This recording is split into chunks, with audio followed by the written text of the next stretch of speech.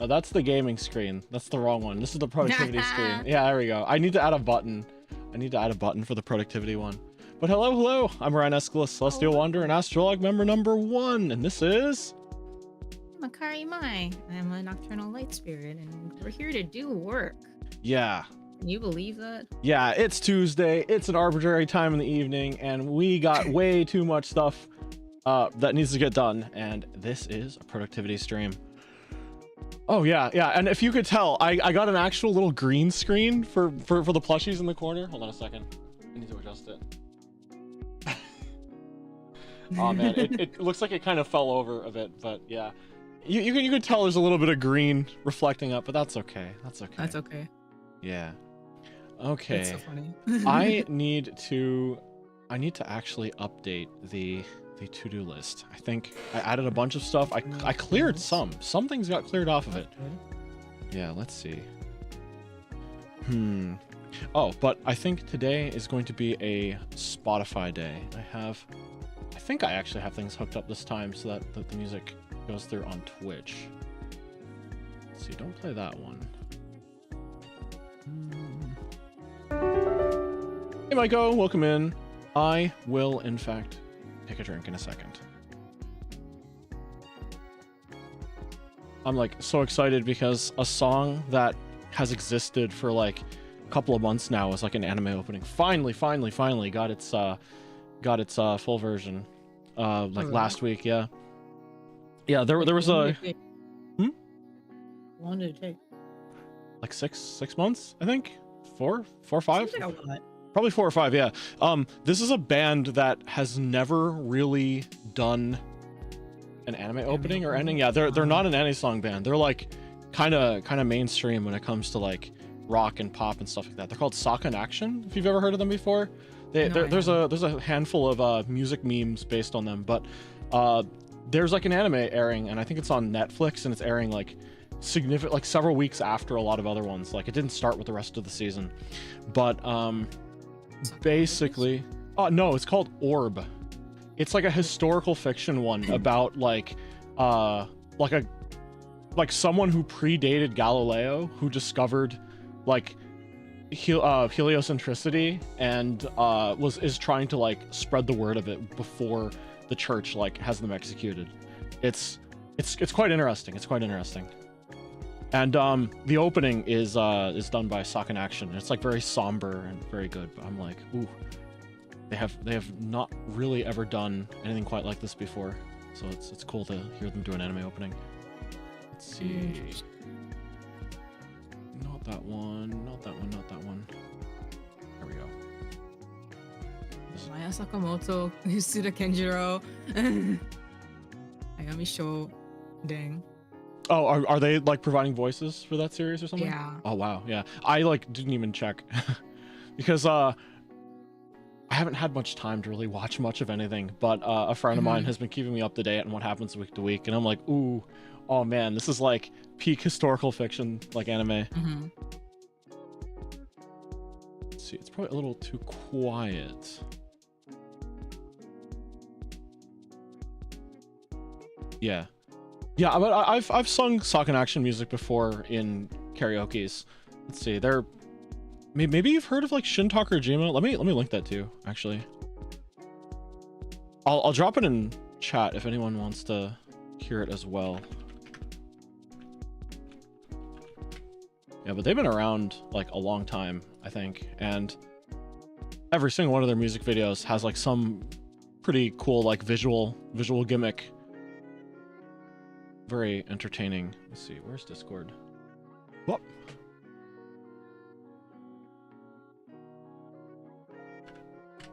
Yeah, that's probably their most famous video / song. Yeah, they're like pretty big overall, but like that is like if you listen to one song by them, you listen to that. Yeah. Oh, and yes, the hydration. I will most certainly do that. So the order with the Jackalope plush didn't come in. I think they're on to me because my orders from Surugaya have been switched to EMS instead of DHL, like literally everyone else.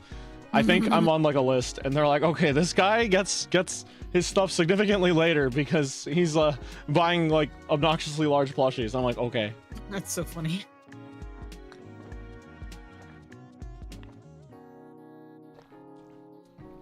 All right. I guess one nice thing about it being so cold outside is at least the water from the filter comes out a little colder. From? Where is this song from? I've heard it before, but I've never like Shintakurajima? No, yeah. It's I don't know.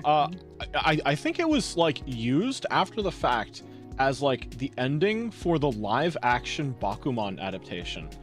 That's crazy. Yeah, but it was has it like been popularized on TikTok or something? Probably, I feel like probably I've heard it in like a short or something. Yeah, no doubt. It's like a top 10, maybe even top 5 like song of the summer, kind of song in Japan. It's like super mainstream, actually. I think. Yeah, but Saken Action rocks. Like I think everything from their first album to like even their like most recent releases are just like packed with like just I don't know. It's very like interesting energy. I want to say I like it a lot. Is my YouTube stream stable? It is. Okay, it's weird because it's been like on and off whether it's like doing well or not. Like the one time I did that like test stream with like the Nesabury plushie mobile game, I had no problems at all, none. And like I tried doing Mario Kart or just a couple of streams the past week since I did that test, and it was like super hit or miss. I'm like, what the heck? Oh, that's something I need to put on my to-do list for off stream, is to call my old ISP and tell them that I'm not paying I'm not paying for their stuff anymore. I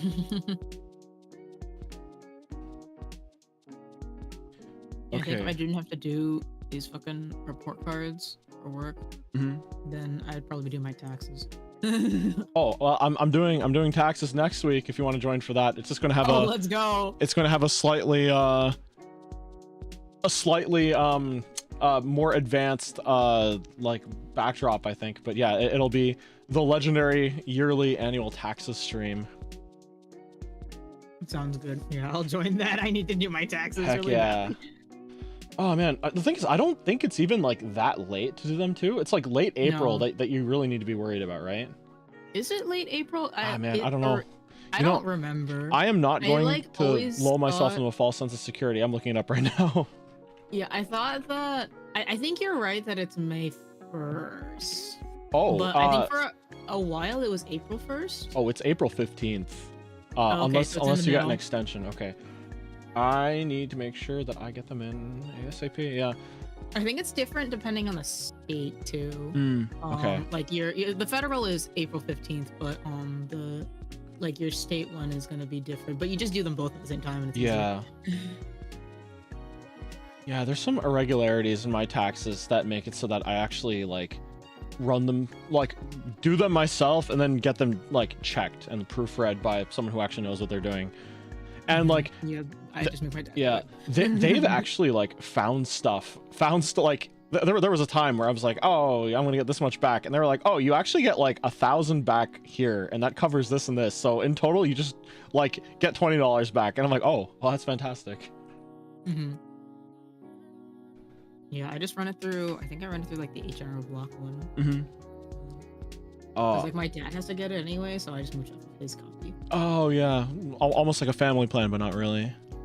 Yeah, because like I think I make a low enough amount that I can do like the free ones. Yeah. But it's just easier to do it. I feel like the free ones tend to be easier to have problems. Yeah, like I know the free one that I used to use back when before I got it checked. I don't know, it felt like it was a web page that was made in the 90s or something, and I'm like, oh. Yeah. Hey, Human Waterfall, welcome in. Free Tax USA is very good. Yeah, that might have been it. Let's see. Okay, so number 1, I want to actually go over my to-do list and make sure that it's up to date. Okay. Pretty much TurboTax, yeah. Ah, man, taxes is like such a silly industry because like they already know how much we owe them. Why are they making us check? I know, right? Why can't we be like every other country and the government just tells us how much tax we owe?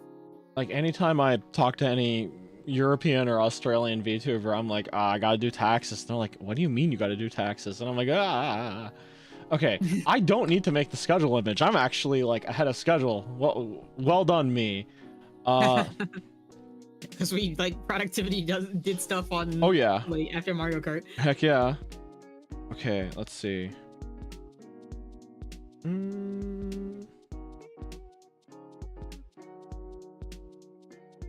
I can click that. Nice. Right. Ah, yes. Okay, let's see. Budget paperwork. Yeah, I'll do that. Budget paperwork is not a priority right now because I'll check that over when I do taxes anyway. Let's see. Minecraft remote control. I actually tried setting up that like remote control Minecraft server launching thing last week, and oh my god, it is above my pay grade. It's like, this is a simple thing that will launch a server that will check for you and send an SMS message to itself and activate another subroutine. And I'm like, huh? I'm like reading the like it has been like super dumbed down and super simplified, and it's still like beyond me. And I'm like, what the heck is happening here? Networking is, yeah, networking is like really difficult. Network technology. Networking is difficult too, but that's a different kind of thing.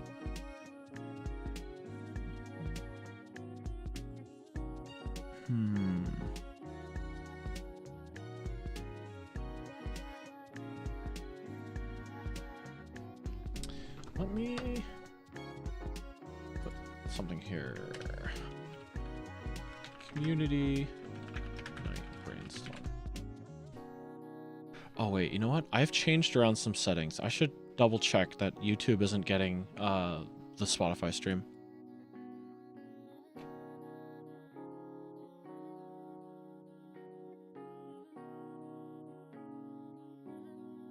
We good. Man, I always thought taxes were a little later. Oh, February's almost over. What the heck? I know, right? Everything's been a blur. And like March, I'm looking ahead at my schedule in March, and I'm like, I have like 2 days free. 2 days free that are like on my standard schedule, and like I should be able to bend it, but Yuns, hello. Wait, how do you pronounce that? Y-U-U-N-Z? Yuns? Hey Fafnir, welcome in. Yuns, welcome in. Thank you for the follow. Now you know what February being over means. I think it is. Yuns is fine? Okay. Yeah. Oh, Monster to Wilds. Oh my god, where am I putting Monster to Wilds in my schedule? You don't, you just play it all the other times that you're not live. But when I'm not live, I'm like I'm like critically busy doing something else. All right, I got a stretch, a hydrate, and a posture check. Well, the posture check is for everyone who hears this and not me, because my posture is immaculate as always. Oh man, I've been talking about like replacing my desk chair for a long time now, but it's like actually starting to fall apart, and I'm like, ooh, I'm gonna have to make a big purchase soon.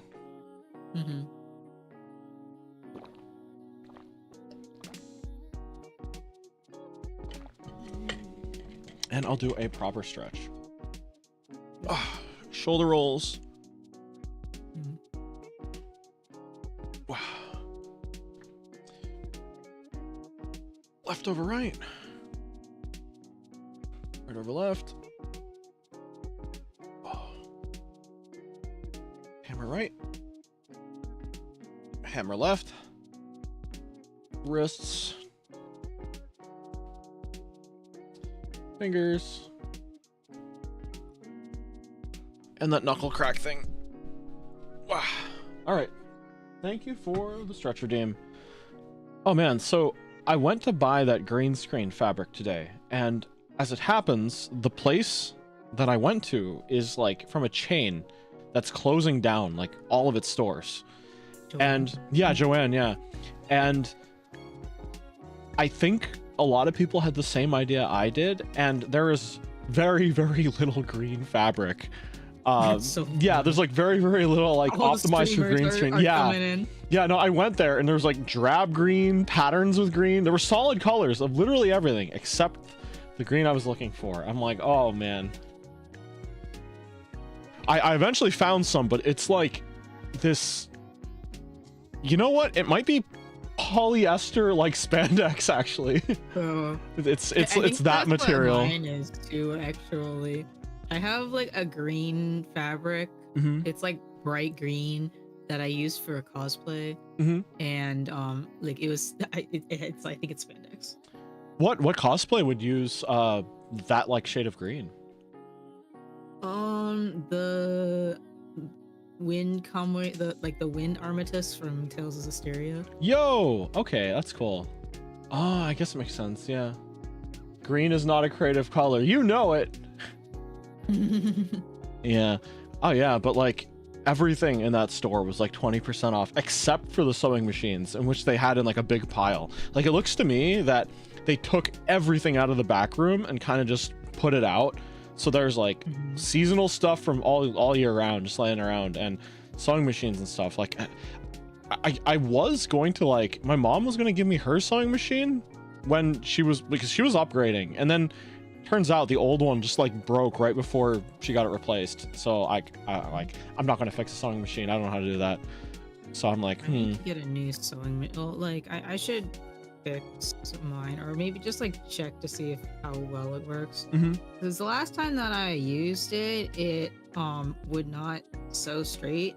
And my mom is fine with it, but I am not. Yeah, if you want to do anything precise, not sewing in a straight line is going to be like really obnoxious. Yeah, but it's okay because it's not like a cosplay anymore anyway. Oh, I thought of something I can add to the fun category. I want to make a bingo card for Pokemon Day. That sounds like fun. Yeah, I thought about it and kind of like doodled some notes earlier. So I think I may just do like a 3x3 or something. Like they're not going to announce that much. So like unless you do things that are like way too vague, there's going to be like no chance of a bingo period. Let's see. I need to. Hey, money, 8-hour stream. Let's go right now. I don't know about that. I mean, it could be. Should it be? I don't know if it should be though. Am I going to get all of these finished today? I mean, if I tried finishing all of them, maybe I could get it done. That would be insane though. In moderation.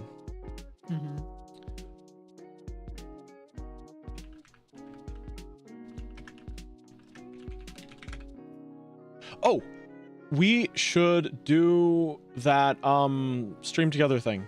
So that shows you're online. Yeah, I'm getting it set up right now. Sure.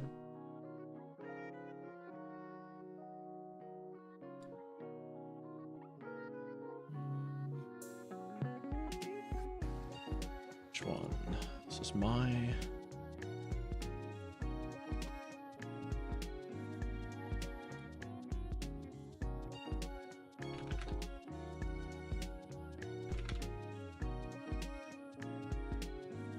Yeah, you know what? I'm just gonna add you to favorites at this point because there are enough other people named Akari that I don't want to like and just invite a rando over.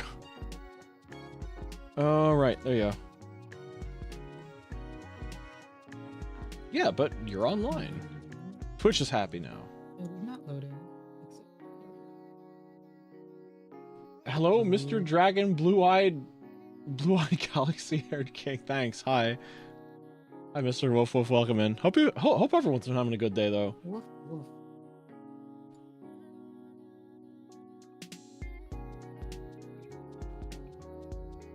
Yeah, I know we definitely talked about this like a long time ago, I think, but I like cosplayed once ever.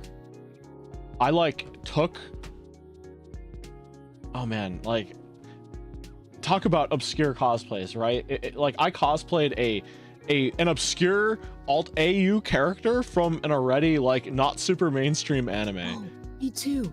Yeah, Wait, me yeah, too. yeah. Like I think this was the coincidence. I'm like, wait, no way, because the anime Hyoka has an ending sequence where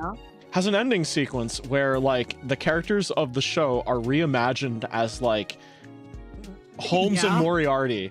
And so I showed up to a convention dressed as the Moriarty version of the main character, and within like 10 minutes within 10 minutes someone was like, nice tuxedo mask cosplay. I went back to the room and changed immediately.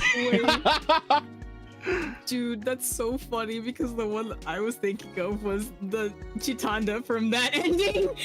Yeah, like wasn't that, didn't you cosplay that at one point too? Yeah, that's crazy. Oh my gosh. You did that, actually. Yeah, I don't know. I remember you actually telling me that you did. Yeah, there are no pictures. There are no pictures, and like I was wearing the costume for like the cosplay for like 5 minutes tops, because 10 minutes tops, because I step out of the room and like, nice tuxedo mask cosplays as a complete rando, and I'm like, okay, I'm done. I'm done. I can't handle it. I can't handle this. Yeah, I just kind of accepted that I wasn't gonna, like, people weren't going to know who I was, and I think that everybody just thought that I was femme Sherlock.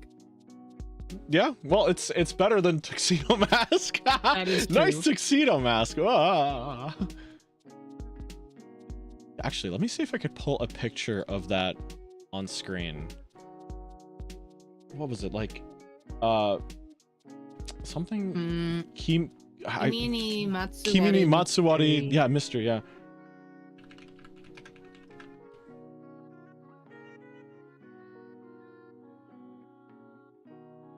You know what?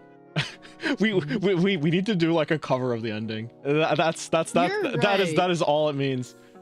Let's see. I'd be down, bro. Heck yeah. That song is really hard to sing though. Yeah, I'll see what can be done. Because like something I really want to put more time into is like just improving music production stuff, and I want to try like putting the song together.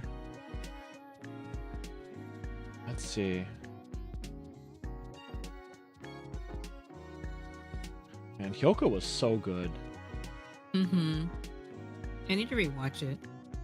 I had like a really good time when I watched it.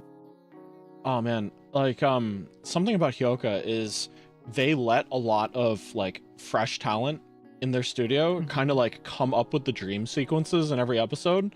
So that's why you always had like a really intricate sort of like dream sequence to go along with every sort of like deduction scene. Each of them was like really interesting too, though. Like they fit whatever they were doing. Yeah, and like a lot of them were in experimental art styles, or I don't know. It was just really, really distinct. Oh, this is Akari. Yeah, hello. I'm Akari. A polar bear. I know some polar bear friends. I don't think Akari is one of them. Yeah, I'm a light spirit, but I decided to put on cat ears for the fun of it. Heck yeah. Cat Day was what, last Saturday? belated Cat Day. Yeah. We were Among Us Sing, so I put a cat like a beanie on my little bean. Why is this the only picture I could find of it? Yeah. Oh man, it's so good though. It's so good. And like the ending itself had like that yellow background with like the titles of famous like literary mysteries. Yeah, I like think it's topography like floating around. Both. I think it's I want to say it's Holmes and what's it called? Poirot, because that's who Mayaka is. Yeah. I think it's specifically like Christie and Doyle. Yeah, that makes sense. Oh no, you're right. It's the bowler hat. I always assumed it was like Watson, but now that no, you're right. That is Poirot. Yeah. I did like a pretty deep dive into the Hyoka fandom for a while. Oh, cool. Yeah, I read like I think every every original run Sherlock Holmes story except Hound of Baskervilles. To this day, I have not read Hound of Baskervilles, which is supposed to. I think it's the only one I have read, actually. Oh wow. Yeah, it's supposed to be like the best one, and it's also like the only one that's like an entire book on its own with like multiple chapters and stuff. But yeah, Poirot on the other hand. Oh wow. I think I read it for school. Yeah, Poirot on the other hand is a Agatha Christie character who's like a brilliant French detective kind of guy that travels around. Does he globe hop? Globe trot? Does he globe trot, or is it mostly just riding trains around Europe? I think it's mostly Europe, yeah. But like that's not. Yeah, that counts, I think. Is the music loud? The music should not be very loud at all. Yeah, Discord chat audio has Akari in the right realm. Yeah, the music's not very loud either. Weird.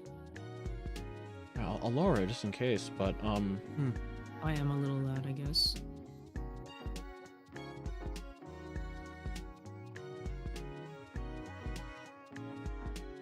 Yes, it is Kyoto Animation. Yes. Oh, Kyoto Animation, my beloved. Hyoka was like the series that actually caused them to go indie, actually, which is interesting. Yeah, I'm sure I mentioned it before, but yeah, I probably talked about it on stream before, but they were in like a feud with Kadokawa, and they wanted to animate Hyoka despite the fact that Kadokawa was like, we want you to animate Nichijou. They knew that Nichijou was like not going to be a commercial success based on demographics and the fact that like the genre it was in, the gag comedy, was kind of like oversaturated at the time, and they really wanted to do Hyoka. However, publishers really want their books to sell. In fact, the majority of like anime that get greenlit are greenlit specifically because there are new volumes of the book coming out, or like there are new volumes of the book coming out, and they want people to buy the books because the like profit margin on the books is massive compared to like what like anime and merchandising would potentially be. And basically Kyoto Animation wanted to do Hyoka, but Hyoka was essentially a dead franchise because the author wrote the like high school arc of the story and was like, okay, there's a college arc, but I'm not feeling it anymore. I will never finish the series.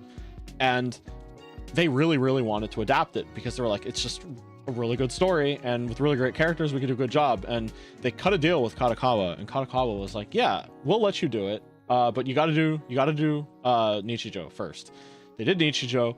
They poured a ridiculous amount of budget into the merchandising and the advertising, and it bombed. I think it sold like less than 200 copies, which is ridiculously low for how much like production went into it and how much merchandising it was. Like, just Nichijou stuff did not sell, despite the fact that it was like fantastic and is now regarded as like a cult classic. It just came out at the wrong time. And then when Hyoka came out, it got like no advertising, no merchandising, no nothing. It's like the only merch that like officially exists of it is like a Bishoujo figure by a company that like takes characters and like makes statues of them wearing like bunny suits or something. Like, I think that was the only one of like 2 pieces of merchandise that was like officially licensed for Hyoka, like outside of like souvenirs that you could buy at the like studio museum itself in Kyoto. Yeah, and then Kyoto Animation was like, yeah, we kind of don't like dealing with Kadokawa anymore, seeing as they sort of like flipped the table on us. So they went indie and essentially became their own publishing house, and are probably some of the best in the industry now in terms of like how well they treat their employees. Yeah, the average lifespan of an animator in the industry is about 2 years before they burn out and waste away. It's tremendously physically demanding, and you are paid nothing if you're an animator. So little. Like, animators may have to like share single room apartments because they just cannot afford it. Yeah, it's like criminally they're like not taken care of very well at all.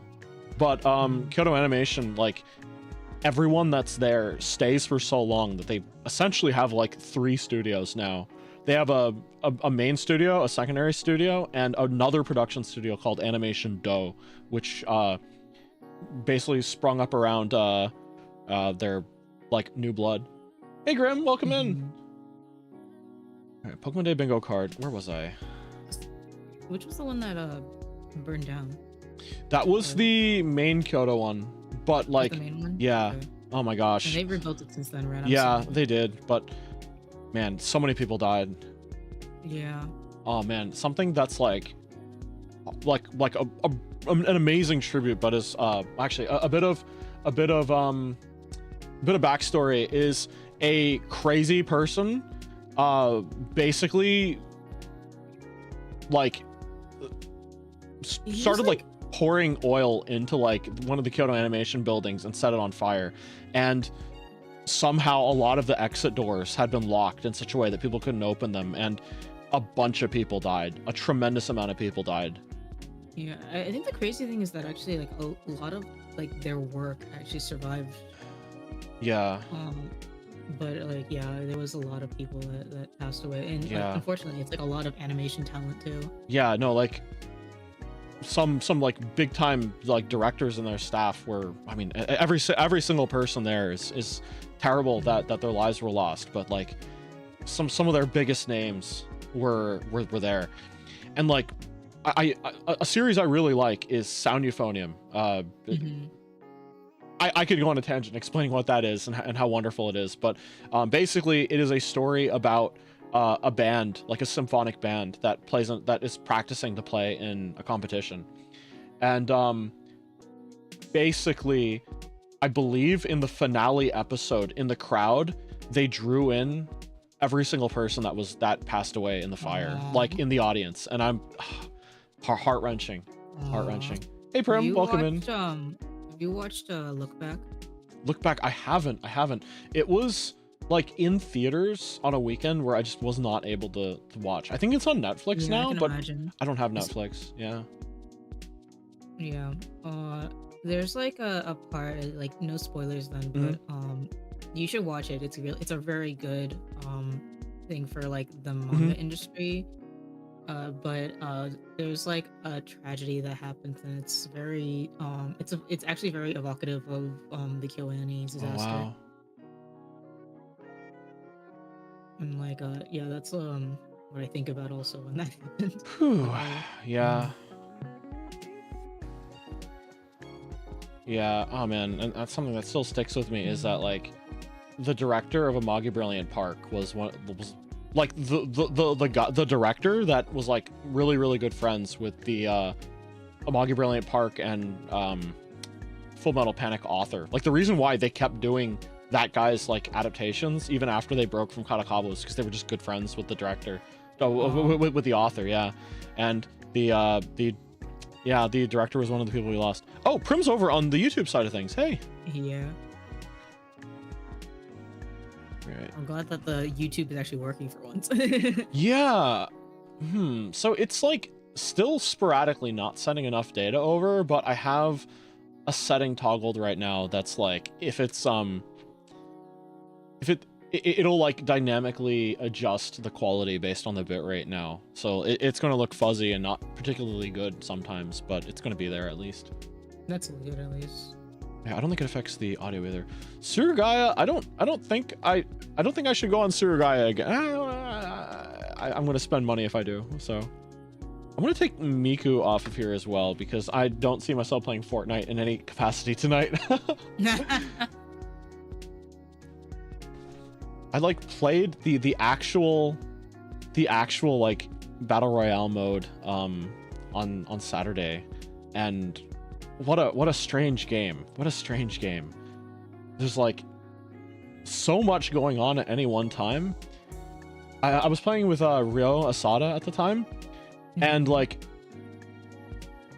I don't know, like 100 people or so drop onto the map, but like there's a lot of stuff to do even if you don't find other people. Like there's like it's weird, but there's like a bank heist like quest line you can go on in parallel with the battle royale happening, and it doesn't even matter that much if you like get killed by players afterwards, because like you progress that plot line or something. It's it's insane. There's just so much going on in that game. Mm-hmm. Yeah, I like watch people play, and it's just like, what is going on here? Yeah, and it gets like updated like all the time too. It's like I salute them for, I guess, doing a good job keeping the game going in like a live service kind of way. But wow, there's just there's so much there. Like Smash Bros, where it's just like Kind of, yeah. here. And like the thing is it's at first I was like, oh, they're just adding skins of like other franchises and stuff. It's not like there's like gameplay things happening. But no, there totally is. Actually, we found like Mortal Kombat Sub-Zero's gauntlets, and you could do like fighting game combos in like third person. I'm like, huh? Yeah, like, yeah, no, I kept getting killed by people that were like using Mortal Kombat like combos on me. And I'm like, what is happening? There's like so I didn't realize how much like extra stuff you could do in Fortnite. It's like Roblox, where you just have like a lot of random like mini games. Yeah, actually, like there was an alternate game mode we ended up playing called like monster boss battle kind of thing, where you're given like 15 minutes to kill like zombies that pop up around the map through like any means possible, and it like levels you up and gets you money that you could spend to like upgrade weapons or just get more powerful weapons or unlock vehicles or stuff like that. And then at the end of 15 minutes, actual Godzilla comes out of the ocean and you have to fight him within like the time limit, and depending on how much you farmed, you're like more powerful or whatever. I think we were playing in like a no fail mode kind of thing though, because every time he like walked away, he'd always like come back out of the ocean again and be like, okay, I'm back for more. Wow. Yeah. Let's see. I'm just thinking about Sound Euphonium and how I need to watch more of it. Oh, it's good. It's good. Have you seen Liz and the Bluebird? I haven't. Oh, okay. Yeah, like it's interesting. It's like technically not part of the main story, but it's like a beautifully done like single movie that follows like two of the characters in the background, and you'll see like the main cast doing things off in the distance, but they don't matter in this story, and I thought it was very interesting. That's funny. Let me see if I can. That one might actually just be on Crunchyroll. I was gonna say, can I watch that Crunchyroll? I watch most of my anime on Crunchyroll just to and, like encourage myself to watch more. If it's there, then it's a lot easier.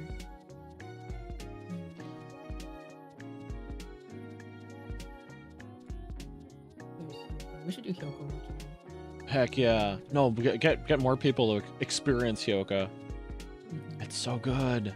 Yeah, I would totally be down to rewatch it. I saw Shushu perform Yasashisa no Ryu. Oh, really? Yeah, I was at Anisama 2 years ago? 2 years ago? The big music festival in Japan.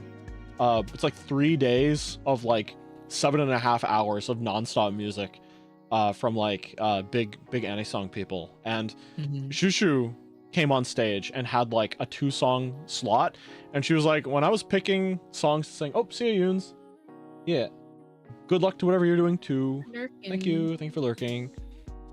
Yeah, no, like I don't 100% understand Japanese, but maybe I can understand 20 to 30%. But I heard something about when she was like introducing her set, she was like, oh yeah, this is like very important to me, and it's been 10 years since it came out, or like what was like last performed or something. And I'm like, is she actually going to sing what I'm about to think she's about to sing? And Yasashisa no Ryu happened, and I lost my mind. It's so good. Yeah, it's one of those concerts where you can like wave pen lights around, and those like UO, like technically they're designed for originally were designed for like to be like chemical flares, I guess, for like one-time use flares. Like the orange ones? Yeah. But they're like just really brightly glowing glow sticks that will like burn out in like 2 minutes. But I had like 2 in my pocket, and I just smacked both of them. I was like, yeah, let's go. Yasashisa no Ryu.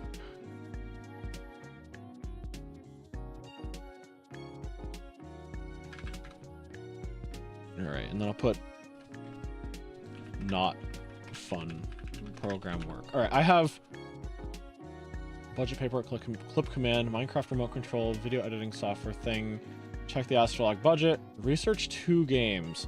I'm gonna actually put that on ice because I know how to do that now. Yo, Tapioca, welcome in. Hello. Turns out the issues we were experiencing, that I was experiencing, were primarily ISP related. So there's nothing that I can do about that, but I did enable the OBS like dynamic bitrate kind of thing. So the stream won't die when the bitrate is low. It'll just get really fuzzy. But you know what? That's better than nothing. I was eating vanilla wafers, but I think it's funny that like Crunchyroll separates the Sound Euphonium movies, and then it also separates Liz and the Bluebird. So like there's a page specifically for the anime series, like the TV series, and then they have a separate page for the movies, and then they have a separate page for Liz and the Bluebird.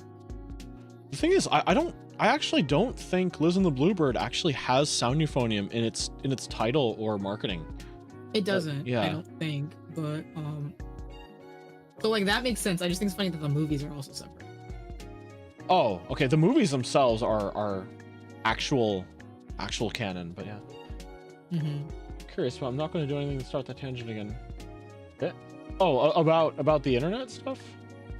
Yeah, I think it was ISP related, because I'm not the only one that's experiencing these issues. People who have had rock stable like internet for like streaming internet for years are experiencing issues as well, and I'm like, what the heck? Like, especially people that stream to YouTube as well. It seems to be hitting anyone who's not like partnered. I think it's weird. Wait, in the like more like this, they basically took Sound Euphonium and then everything that has like blue in the title. So like Sweet Blue Flowers, which is like a Yuri anime, by the way. Yeah, Aoihana. I don't know Blue Reflection. I don't know what Blue Reflection Ray is, and then Blue Exorcist, Blue Seed. These are not close. What? Blue Lock, Arpeggio, Blue Steel. What? They're just looking for the things that have blue in the title. That's crazy. That's not. I mean, Aoihana maybe, but like what? Yeah, I looked at Aoihana. I was like, okay, I can see that. But Blue then it's like, wait. Reflection? Blue Archive is up there somewhere too, I imagine. Blue Reflection is Blue Reflection. an Otome game? No, so. Wait, what? Oh, it's one of those Gust RPGs. Oh. Yeah, one of those like, it's the final game in Gust's Beautiful Girls Festival Project Trilogy, which includes Atelier Virus and Knights of Azure 2. I was gonna say, Gust, don't they make Atelier? But yeah, they do, they do. Back to stream in a bit, lurking nothing some session 0 for my command. Ooh, fun. Sounds good. Let's see. Yeah, but thank you for dropping in.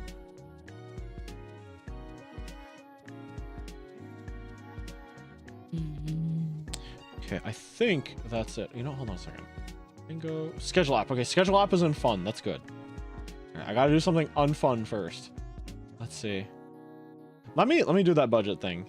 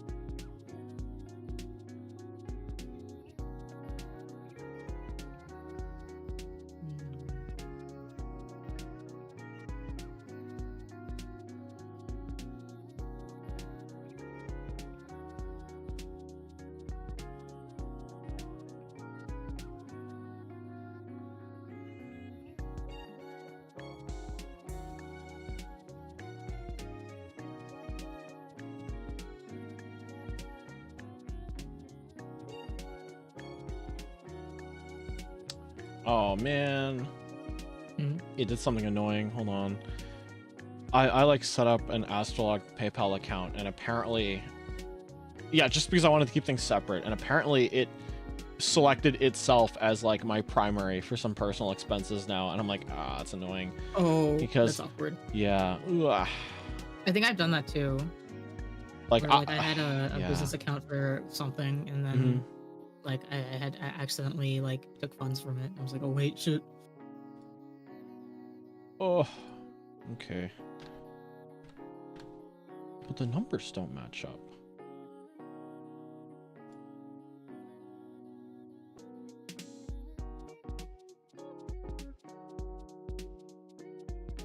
Anyways, my intention was to just, you know, have it to help me move funds around, but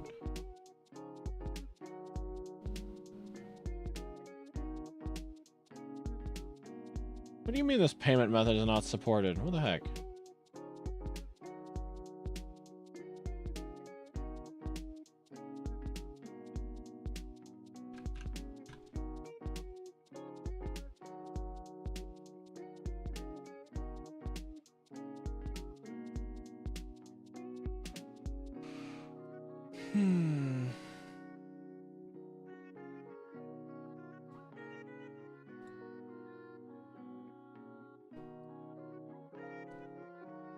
Good thing I checked, because apparently there's a deficit there. I'm like, ah, they haven't charged me anything for it yet, but let's see.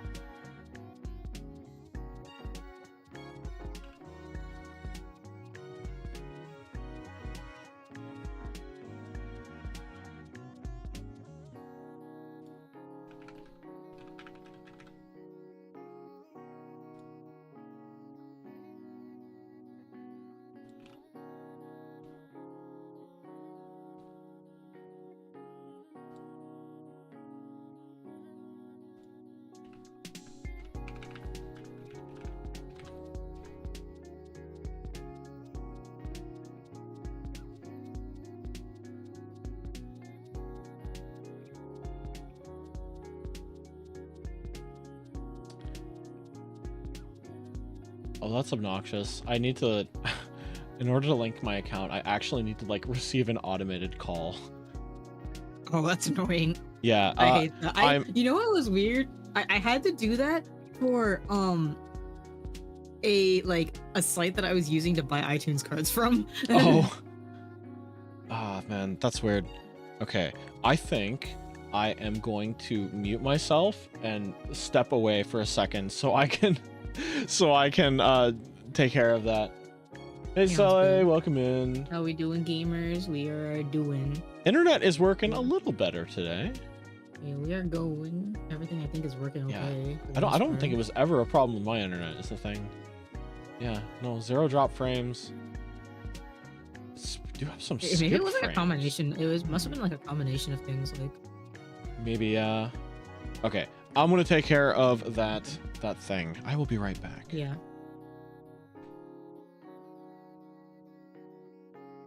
Anybody else doing stuff while we're here?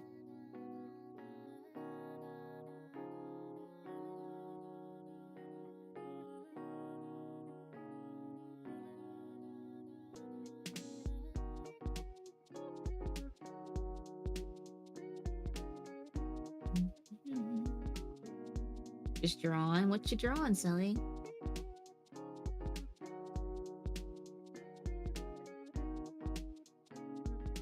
Why is AstraLog so good at drawing? What song is it? Honestly, I'm not listening to the Spotify list.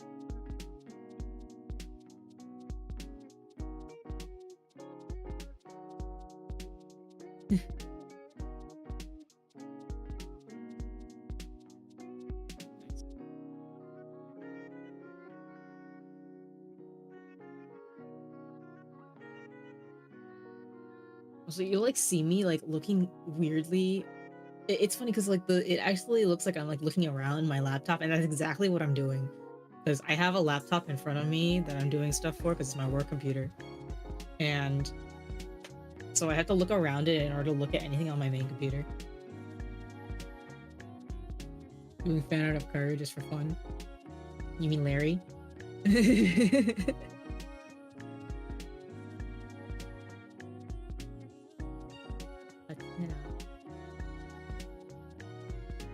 You know, I could tell that it was like a Gundam opening.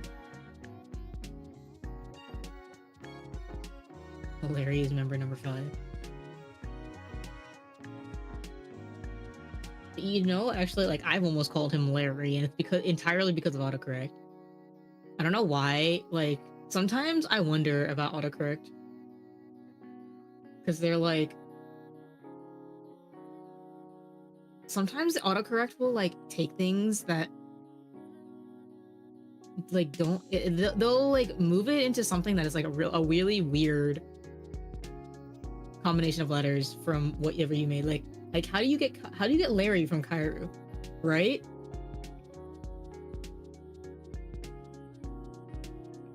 And they just don't know what to do about like, I don't know, Asian letter combinations. I don't even know.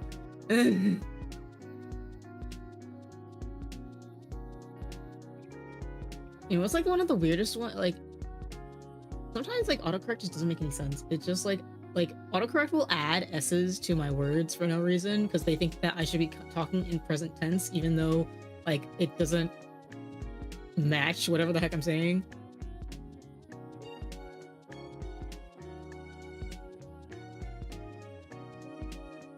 And like sometimes you'll like type out like, I'm trying to think of like a good like combination. Maybe like when I misclick I do it in the wrong order, and so I spell year y, like instead of year it's EYAR, and then it autocorrects something weird. What am I working on today? I'm working on my report cards for work.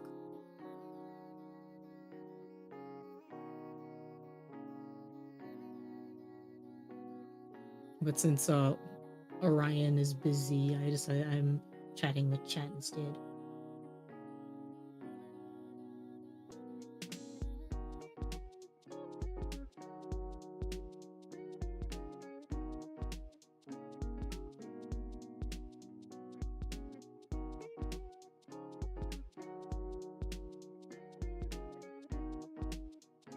With the Gundam I assigned you, that's so...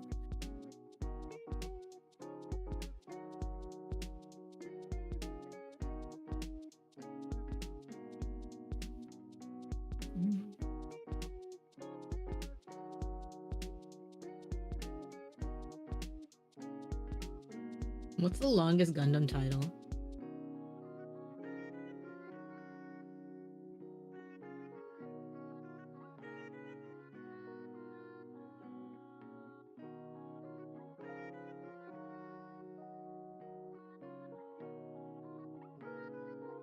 Longest Gundam title.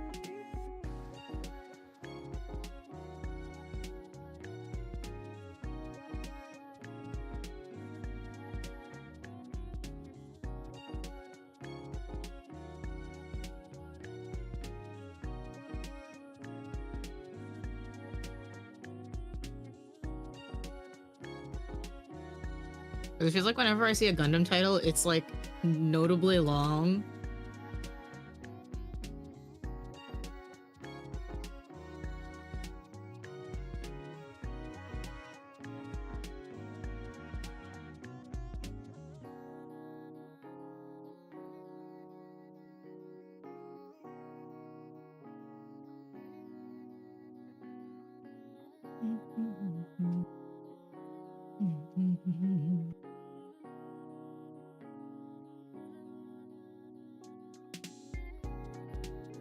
Best way for me to do this.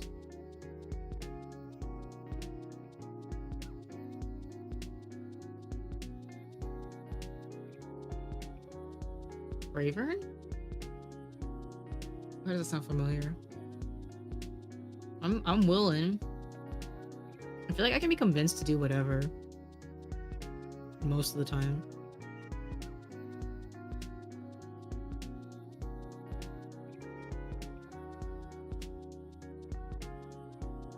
Imagine mecha. Aren't they low-key? Aren't they all? I feel like whenever I hear about mechas, they have like very, very, very strong relationships between the two male leads. River's like a new level, I see.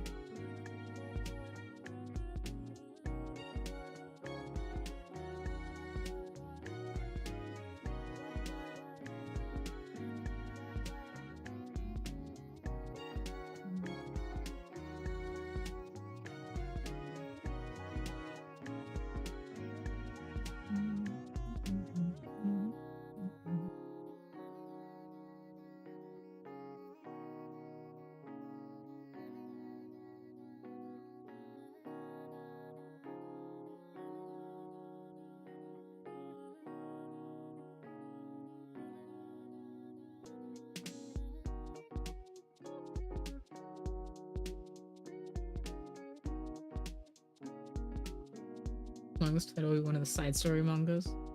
Oh, that makes sense.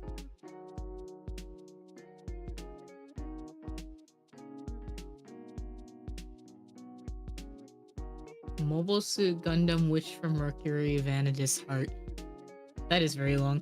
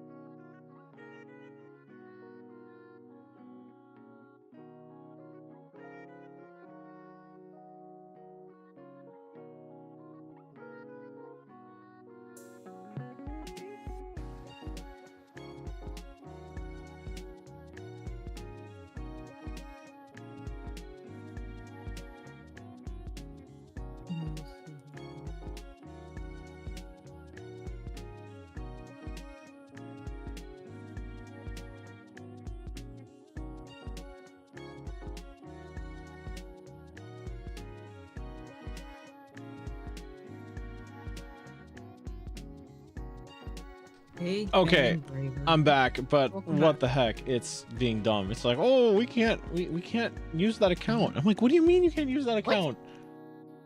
That doesn't make any sense. Yeah.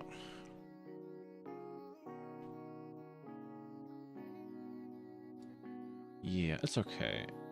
I'm trying out all kinds of stuff, but I don't think I need to like pick up the phone.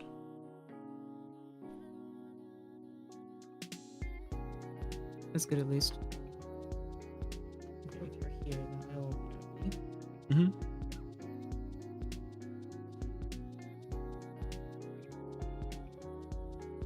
Can the Hanayos say hi? Oh, absolutely. Yeah, it's a green screen, by the way. So.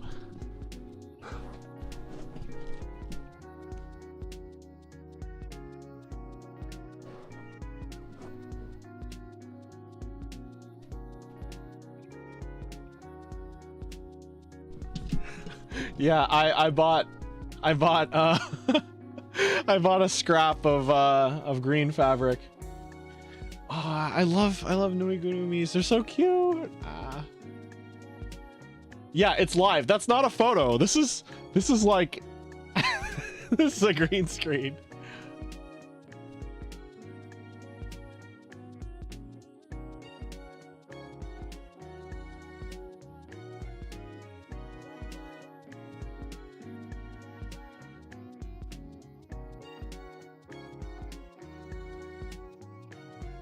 Should hang one up so it spins slowly. I don't know where I would hang it, honestly. Would I need to put like a Nesso on a string? I don't know.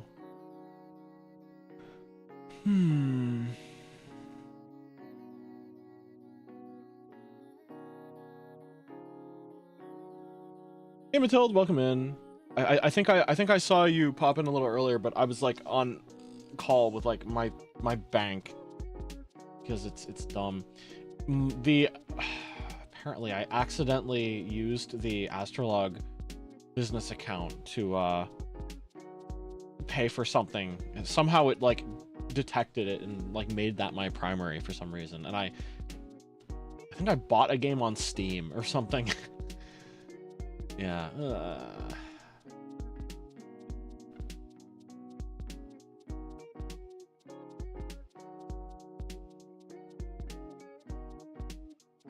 Yeah, I'm trying. It's being weird.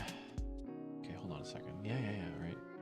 I'm at my profile. Now my business.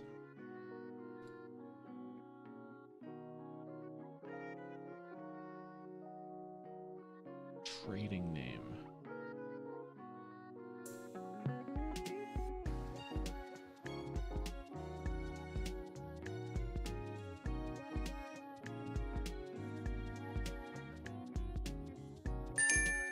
Oh, BZK, hello. Hey Raiders, welcome in. Sele, have you got the shout out? Hello, friends. Yo, welcome in. What were you up to tonight? Thanks, Sele. Ah, some woo-wah. I see. Woo-wah.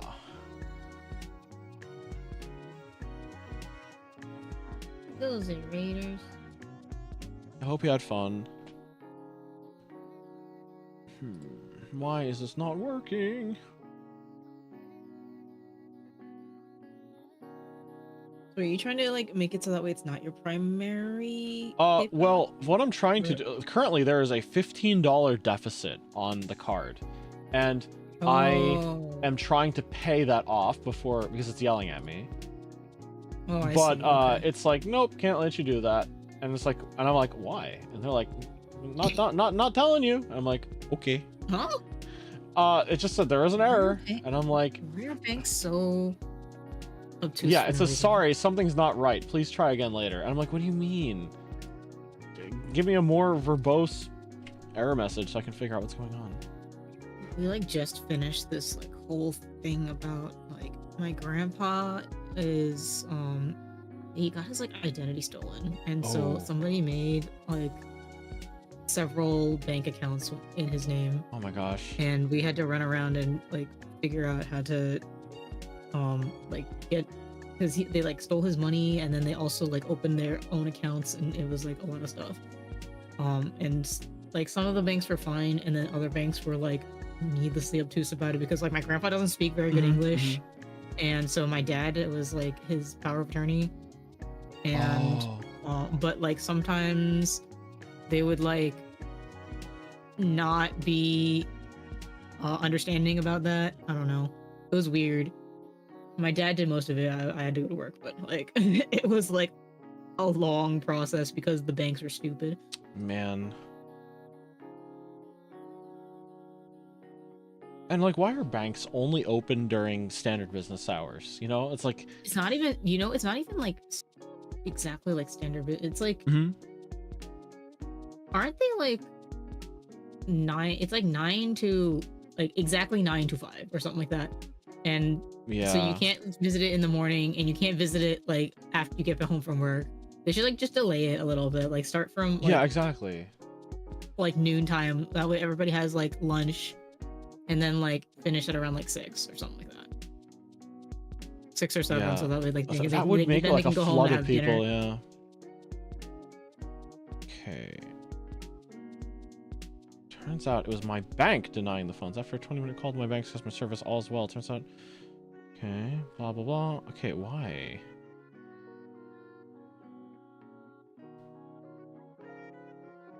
This wouldn't have been a problem if it didn't make itself my primary somehow.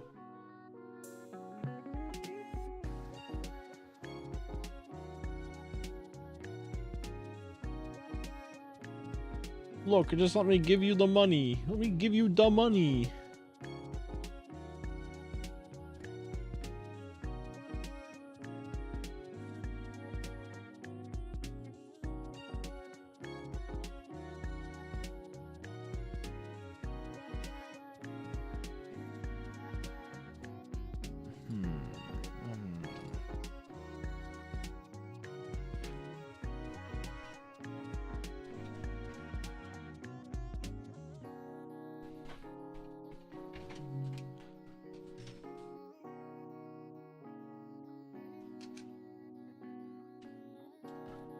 hope I don't need like an actual debit card for this, because I don't have an actual debit card.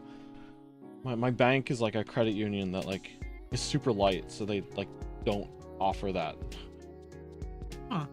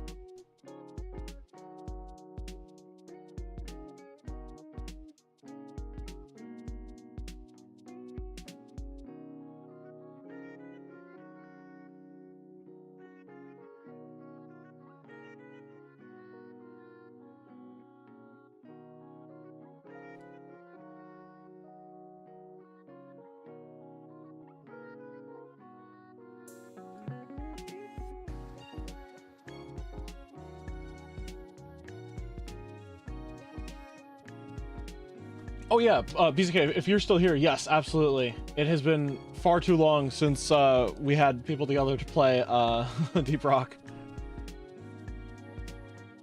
We have banks inside malls open on weekends. Ooh, that's certainly more convenient than what I'm dealing with.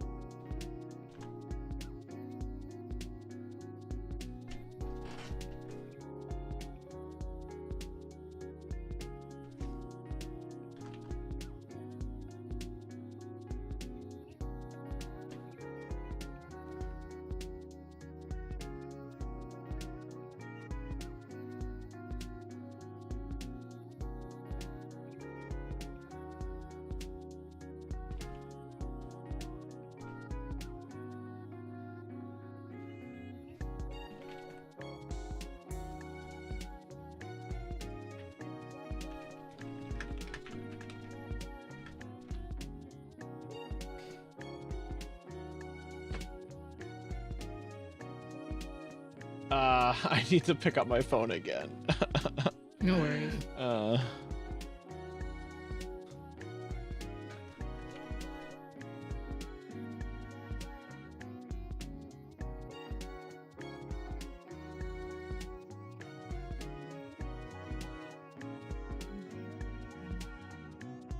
Why are banks so annoying?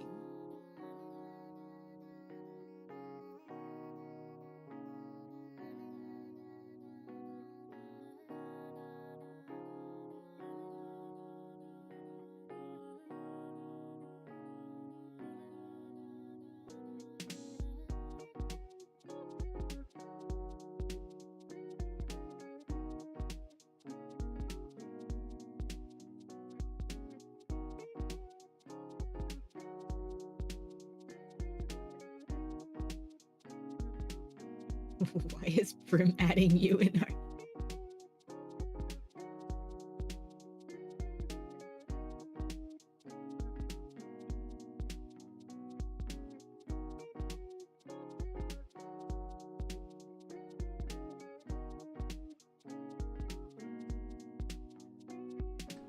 Apparently because more people are needed for rivals.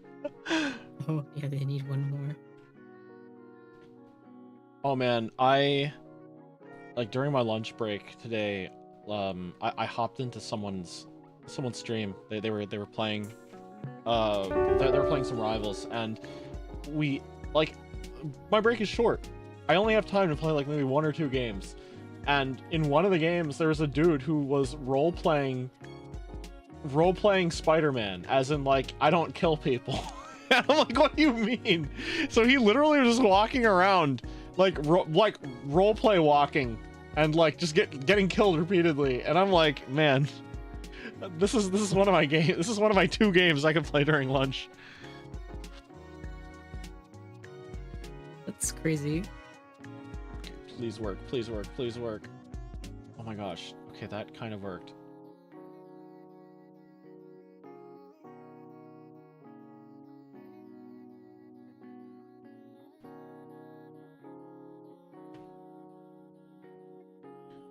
Oh, if you want, I wonder if it'll work. I know Discord has a linked thing with Spotify where like multiple people can like listen to the same playlist or whatever. Oh, really? Yeah. I mean, if you're already listening to something, no problem. But if you wanted music, yeah, all good. I am kind of interested in what you're listening to. Please work, please work, please work. Yes! Yes! Yes! Yes, it worked! Yes, it worked! I'm not going to have repo men coming for my liver. Hey, Suba, welcome in. Hi, Suba. Oh, did it work? Added money to my account. It could take a few days. Okay, I need to guard my liver for a few days, but yeah.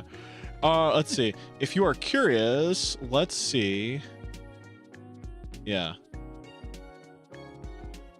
Yeah. Again, yeah, you don't have to, but it's just Discord has that feature where if you're listening to Spotify, if you click the add file button, one of the things you can add is an invitation to like listen to the same Spotify playlist.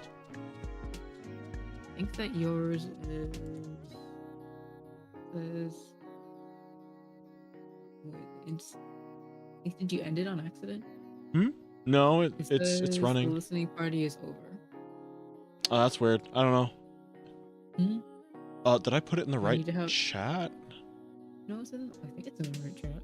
Yeah. But, I mean, I do see something. It's just that it says the listening. It says it's over. That's weird. Maybe if I like start and stop it.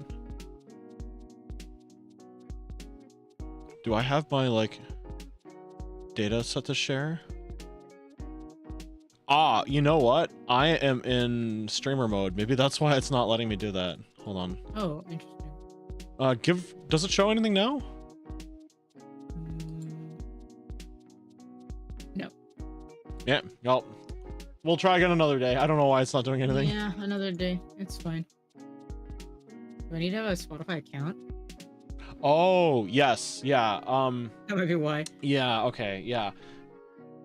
It basically just syncs up your instance of like the locally installed Spotify and like adds you to like a listening party. Thank you, Subo. My hair is beautiful. Thank you, Valley Mama. Music, I guess. Is there a YouTube music functionality? I don't know. Yeah, I know if you attempt to do a screen share when Spotify is playing, it will actually mute Spotify. It's yeah, so it's not terrible. Yeah, maybe I could do like there's probably some way of doing it. I just don't know how.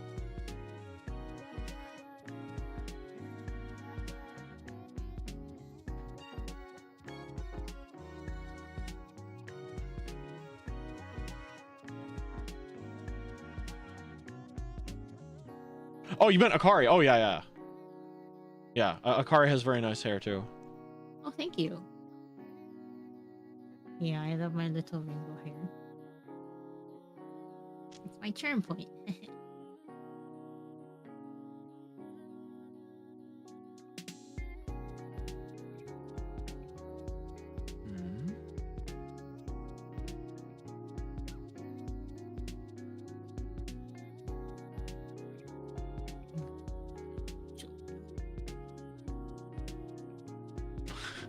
It actually reminds me a little of, do you remember the book Rainbow Fish at all? Yes. Yes. Yeah. I work at a preschool. We've read that a lot. Let's go. Oh yes, please don't plug my rainbow. I think it's hard to plug it anyway. And there'd be a weird little like empty spot in my bangs. Yeah, it's a funny thing to visualize, but don't actually do it.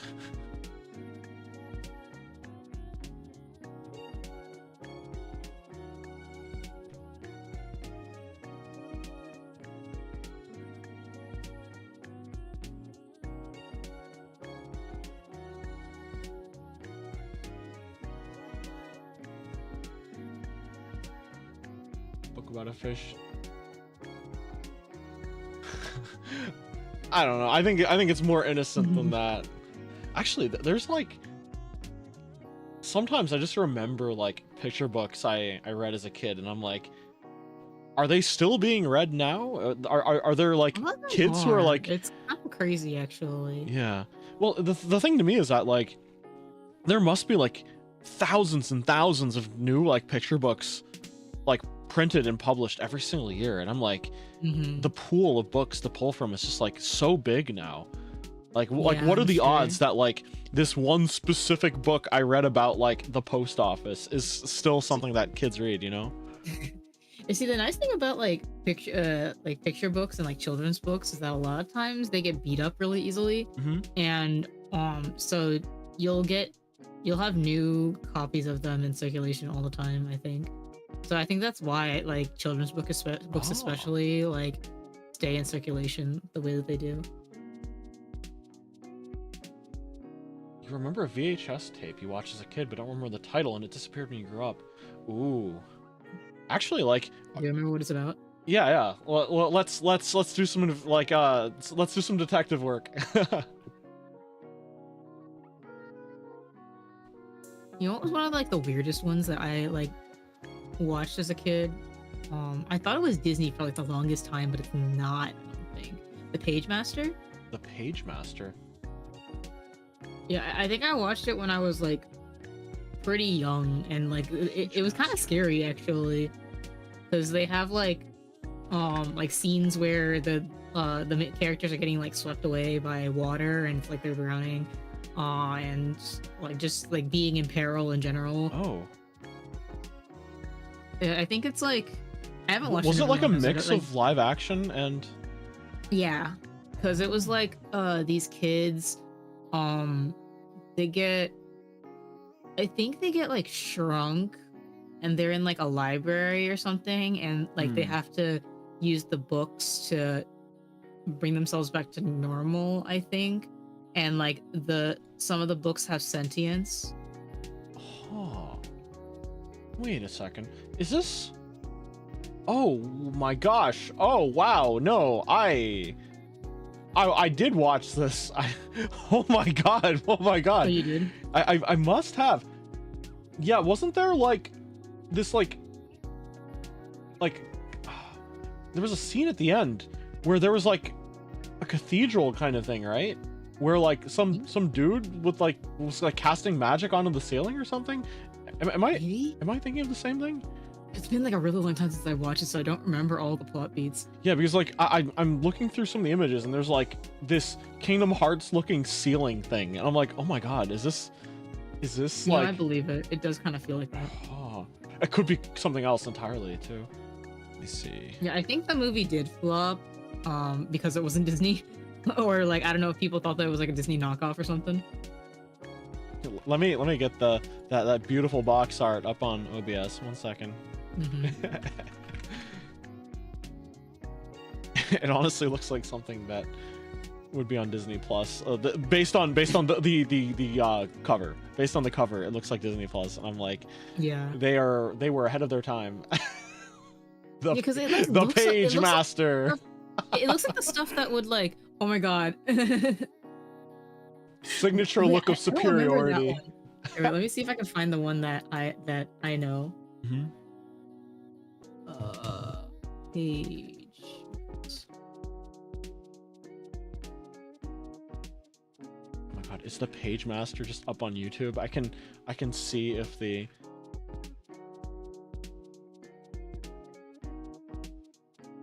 movie where Macaulay Culkin fights a dragon. Wait. Oh my gosh. Oh, yeah, true. Yeah. Oh, right. It is Macaulay. No, I've seen that video essay pop up in my YouTube. Why is it? Where's like the...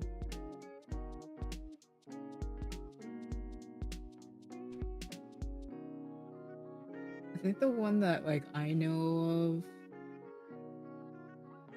Where is the... It's a purple one. Where did it go?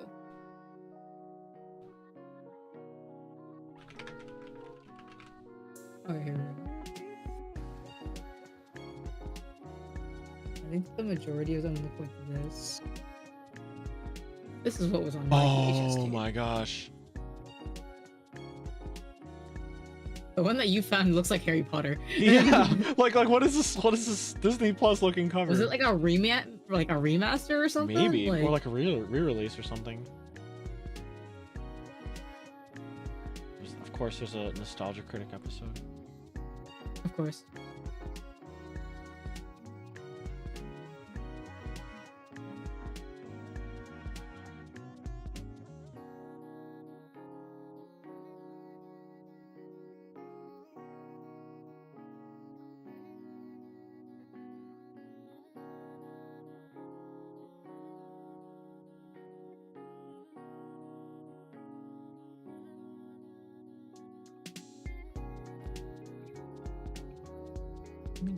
Yeah, no, it was definitely this one. That scene at the end with like the ceiling and the magic being cast on it. Oh my gosh. Wow. Okay, Suba is talking about a safari guy driving animals with a distinct iconic voice. So like they're commanding them with their voice? Wait, that sounds familiar. It was a movie, right? You said it's animated.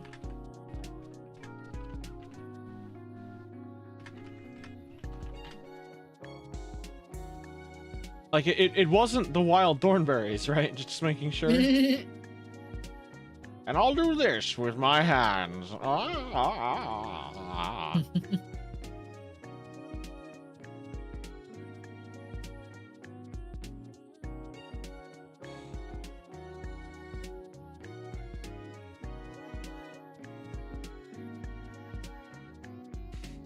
YouTube's helpful questions. Who is the cartoon girl who could talk to animals? Which one? Which one? I don't know.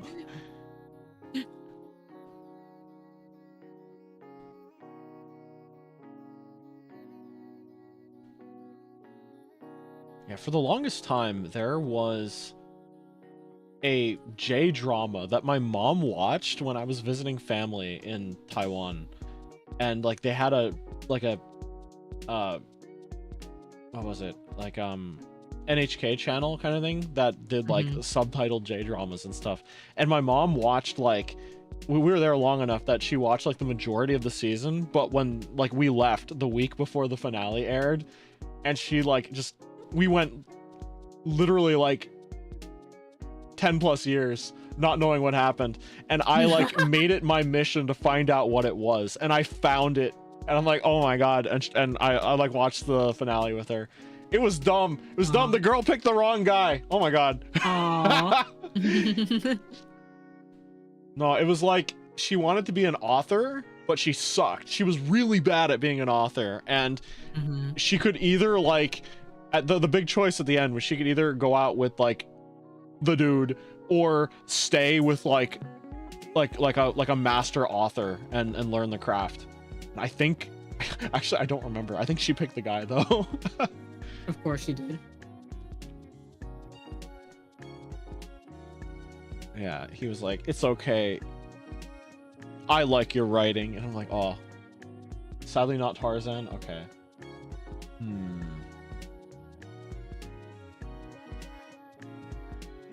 Oh my god, Jinju did a hydration redeem like maybe 20 minutes ago, and I was engrossed in figuring out why PayPal wanted to take my kidneys.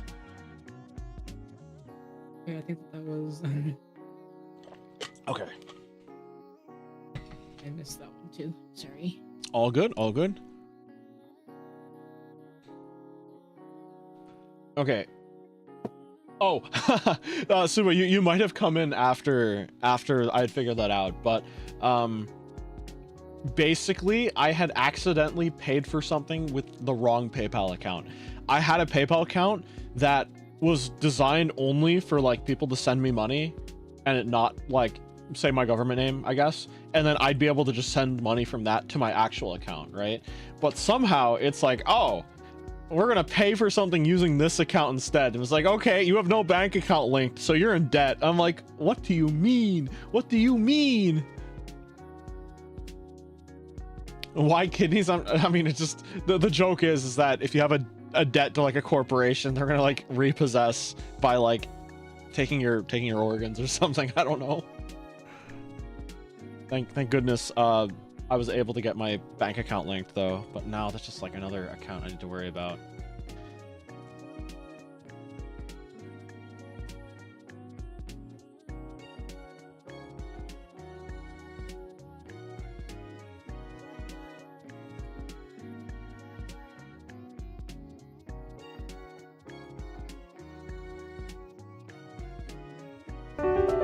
Wholesome reminder. What shall tonight's wholesome reminder be? Actually, let me take the AstraLog budget paperwork off of the thing. Because that's what it was. I needed to make sure the account wasn't ruined. Let's see. Wholesome reminder.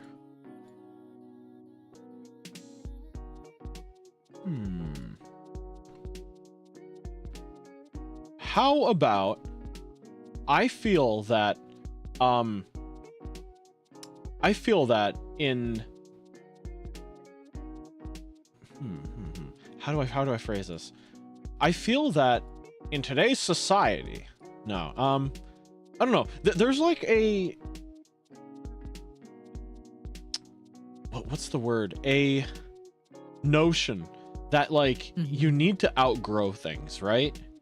Yeah. Like it's because now that you're a certain age, you shouldn't care about picture books or the Page Master or Pokemon or whatever else. Like it's just like it's time to outgrow this. And I'm like, nah. It's perfectly okay to continue to like what you like regardless of where you are in your life and whatever you're up to. I think there is plenty of things in the world that you can love and appreciate, and there's no reason why you should hold yourself back on that. I think it's more fun to just like what you like and immerse yourself in whatever media and whatever else that you like and appreciate. Yeah, I don't know. I don't know if that's coming across right, but it all comes down to don't worry too much about what other people think. Like what you like. There are surely other people that also like it too, or at least will support you in your endeavors. I think at the very least, here's a reminder to go revisit something that you haven't visited in a while. Yeah, you really liked, like the Page Master, something from your childhood. Yeah, like the Page Master. The Page Master, or Rainbow Fish. Actually, there was a yeah, no, when I was like thinking back, there was like one picture book in particular that came back to me, and I think it was like supposed to be one of those books where it's like what's happening isn't actually happening, and it's just like the character's imagination and the fact that they're concept of like world building was so intriguing that they were able to like get a lot of other people to share the delusion. Like it wasn't really a delusion either, but in their yeah, like it was like this fictional like jungle kingdom kind of thing in this kid's backyard, and he like where the wild things are. No, it was like the title of the book was a fictional proper noun. Like he named the country, and it had no, not backyardigans either. No, but like it was like the name of this like kingdom that he founded in his backyard, and like he explored a jungle full of like exotic creatures and plants and stuff, and like deciphered the language of like like an ancient culture or something, and made like clothes out of like textiles and fibers and stuff that he got from this civilization. And one by one, like everyone in his neighborhood discovered it with him and ate the food and drink. And when it was like, oh, summer's over, time to go back to school, it showed everyone had taken on some kind of attribute based on the like shared fantasy. It was like really beautifully like illustrated too. That sounds interesting. I don't know which one that is. Yeah. But, it sounds like a little bit like other like pretend things that like people have done, but like not that specifically where like the whole community has come and joined them. Yeah. It stuck with me. Just gotta scroll down, check off the box that says, "A pleasure to have in class."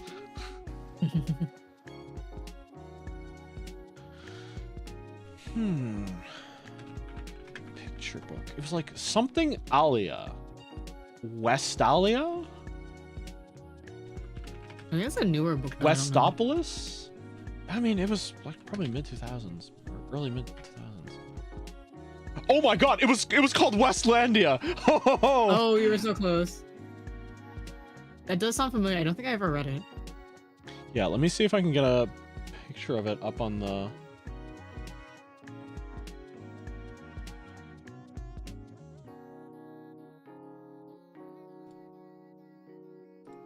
Oh my gosh, I'm cracked. I'm simply too good. Your memory is kind of crazy.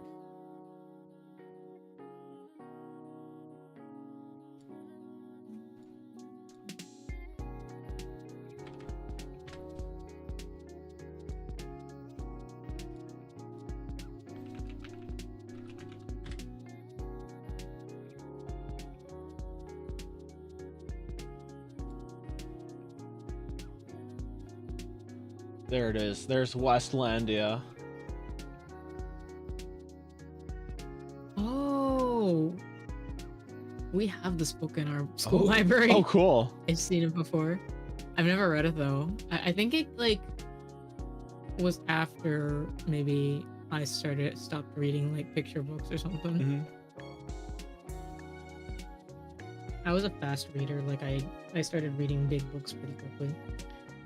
Yeah, I remember around the time that like most of my classmates and stuff were like just getting into reading. I was like reading Hardy Boys mysteries and like Nancy Drew books. Oh, me too. I love Hardy Boys and Nancy Drew. Oh my gosh. So you know how there was like an original run of like Hardy Boys books that like there were 80 books or something? And then they made like an edgy 90s reboot where like, oh yeah, I think I knew about that. Iola died or something, but it was like a conspiracy and maybe she lived, but they never finished it because it was only 10 books long. And I'm like, what happened? What happened to Chet's sister? Crazy. Is she alive? Yeah, no, there was like terrorist plots and stuff. I'm like, why is it so dark? Wow. And it got rebooted again, I think. Back. Yeah. Oh man.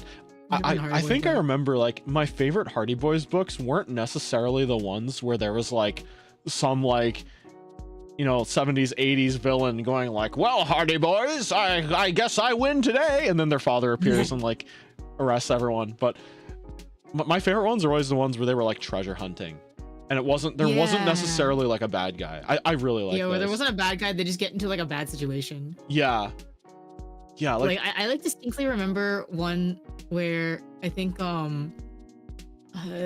younger brother, he like they like were looking around at something, and then I think that they like ran to a trap, and so the younger brother got like a poison dart or something, or like a tranquilizer dart in his ankle, and then like fainted, and so like his other brother had to like figure out how to get out while like protecting his brother. Yeah, like it didn't occur to me until significantly later that they kind of spec'd into slightly different things. Yeah, this was the very first one. No, hold on. Was it this one? No, like I remember the like big thing was they were looking for like this Civil War era treasure, and they like found like a fort where the gold was hidden inside of cannonballs, and they had to like crack open the outer shell, and there was like a cache of gold inside, and that was like a really good, I think there was a villain in that one, but that was like a treasure hunt kind of thing. I thought it was great. That's so cool. Oh, music sounding choppy. It'll fix itself in a couple seconds. Sorry, it's just something weird about how it captures.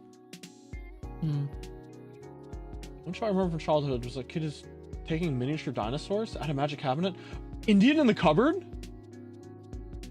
Are you talking about Indian in the cupboard? That was a really good one. Hey, Alvercrest, welcome in. What's the big project of the day? I'm still working on that scheduling app kind of thing, but I'm also trying to knock off some smaller, more time-sensitive things first, because it's technically not a priority. Molly Moon. I'm not as familiar with that one. Yeah, I'm not familiar with that one either. Like, I read a lot of Redwall as well. Oh, Redwall was nice. My cousins were really into that. We made like I wasn't as into it, but I did read a couple of the books, and one of our projects when they were visiting once was we made I think that it was something that we were doing at school where you take like a smaller like picture and then you blow it up using a grid. Oh, I know what you're talking about. Yeah, like you make it bigger, and so we did that with the Redwall map. Ah, that's so cool. Yeah, I might still have it. Yo, if you find it, by all means, along with like know. my half finished what was it? My friends and I one time tried to make like a character map of like the Naruto relationships. We only got like through like a dozen characters before like we stopped, and then just never picked it up again. And like my friends are better artists than I am, so I was just like, oh, I don't want to mess this up.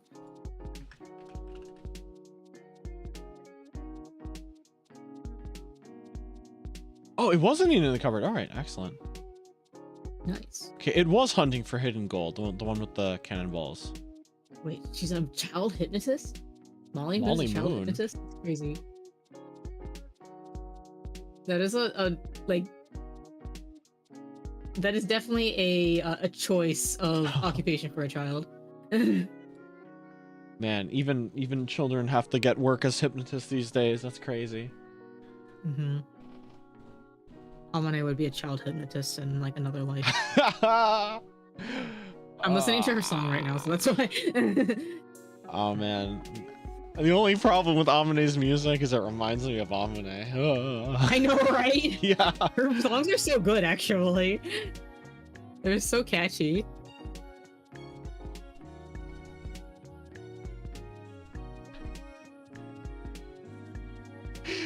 Oh, I saw someone doing like a 2.5D stream earlier in quote-unquote 2.5D stream earlier in the day where they had like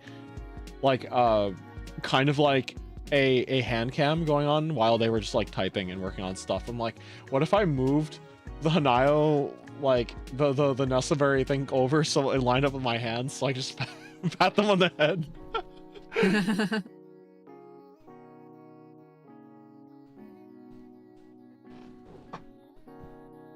It doesn't quite work. Hold on. If I It's like I'm patting them.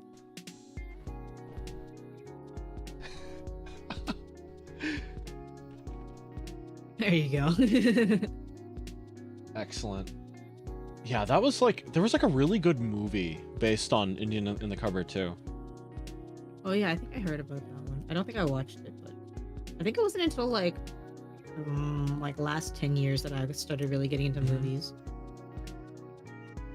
Yeah, so it's definitely like one of those family movies that I was like, my parents would really want me to watch. I'd be like, oh, let's watch this together. I'm like, it's not a cartoon, it looks boring. Then I actually watched it. I'm like, wow, this is actually kind of heat.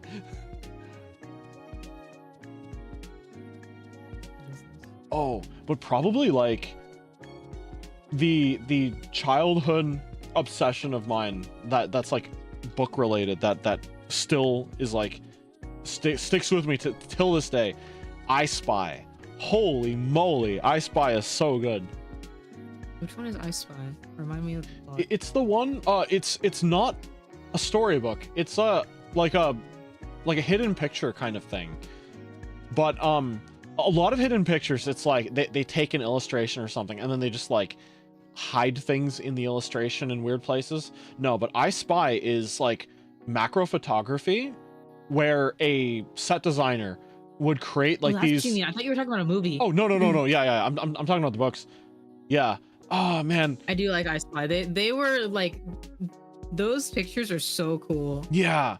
Someone I know actually was getting into macro photography, and for some reason Costco had like the entire like 12 book I Spy set for like $30 or something crazy, and I like got a copy for myself and one for my friend, and he ended up like unbinding the books and getting like insanely high quality scans of like every single page. Ooh, yeah, that's cool. Yeah, it's like I had a half-done project where I'd be like, yo, you could totally import these into like tabletop sim and do like multiplayer I Spy with people. But like, wait, that sounds so fun. Yeah, but the problem is it's like so illegal. It is like like you cannot like if I made it, I'd be able to play it myself. I would not be able to share it, you know? Yeah, you would have to do it like it can't be stream content. Yeah, you have to do it privately. But this would be fun. Yeah, because like what happened was once during COVID, I think someone in my like around the time that Discord introduced screen sharing, I checked out a PDF of I Spy from the internet library, and it was like a terrible low quality scan, but we went through the entirety of like I Spy Treasure Hunt, finding everything as like a mob, and it was great. It was so much fun. That's fun. Yeah. And like the really cool thing is that like each one of the sets is just an incredible assortment of like actual like knickknacks and stuff that the guy had in his collection. He was doing such cool stuff with it. Unfortunately, his partner passed away. Well, her medical condition was like not so good towards the end, and she like stopped working on it in the early 2000s. Like I Spy felt like fresh and new to me, but apparently like it had been around since like the mid 90s and stuff, and they hadn't made like a new one since like 2001. And I kind of just assume that like everything that I had as a child was old, because everything that I have is generally a hand-me-down from like my brothers, and my brothers are like 7 and 9 years older than me. So it's like a whole generation basically. Yeah, and so like I kind of just always assumed that if I had it as a kid, then it must have been old. Oh, I see. Yeah, probably like why it felt new to me was a lot of my stuff that I like read and experienced was just like I would go to the library like multiple times a week to like stock up on books and stuff, and like it was a really small library, but it got like new stuff in every now and then, and it was always like a big occasion when it got like the second edition of like an I Spy book coming in or something. Oh yeah, so like the librarian would even like hold it for me. I'm like, yes, I get to be the first person with I Spy Haunted House or something. Yeah. That's yeah, nice. but like the thing was if you read the author's notes of I Spy Treasure Hunt, essentially the Smattered Stars, hello, welcome in. Hey Raiders, let me get you a shout out. Yeah, what were you up to tonight? Persona 3 Reload. Persona. Yo, let's go. Good taste. Persona. Good taste. I Persona. need to play that. Yeah. My favorite game of all time actually is Persona 4. Oh yeah, Yeah. this is Persona 4. Yeah. Oh my gosh, I cannot wait for it to get its proper remake. Yeah, favorite Persona 4 Golden, my favorite game of all time. Yes, yes. Oh my gosh, virtual handshake right now. Virtual handshake here. There I you should go. buy Golden because I have the I have the PS2 version. Okay, so something really interesting is the PS2 version is better visually in some aspects, but the version Really? that has better content is like the golden version. Golden? I would recommend makes if you play the graphical restoration mod for on the PC version. Yeah. So like for some reason the PS2's graphics card, like back before graphics cards were very standardized, it was like stupidly good at drawing fog. Like fog effects in games, it could do fog like nothing. It like volumetric randomized fog, like that was thick and like did not stress the game, like the hardware at all. It was free. That's it was so practically funny free, that that's like that's what makes or breaks the two versions. So like there are some like comparisons, like there are some scenes in Persona 4 where it's like you're walking home from school and it's impossibly foggy and you could just barely make out the silhouettes of like power lines and stuff off in the distance. It is like a massive part of the aesthetic, and because they remade it for Vita, the Vita actually had like an ARM processor or something a lot more mainstream, which was not very good at making fog for absolutely nothing. So they had to limit the effects somewhat, and it was a visually, and that's what got ported over. Yeah, it was like an aesthetically different kind of, like, it's still good, it's just it was aesthetically different. And I feel that because the whole point of the game is like find the truth in the fog, the foggy aesthetic is like really good. But it is my favorite game of all time. I probably will replay it at some point with I do like the fact that like your like greatest enemy is effectively yourself in 4. Yeah, actually. Oh shoot, what was I thinking? There was like something else I watched, or was it Milgram? Was it Milgram that was making me think of Persona? I don't know. Like facing your true self. I watched or I read something. Maybe it is Milgram. It might have been Milgram, yeah. So I'm like, how would people react if their shadow came out and like relished in like the actual part of their crimes against the... That would be so interesting, actually. Like they won't do that, but like it would be really interesting to have that in like Milgram. Like, has anybody made that a fanfic yet? Should be. They should. Yeah, like honestly, all you have to do is take instead I'm getting take like the shadows concept. several like hundreds of Futa Mikoto fics that I still don't understand. So we still don't know why that happens. Okay. Yeah, nobody answered my question. Why? Where are the ship manifestos? I need them. But Smattered is Smattered your preferred handle? But anyone coming in from the raid, if you need to eat, if you need to drink, if you need to step out and take a break, by all means, please do what you need to do. But if you want to hang around, we're just keeping ourselves busy with various things tonight. I paid some bills, kind of, technically. Chilling. Yeah, and so I'm alternating between fun things and productive things, and the fun things are probably productive in some way too, but it's fun. Yeah. Persona, so good.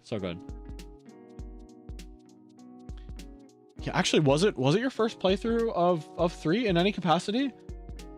It's like Reload is like such a good remake. Palm, welcome in. Hope you've been having a good day so far. Okay, what am I doing now? I'm going to do a fun thing. I'm going to do first playthrough. Didn't get in the Persona games till last year. Yo, okay. Yeah, like P3 is a great place to hop in. My brother wants me to play P5 first, but I think I want to play P3 first. Interesting. I don't know. Maybe I will play P4 first, just because I've technically played it before. Oh, we know Smattered said something about P4. So P4 was your first one, and P3 is your first playthrough of this one. Okay, cool. My recommended play order actually is 4 first. Even though I think it's the best one, and I usually am the kind of person that's like, okay, work yourself up to it. It is also like, in terms of presentation, the most dated.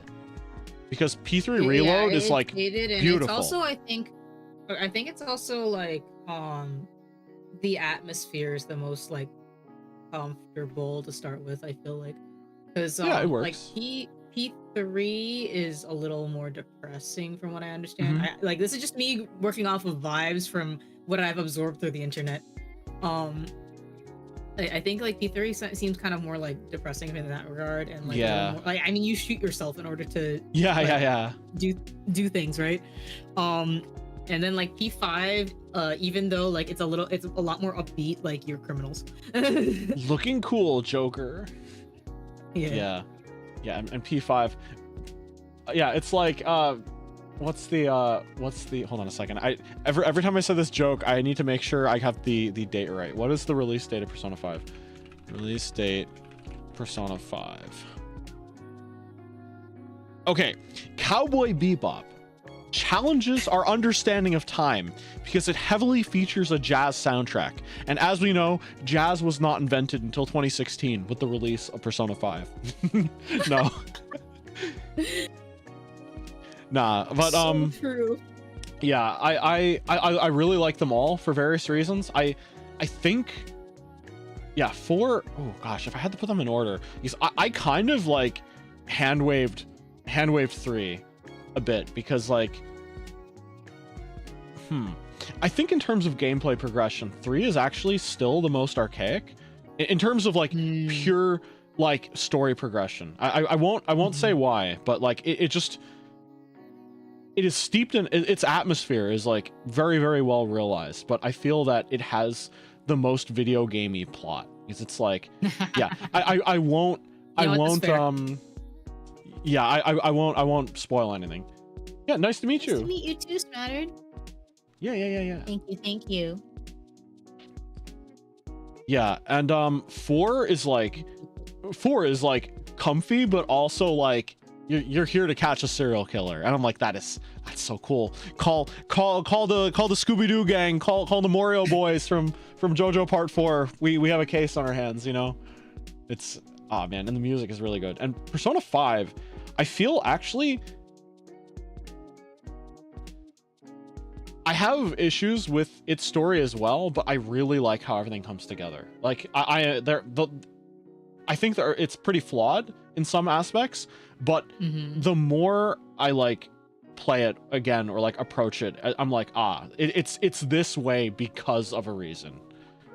Like it justifies its video gaminess in a way, which I think is kind of good. Okay, what is your opinion on Akechi? Tasty pancakes. I have not played P5R yet, so I don't know enough about him really, because he doesn't. Well, going into it, what's your opinion of him? Okay. Well, I've not played R. I have played 5. Yeah, right. That's what I'm saying. It's like, what is your current opinion of him? I think he needs lots of therapy. I think therapy would have done him good. You're much nicer than my brother. I was just curious because like my brother played it, and like he thinks that that Akechi's like insufferable, and he also hates the fact that he's like a teenager and he's like a detective and whatnot. He's like, there's no way that this guy's a teenager and like doing this stuff. Naoto was a teenage detective too, and technically everyone's a teenage detective in 3, right? 3, yeah, okay. Yeah, but like Naoto is kind of just like, you know, not taken too seriously. Akechi is like, Akechi, sir, we'll catch the bad guys. Oh yeah, and then Akechi has like too much power for like how old he is, actually. Yeah, what's that meme where more like he's defective? Oh my gosh, what's that meme where there's like a man and a woman, and the woman's like, honey, are you sure you won't do this ever again? He said, yeah, I won't do it again. He turns to look at the camera and he's got like evil eyes. I'm like, that's Akechi to me. It's like, Akechi, I know you're like the character type that is probably like here in the story for the reason that this character type is here for. You're not going to betray us, are you? No, of course not. And then he turns around. I'm like, oh. I get that. Yeah, I know. Oh man, it's weird because there was like a pretty well-known like Persona related leaker who leaked a bunch of stuff that turned out to be like real, and everyone like they built a narrative where it's like they're probably like someone who knows someone who works at Atlas, that kind of thing. And then it was revealed that they're like a clout chaser who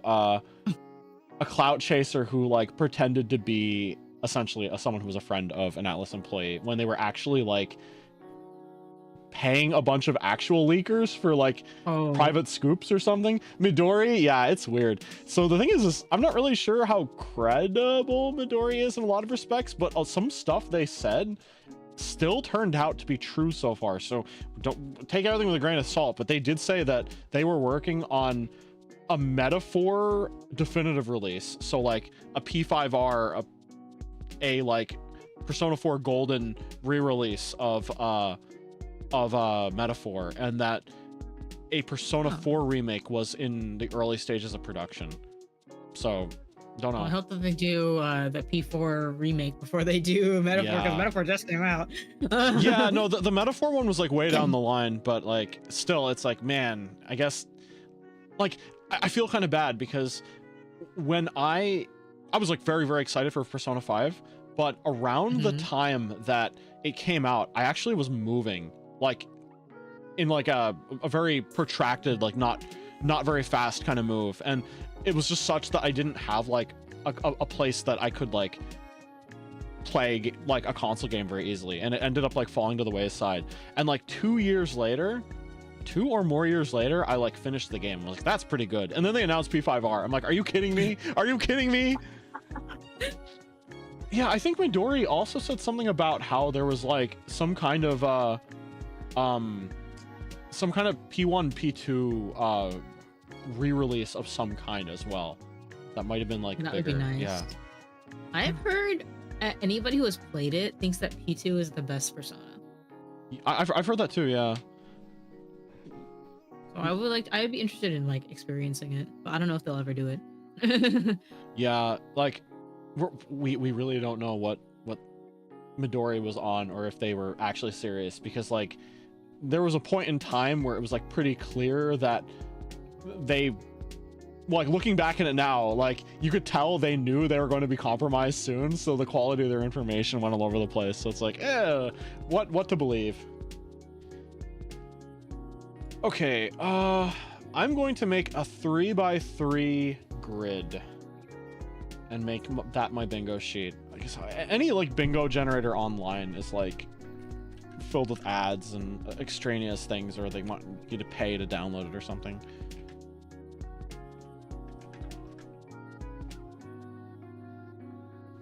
Unless I could just grab a template online and scrub off the ads.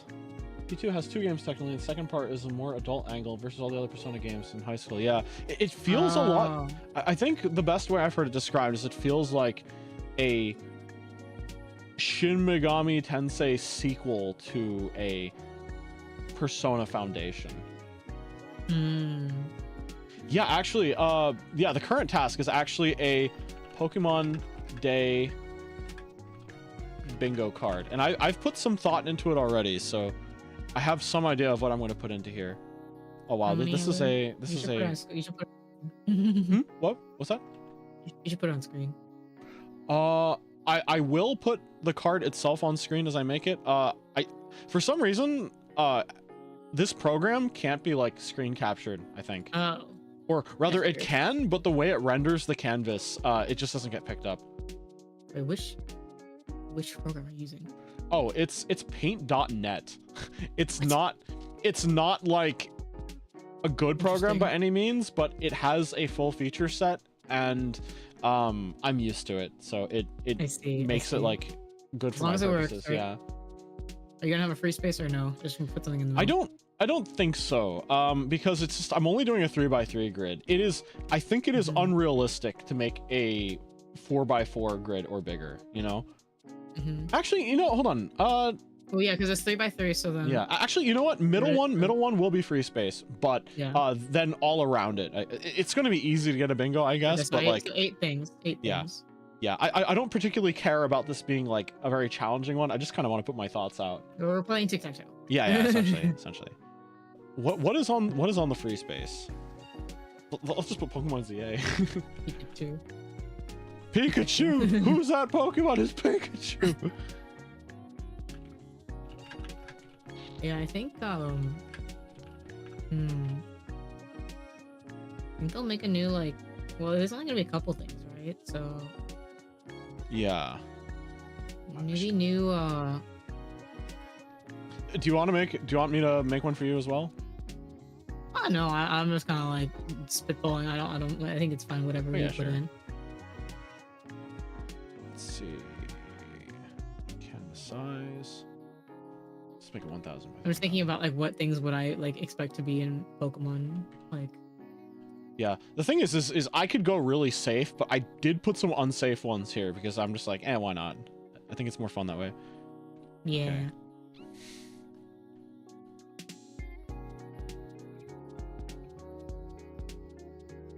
Yeah, put them in the corners.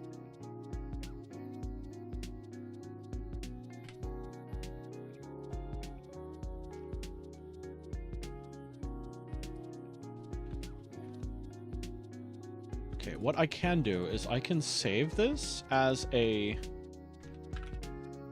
bingo card. I could put it on screen, and then every time I save, it will change.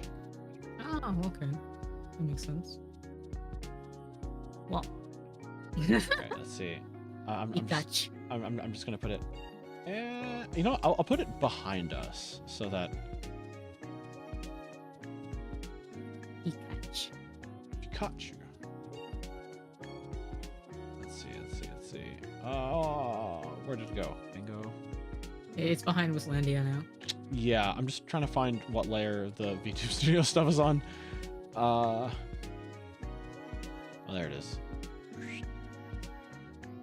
Okay. Oh, now it's behind Wislandia. Ah, I see. Okay. Yeah, actually, I'm just gonna hide Wislandia and Yoga.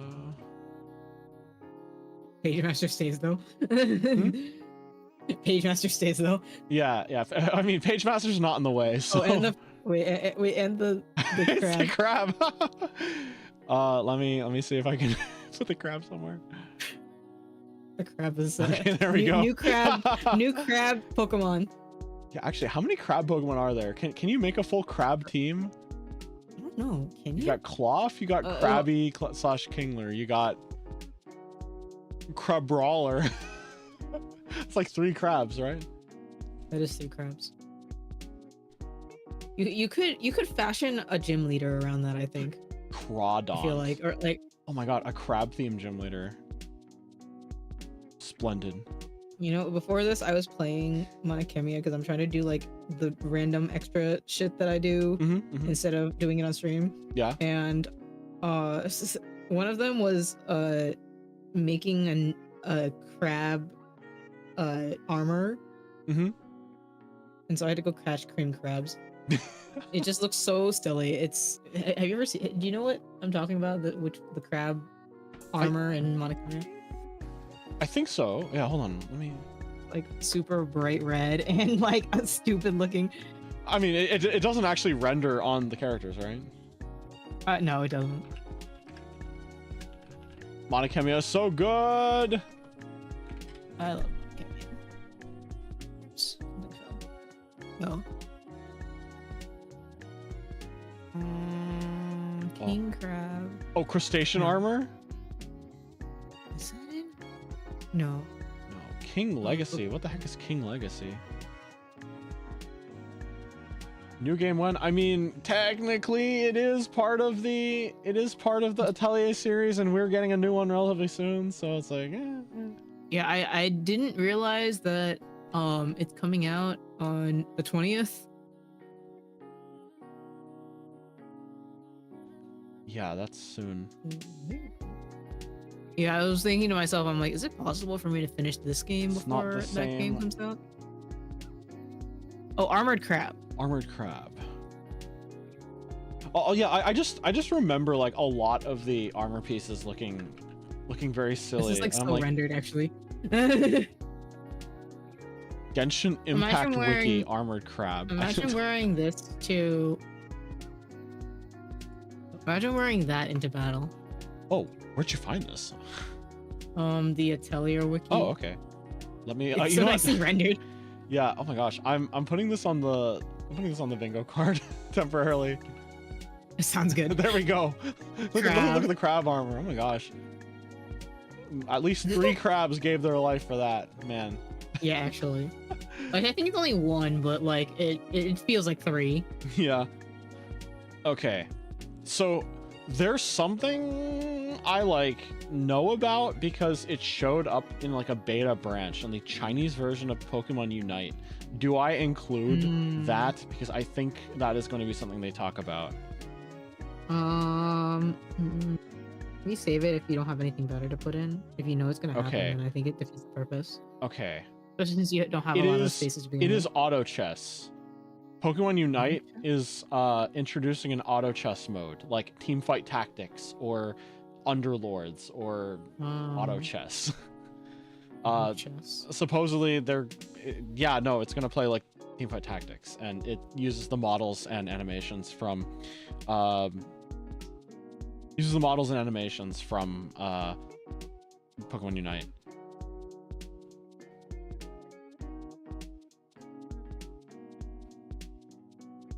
Yeah, I'm fairly certain we're going to see that.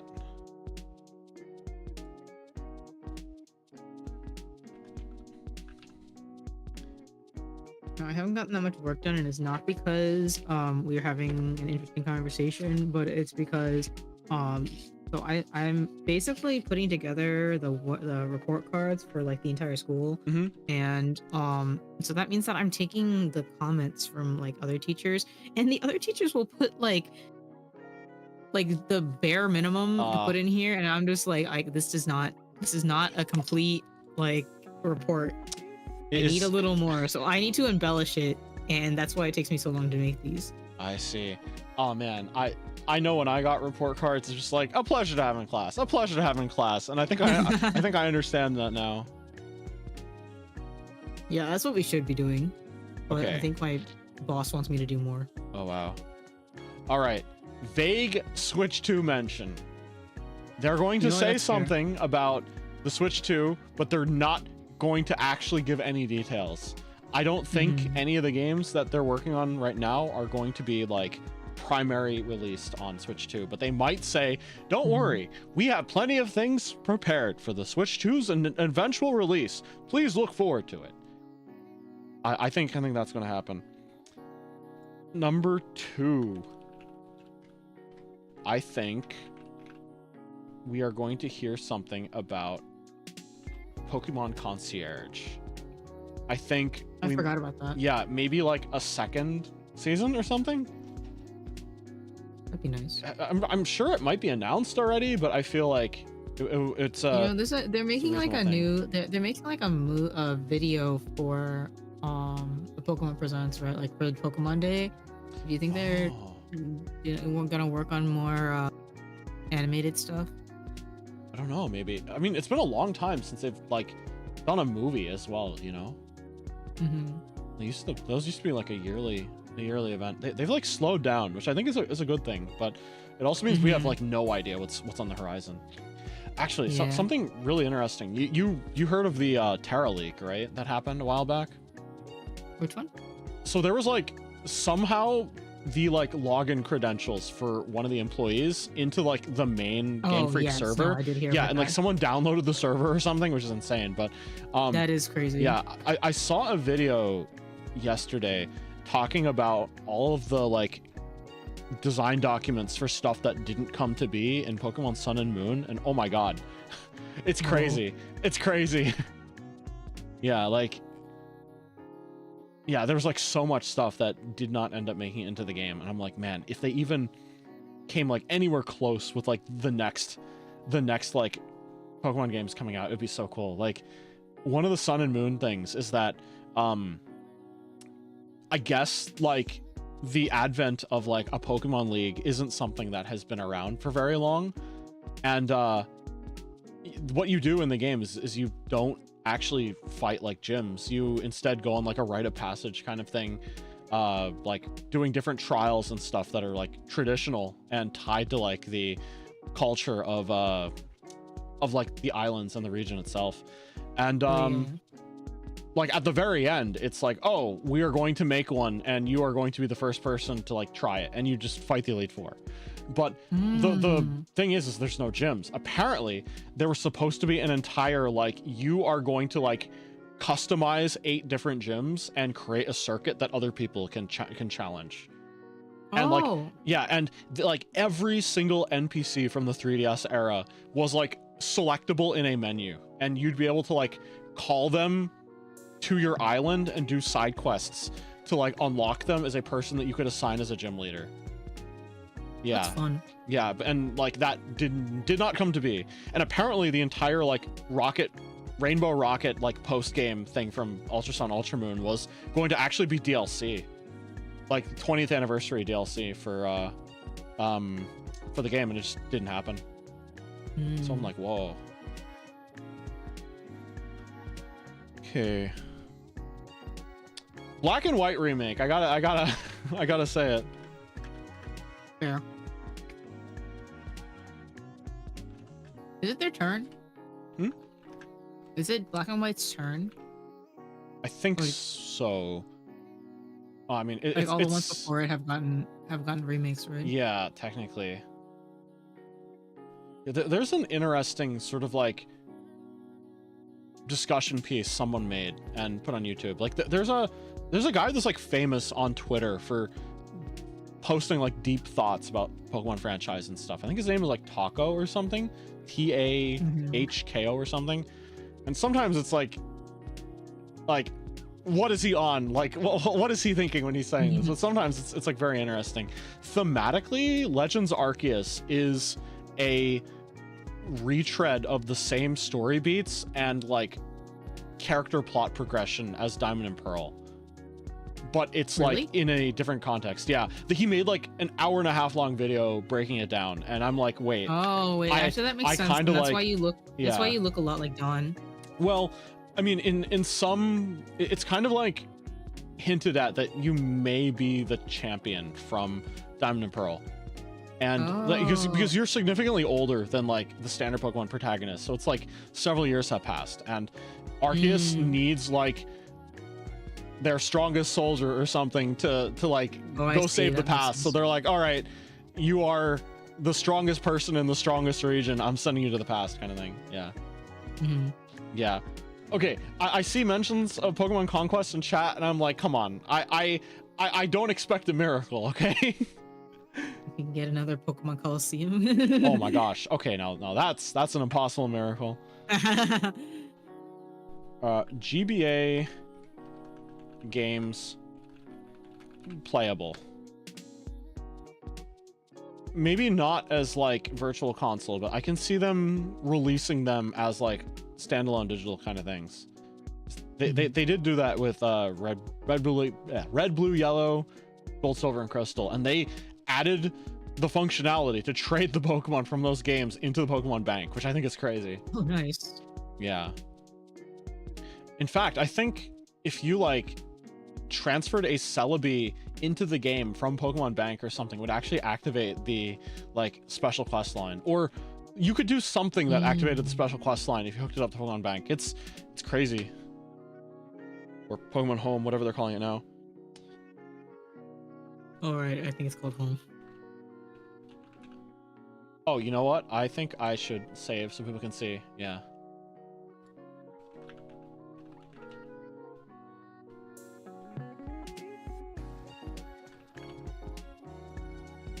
DS Virtual Console gonna be switched to. Yeah, I know there's some like mock-ups people have made of like how you would attach an additional screen. Because I mean, did you notice that the Switch 2 has a USB-C port on the top and the bottom? Does it? Yeah, it has two, which is interesting because like, But yeah, sure, I guess you yeah. can charge it from either direction and it can be more convenient, but it feels to me that the only reason they do that would be if they had some kind of reason for it. Yeah, I would think like attachments. Yeah. Maybe. All right, next up, Like Mega people were Charizard doing, Z. like... True. But yeah, like I remember seeing somebody make a mock-up of like a camera attachment for the Switch, and I feel like that sort of thing would make sense for if there are two ports. Yeah. Like we're into the era of peripherals all over again. Oh my god. Yeah, but I know like the most popular interpretation is like, there's going to be a screen that you can plug to the top and play DS games or something. That'd be so fun. Yes, Virtual Console going to be on Switch too. I hope. I mean, that'd be kind of cool. It's just I'm always like a little afraid of Ranger coming to anything because like you could destroy your screen that way. Mm-hmm. I remember a friend of mine wanted to play Ranger and he like lost his stylus or something, so he used a ballpoint pen and actually destroyed his screen. And I think he was a bit addicted to gaming though, so I don't think an ordinary person would have done that. Yeah. Let's see. I think I bought like extra styluses. Styluses? Because right, yeah. like, well, I didn't lose mine, but I remember it being like kind of a pain to hold on to. So I think that these ones were like bigger, like a little bit longer. Mm-hmm. So they're just more comfortable to use. Why a ballpoint pen? I don't know. I literally was like telling him to just be patient, and I don't. Similar. Yeah. Okay. Pokemon Sleep does something. Yeah, I don't know. It's weird. I know they've said that like they don't have plans for Pokemon Sleep to connect to any of the mainstream games, but I'm like, but why? Right? Mm-hmm. Like, it feels Or like it feels Pokemon so strange. Sleep, like continuation. Pokemon Sleep 2. Yeah. Go to bed 2.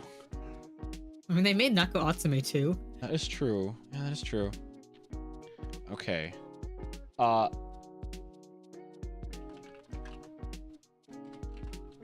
Okay, this one is crazy. This one is completely out there.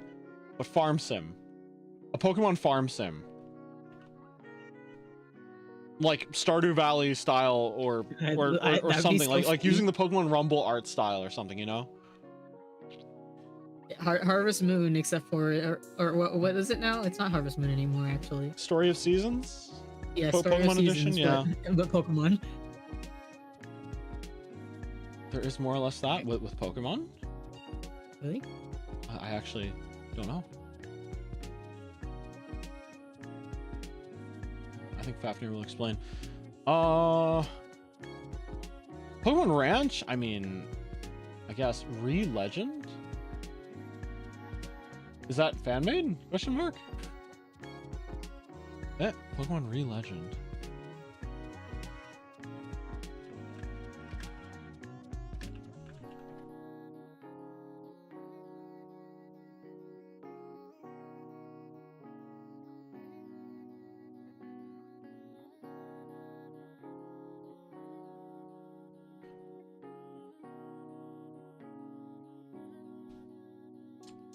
Oh, an indie project that got bought by Square Enix. Really? What the heck? Oh, that's kind of impressive. Oh, not actual Pokemon, but inspired by it. Yeah, okay. What do we put in the final box? Because the auto chess thing was my original thing for that, but I mean, we've seen the beta branch, so. Mm-hmm. Penguin. Is it time for a new region? I don't think so, right? Maybe not. I think that they're probably gonna explore the other ones first. But I don't know. Yeah, no, I don't think they would introduce a new region on like right before Z information comes out. Multiplayer, open world exploration, co-op dungeons, farm management, and monster raising. Oh wow. That's so fun. Basically Monster Rancher. I only played Monster Rancher like a couple times, but it was fun, and that's what it sounds like. Yeah.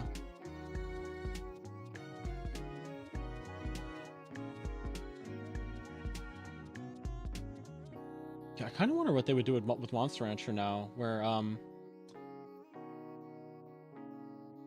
like you can't exactly scan CDs anymore, right? Mm-hmm.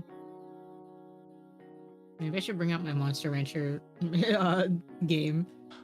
I know that they made like a Steam release, right? Where you can type in. Did they really? Yeah, and I think they like retrofitted the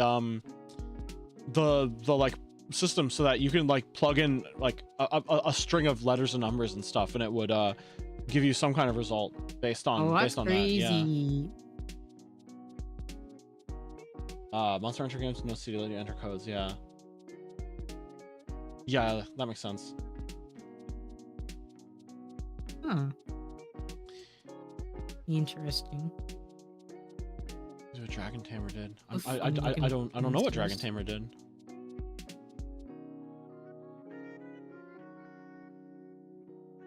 What a funny looking little dude.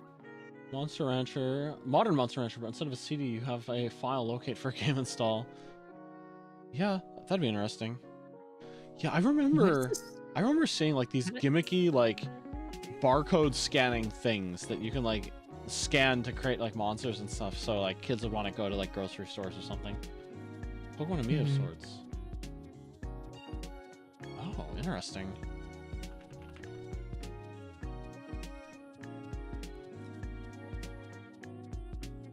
Oh, that's so funny. I enjoy these like creative like games where they made use of the weird peripherals that they added to various things. Oops, sorry.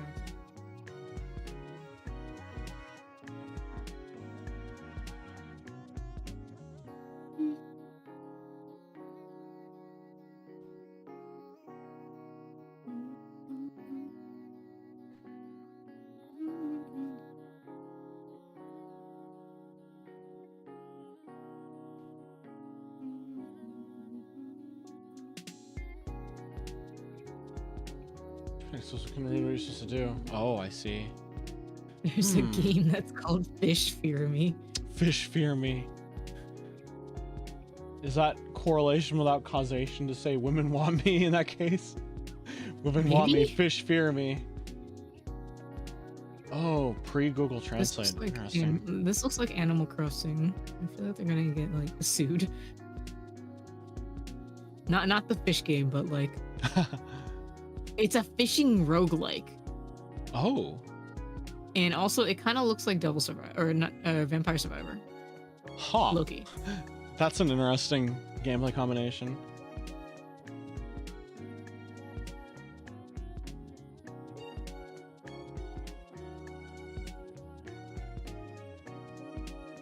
Fishing Vampire Survivor. That's crazy. Oh, so yeah.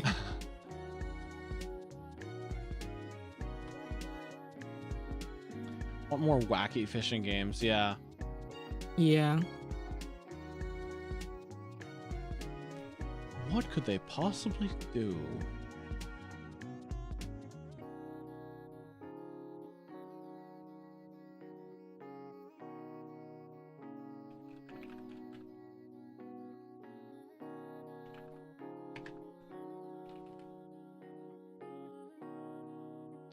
Going through like older Pokemon games. A new Pokemon pinball.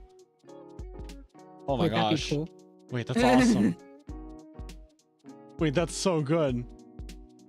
Wait, this almost looks like a 2D like Ace of Seafood.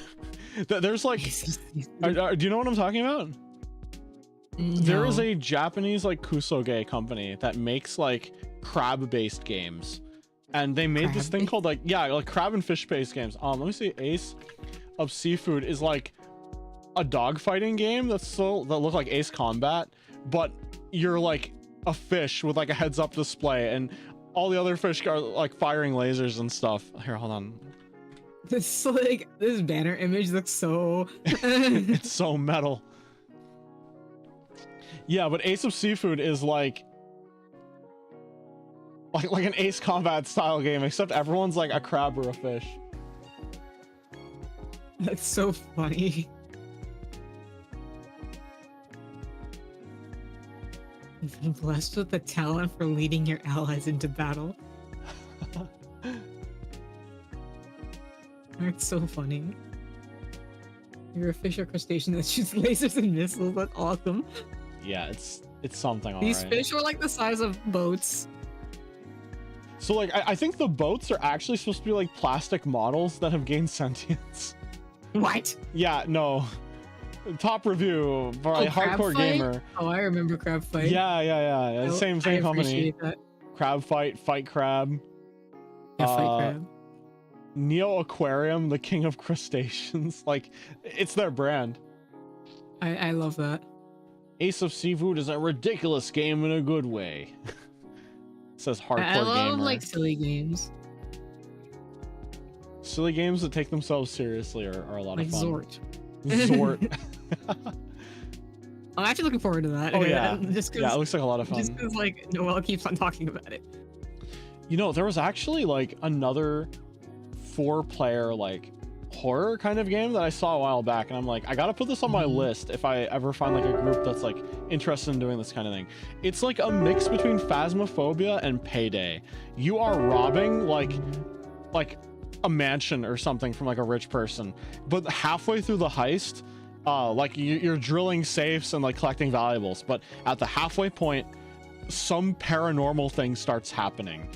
And it's like, oh shoot, we should not have rushed into this house. All right, hydrate, stretch, and posture check. Thank you, Jinju.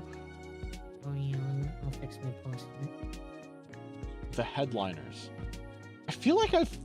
Oh yeah, Oh, literally no, that's on my. You talked about the that's headliners, on the front page right now. It's on the front page of my Steam page right now.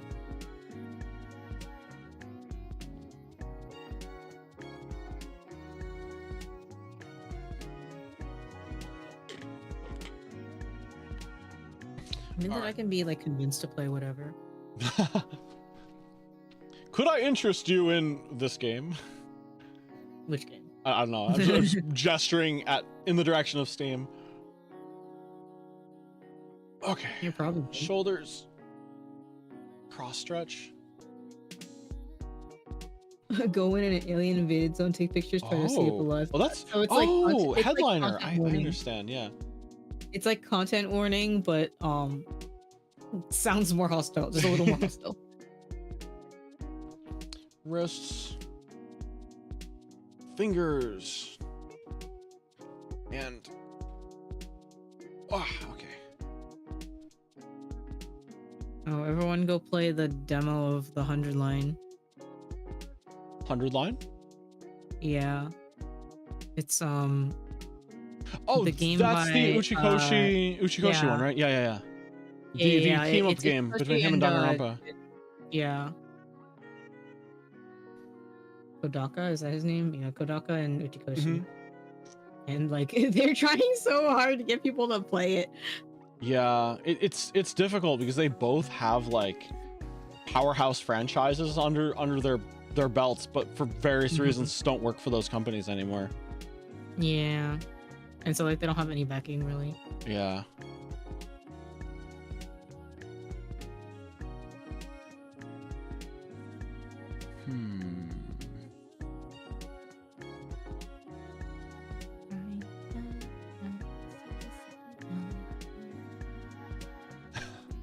I know exactly what you're listening to. Visual novel style games are very niche ready. The thing is it visual novel based? It seems like I don't know. rather tactical.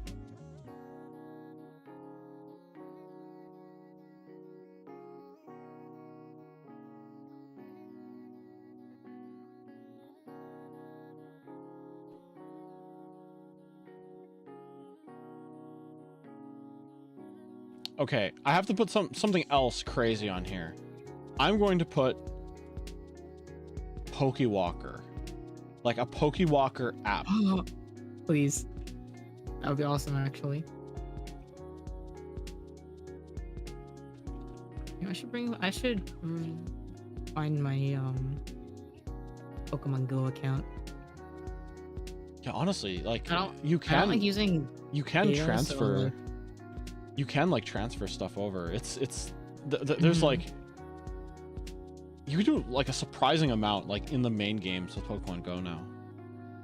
Yeah, like I don't like using data, which is part of why I like didn't really put it on my phone, my current phone. But like I feel like I should just get it. And, like, oh, do you not have like a unlimited plan? No, I don't. But I don't use that much of it to begin with, so I feel like it's like I might as well. Yeah, so like for the longest time, my family was on some kind of like ancient 2.5 gigabyte a month for the entire family kind of plan. And we paid like pretty decently high prices, and we just had this crappy old plan. And I like logged in for the first time. I got like family admin permissions. I looked at it. I'm like, oh my God, because like for the same price, there was like a modern like unlimited data plan with like a bunch of extra bonuses. And I'm like, we just never, my parents never checked. They never thought that there would be like a better deal than this. Yeah. So now the family has unlimited data and we don't pay any extra. I'm like, okay. That's good. Okay. So we've got vague Switch 2 mention, Pokemon Concierge, Black and White remake, Game Boy Advance games playable in some way, Mega Charizard Z, fine print. Did you know Leon has a Charizard? Pokemon Sleep does something, a farm sim, and a new Pokewalker.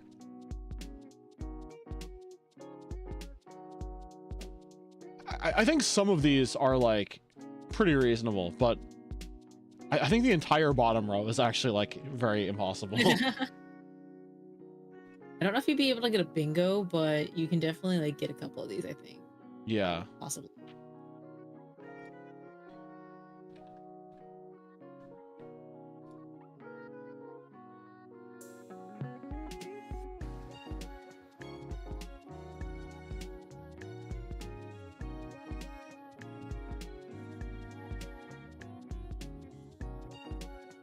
Oh man, I don't think there's enough Charizard media yet. Such an underrated Pokemon. No Terraform? Only a single Gigantamax form? Charizard's been falling off.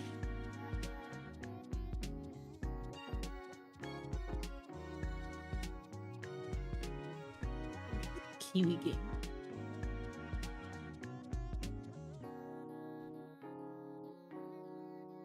Okay, I think I want to post this on social media.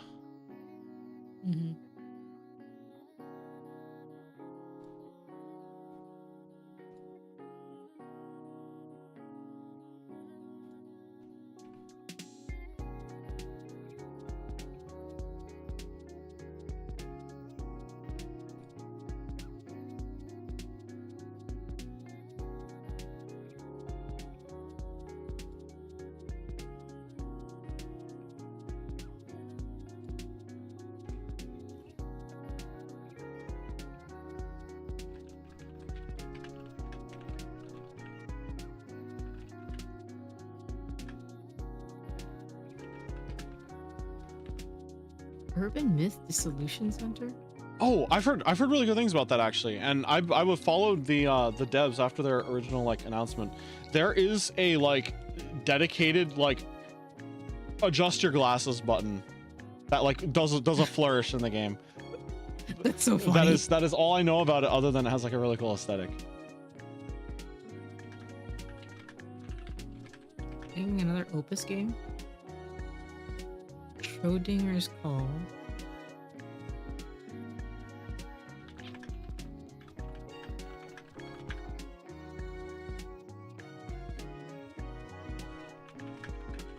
That's on the 27th, right? Is that? That's Thursday. Okay. Thursday.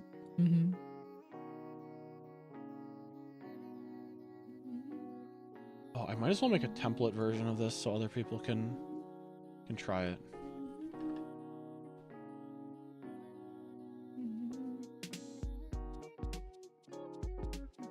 before they decide to make the next Eevee like Pokemon Charizard that evolves from a Charmeleon and is holding an item for the other types of Eevees can evolve into.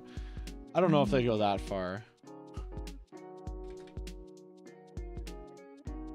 Yeah, they like Charizard, but what's the Eevee that they're missing? there's a lot. There's quite a lot, honestly. Like, there's no Ghost. There's no Bug. There's no Steel. no Steel. Right? Yeah, no Dragon. Yeah. I was about to say there's no Ice, but I'm silly. Glaceon, yeah. Yeah. No Ground type. No Rock type. Burn was initially a Poison type. Oh yeah, that's Poison type as well. That's crazy. Interesting. I think it worked really well because like you have the whole like night and day kind of concept. Yeah.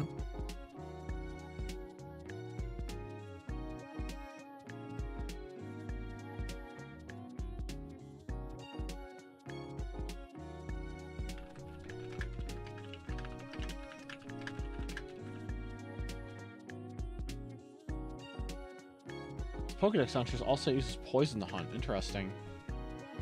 They didn't fix that. I guess not.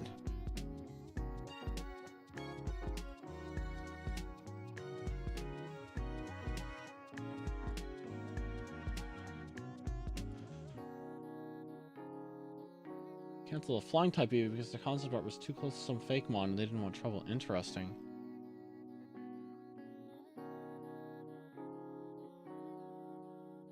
Oh yeah, I think that I think I did see that in the leaks. Oh.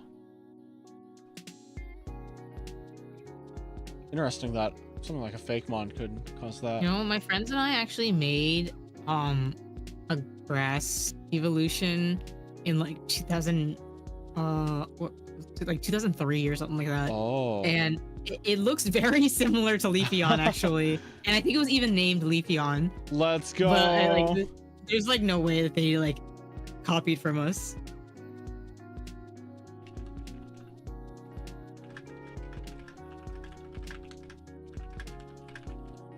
It's like one of those things that you're like absolutely positive that like it happened the way you said it, but it's just like unfortunately there's just like no like internet proof. I know, right? It's like the fish that got away kind of story. Field. The morphogenetic field. Oh my god. This is my favorite thing to say when there's like a weird coincidence.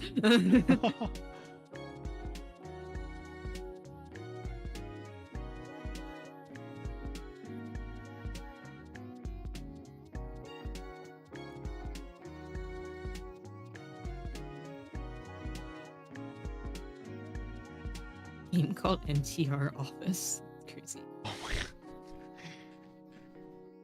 Oh, someone's been posting pictures of their cooking on Twitter. I'm like, man, I got the idea to do like a hot pot on stream where you just have like a hand cam pointed at the pot, you know? But the thing is, it's like I can't even use the kitchen where I'm at right now because there's just too many people going in and out, and I definitely can't set up a hot pot in my room. Oh, you can't? Well, I mean, there's a lot of plushies here, and I don't want to like make my room like a cooking space, you know, like even like causing grease to get all the place, all the fog. Oh my gosh, it'll be like Persona 4 on that stream. I feel like it would be I feel like it would be fun to do like Twitch makes my hot pot. Oh my gosh, like the ultimate Yami Nabe kind of thing.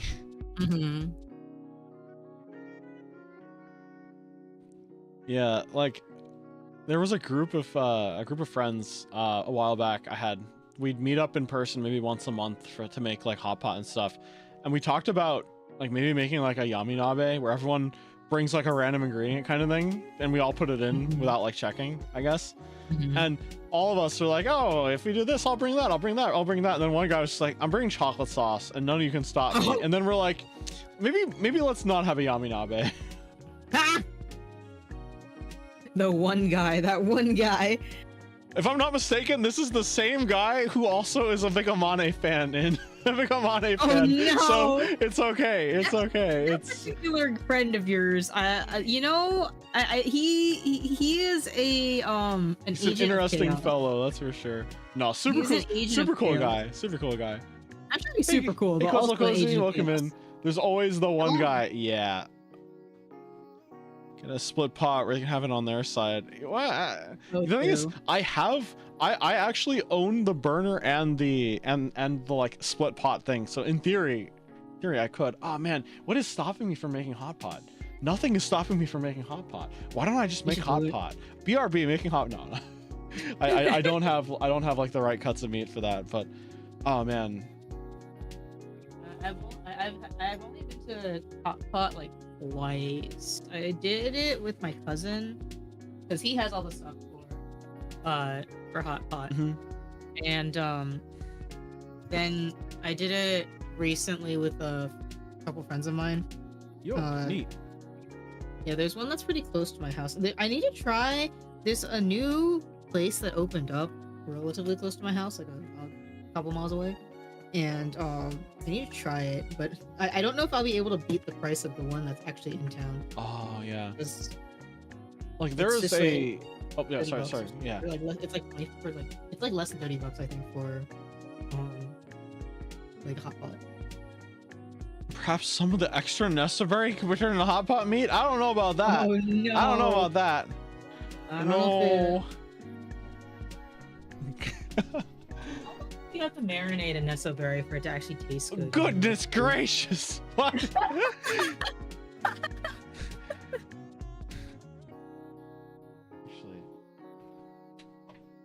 I say actually as though I'm responding to it. I'm just like, wait, I can technically put another neso over there too. Extra fiber? I don't know if that's extra fiber. It's big. Yeah, unless if I spend a little more time setting up the like green screen space, I can probably put like bigger ones over there. But right now, I can only fit the one big one without like knocking it all over. That's fair.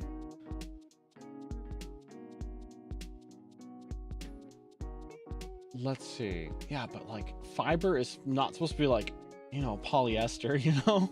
Yeah. Yeah, Nessos are more plastic than anything else. So everyone have their own small hot pots. It'll be a hot pot party. Yeah. I know that there's like hot pot restaurants you can go to where you all have like a dedicated little like thing with a heating element in front of you. Near my place. Yeah, so I think that I feel like it's maybe it's less because like maybe they're using less stock for each one. Oh yeah. I bet a lot less is wasted too, because like everyone manages their own kind of thing. Yeah, and then they just kind of like when you ask for like refills, a lot of times they just fill it with hot water. yeah. Man, I want hot pot now. Yeah, there is a hot pot in town, but it is like rather expensive for what it is. So like the majority of the hot pots I've had are usually just like home things. But yeah. I should get some ingredients. What is this place called? Oh, okay.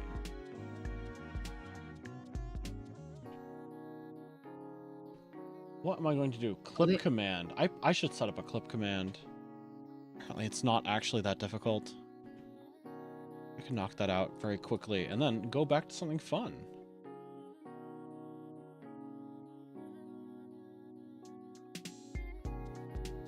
This place looks pretty good. I should try it. How much is it though? I was like saying 30 to 50 bucks. That's a big difference. Yeah, like that's a range. That's a range.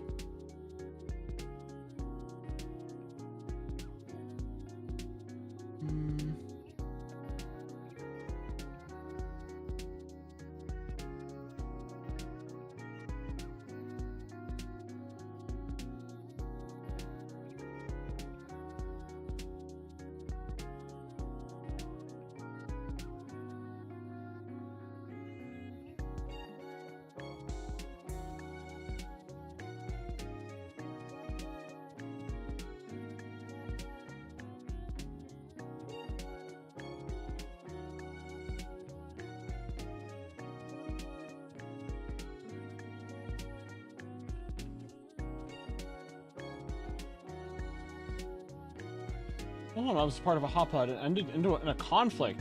We brought ingredients, and I'm someone who doesn't really like cooked veggies, so I grabbed a few extra packs of meat. Then my roommate keeps saying, we don't need more meat. Fast forward to the dinner, and I was eating too much meat. Obviously, he would have prevented me from buying the 2 packs. Oh, man. Oh, man, yeah. I think a group hot pot like that definitely depends on, like, who comes to it, you know? Yeah, and then also, like, you have to kind of have a agreement as to, like, how you're gonna, split it up or whatever. Like, it's like if you bring your own, if you bring your own, then you pay for what you're gonna eat or whatever. Yeah. Like, I just, like, generally, not like be super anal about it, but why does this place not tell me how much everything costs? Yeah, actually, the problem with, like, my group was that people would, like, bring too much, and then, like, when we were splitting the cost at the end, they'd be like, nah, don't worry. And, like, a guy's bringing like high grade, like, shaved beef, and we're like, bro, that probably cost half your paycheck. Why? Which means it's always better because we can always use for other stuff later. Exactly. Yeah.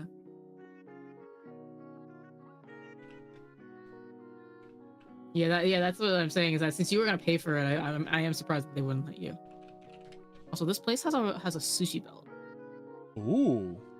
It's like a hot pot. It's a hot pot place, and it also like Korean barbecue and also sushi belt. That's like everything. What the heck? they've got all of the trendy Asian cuisine covered there. But it like won't tell me how much everything costs. Is it because it's new? Because it's new. Wait, their number at the top is 1, 2, 3, 4, 5, 6, 7, 8, 9, 0. There's no way that's right. Placeholder website. Yeah.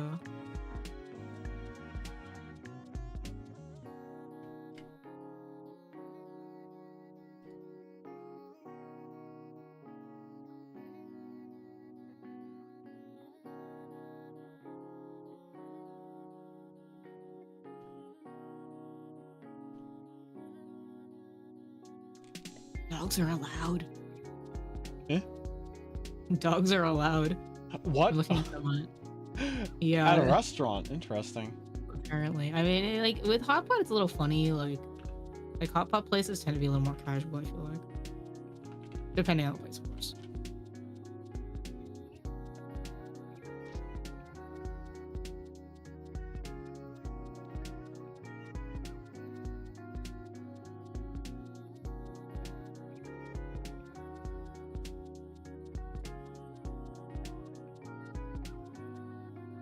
I want to try this place, but I don't want to go there and then end up with like a $50 bill. Ooh, yeah.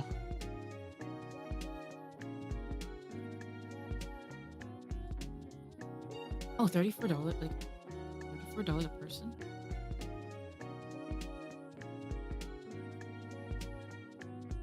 Yeah, actually, there's one of those kinds of restaurants that opened up relatively near to where I am that does like bubble tea, Korean barbecue, and like sushi. Like I feel we're seeing more and more of these like in demand kind of like trendy food kind of places opening up. Yeah.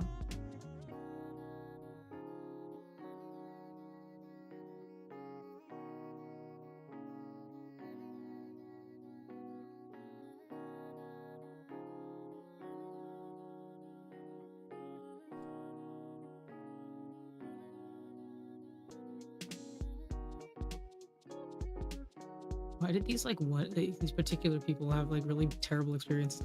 You ever wonder sometimes about like Yelp reviews, and you're just like, why did you guys have like these particularly terrible? Oh yeah. Or, like, things like, but everybody else. What did you do for this to happen? Mm-hmm.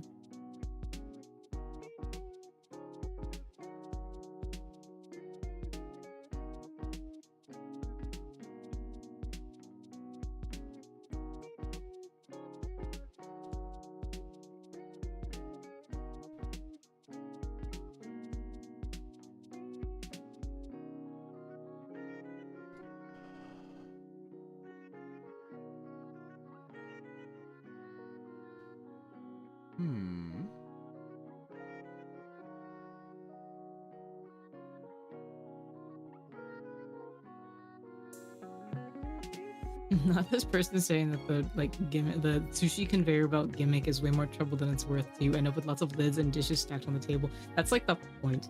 That's how you count them. Actually, did I ever tell you about the Kura sushi, like conveyor belt sushi place I went to in like Harajuku? No. So actually, if I'm not mistaken, there are some Kuras like in big cities around the US, like maybe like the big coastal cities, but like they're like way more expensive, but like they have the same format. They're like a lot of conveyor belt sushi places around the world, I guess, and in Japan have switched away from, like, because of COVID and stuff, they switched away from the like everything kind of just sits on the conveyor belt and makes its way around over and over and over again, except for Kura. Kura is a place that has developed like this special kind of like dome thingy that sits on a, like, you can put plates in, and it'll, like, the weight of the plate pushes down like on the bottom, and it causes the dome to like close like naturally because of physics. And if you like just pick up the plate by the edge, it just the dome just pops open. But oh, that's interesting. Yeah, but the coolest gimmick that Kura has is that there's a slot in the table that you put plates through, and it will like scan some kind of like chip inside the plate, and add it to your total. And the thing is like every like 10 like plates that you put back in, the like iPad thingy that like you can make special orders from lights up and starts playing a gotcha animation. If you win the gotcha, an actual gachapon will drop from like a container in the ceiling onto the table. I think I've heard about that. Yeah, like, it's super cool. They've had some pretty nice like collabs. Yeah, so the thing was the first time I went here, I'm like, oh, they're just gonna take some random like stuff people don't really care for, and they weren't able to like sell anywhere else. And I look at it, and it's like Anya from Spy Family eating like a Kuro sushi. I'm like, wait a second, wait a second, this is like an actual thing. Yeah, it's cool.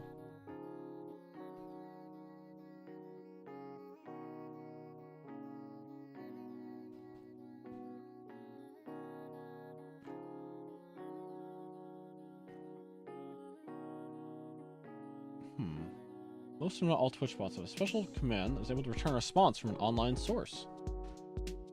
But whose is this?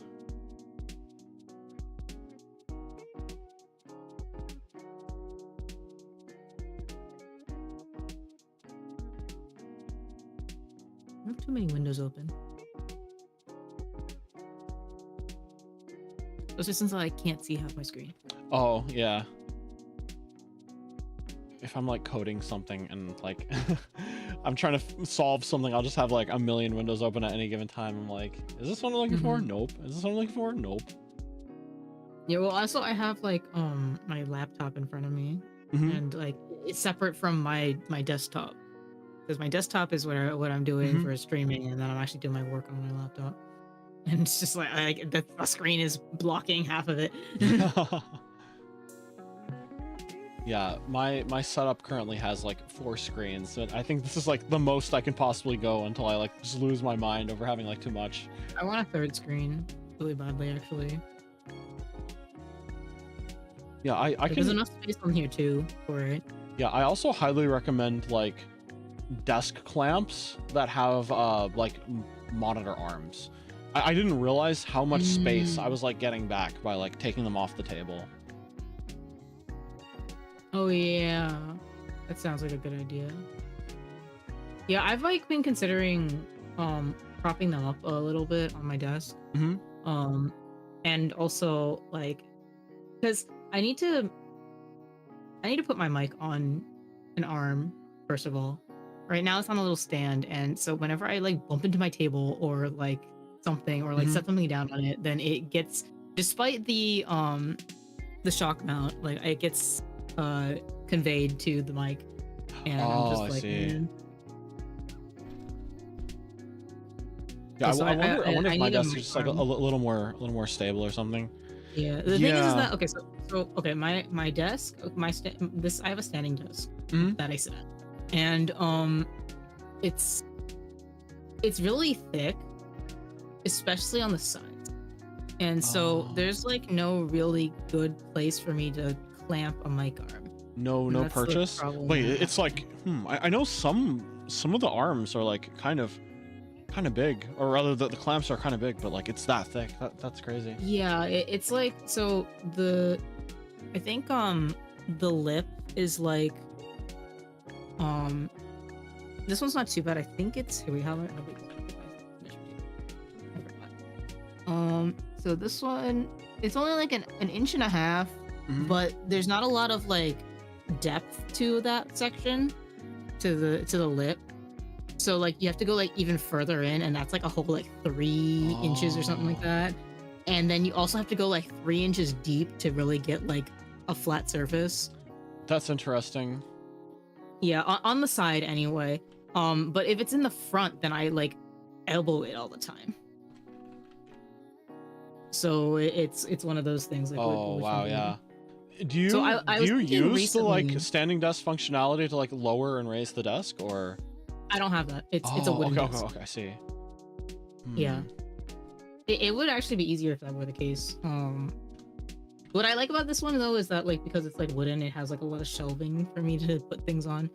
So like all of my game systems are actually sitting on the side shelves. But yeah, I don't have like a good place to put an arm on the sides. I've been like trying to figure out a way to make it work. But have you considered getting like like a floor mic stand, one that kind of just like has a like base that just sits on the floor? You can get them in like various heights, and it's not a terrible idea. Yeah. Well, currently the thought that I've been having is that I think the front is a little bit like, there's a little bit more room for like a mic arm to clamp onto, with like not being as deep or thick. So I think I might be able to run it from like the back of the desk, but I'd have to like get it around my monitors. And like one way I thought about doing that is raising up the monitors on so that way there's like space for it to go, like have like a low profile one, so that we can just go through underneath. It's a work in progress. I like have recently thought about this, but yeah, it took me like for my setup, it took me like a very long time to figure out like how exactly I wanted everything to be laid out as well.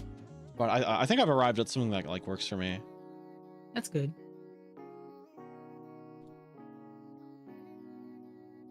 Yeah, I need to consider about, actually I think that we have a funky little like, what is that, like a little table thing to put. We used to have a TV that we put that we raised up a little bit. So you could potentially just have like a table adjacent to like your current structure that lets you like mount things, I guess. Oh no, more like it's more like it's just a shelf kind of to put on top of the desk. Oh, okay.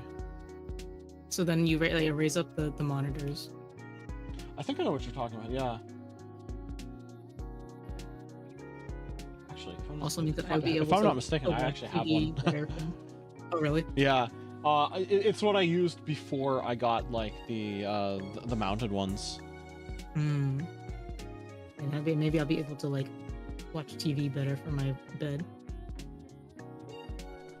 All right, let's see what this does. Yo, it worked. It worked. It made a clip. It made a clip. Woo! Ooh, how long is the clip? That's a good question. Let me watch the clip.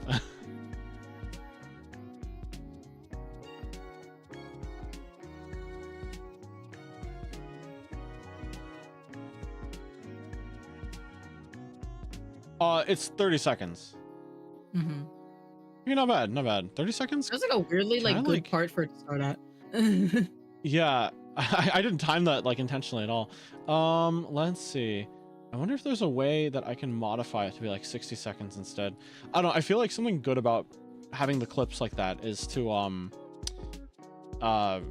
take advantage of the fact that you're the streamer. Well, yeah, and also the fact that if I wanted to like edit it later, I have like a bigger chunk, you know? Yeah. Let's see.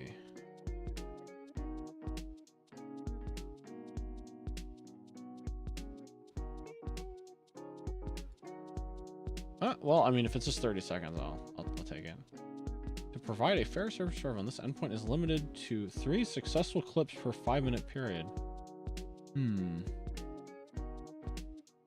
Wow, it literally works because like this person is running this server like out of the goodness of their heart, I'd imagine. They're probably making money. Bro. Yeah, they're probably making money somehow, but at the same time, I'm like, huh. Q. What does Q do?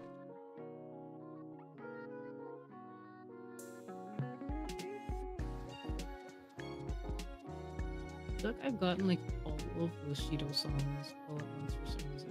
Shido Nation, how we feeling? They're like spread out throughout the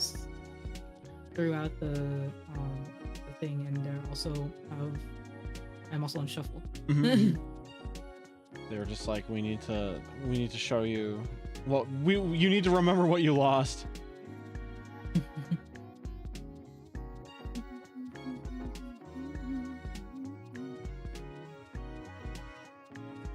I really need to know. I need to know what happened. Though they're finally done with, yeah, they're finally done with the character like profile posts. So maybe we'll get more stuff soon. I have them on notifications now because I'm just like, ah. It's the kind of thing you're gonna listen to like immediately on drop.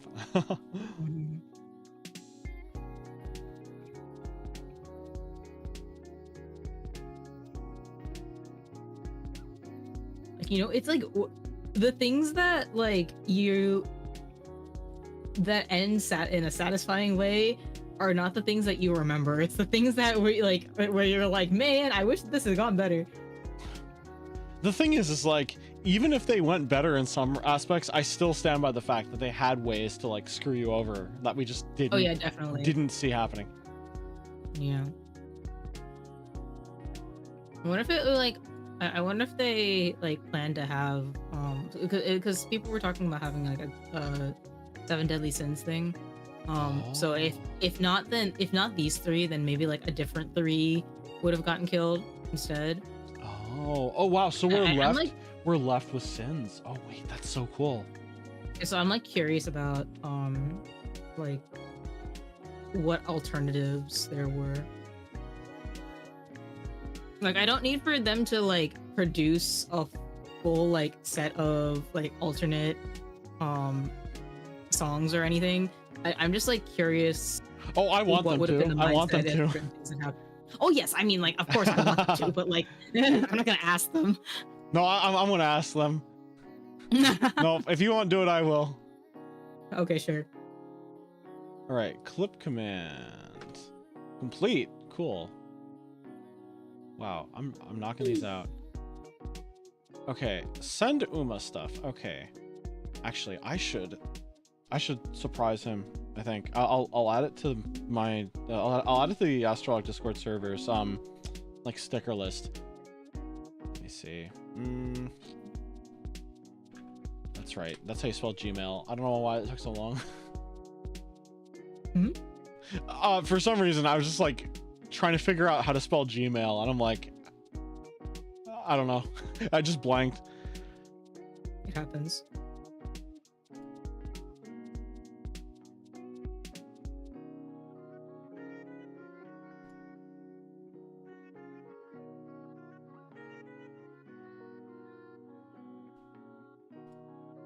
Oh wait, not this one.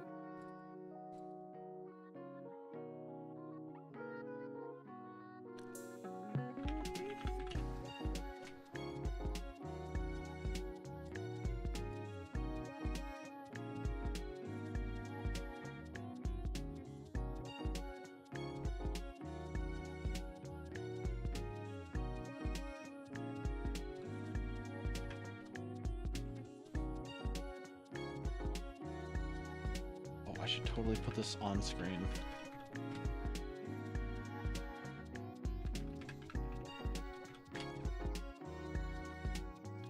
Where is Discord? Here it is.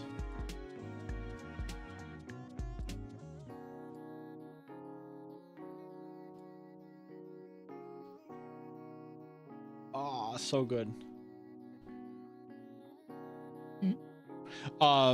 Daisy by Stereo Dive Foundation came on. Oh yes, that is also like a really good KyoAni anime. Yeah. It's Oh my like gosh. it's so crazy, but like it's so enjoyable. Like, it is by no means free of flaws, but I think it's so good. It's also like the show that was like, it's the thing that made, like, I watched that and played Persona 4 in close proximity, and it was like, wait, it's okay to be passionate about liking glasses. Okay. That's such a funny takeaway to get from that, but it's so real though. It's so real. You're so right. You're so right. I'm glad you got that from that. I need to rewatch that. I feel like I need to rewatch a lot of stuff that I watched in like 2011, 2012-ish, that area of time, because like it was I feel like I didn't understand them as well as I could have. Did you by any chance watch the finale movie for Beyond the Boundary? Did I? I don't remember.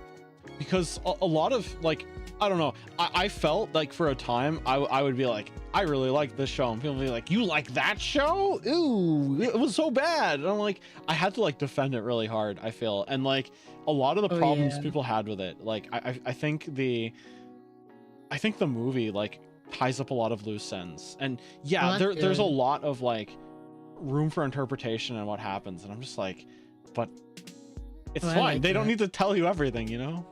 Yeah, no, they don't. It's fun. It's fine when it's open-ended. I like yeah, I think that I thought it was fine. Maybe if I rewatched it, maybe I'll feel different. I don't know, but like definitely would have been interesting. Like I think they developed a universe that was interesting enough that I would like to see more in it, even if they like that's what it never will. I like the thought process behind it. I like the concept of it, and generally, if I like the concept, that's enough. Yeah.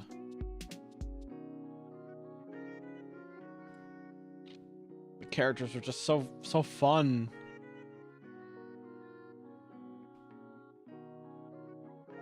Yeah, the character design's really nice, and like the abilities as well.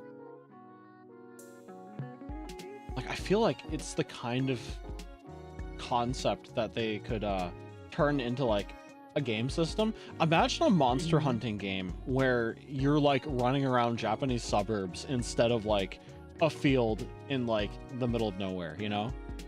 I don't have an open-ended story. I have a problem in the series that hypes up a certain mystery event and never do anything about it unless you decide what the mystery was and feel satisfying though. The thing is, I don't even think that was a problem with Beyond the Boundary. Yeah, I think it's just different, like problems with other things. Yeah, like it felt to me like one of those things where what was it specifically, like they sort of like have to infer the true nature of like what Beyond the Boundary is, and I think the context clues are all there. It's almost like a media literacy check, right? So it's like a skill check, and I feel a lot of people didn't. It's always like the case, isn't it, Larry? It's like media literacy. I think like a lot of people are really quick to like condemn things, especially if they don't understand them. Yeah. And like there is something to be said about like pretentious, obtuse writing, but I don't think that like a lot of cases that's how it is.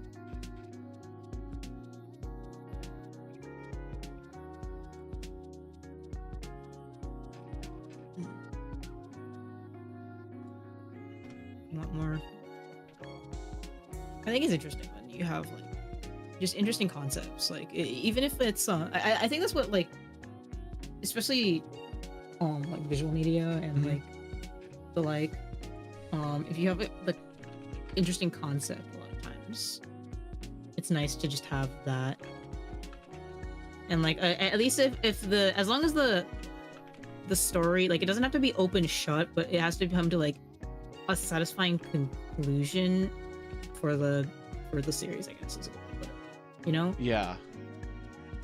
Like we don't have to know everything, just like for what we have seen, and this is where it ends, then that's okay. You know? I've done it. You've done it? I'm gonna put it on stream.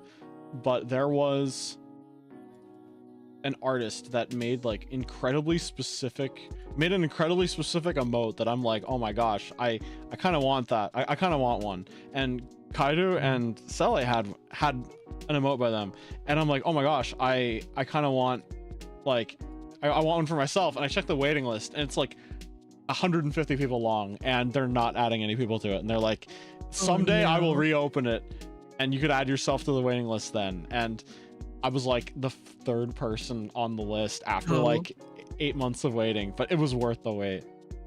Congratulations. Yeah, I'm gonna put.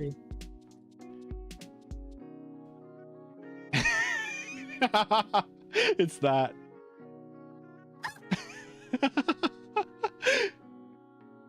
I do love that. It's so good. And the thing is okay, yeah, so I don't know where the pants are. I'm not gonna question it. I got one for Uma as well, right? But the thing is like by default, the facial expression of the emote on the like shirt is like that, right? I specifically got one. I was like, can you do it instead? But it's crying, and they're like, okay. Yeah. That's great. So funny. Is this like eye supposed to be like that? Uma's, yeah. Uma's left eye is like blank. Okay, gotcha.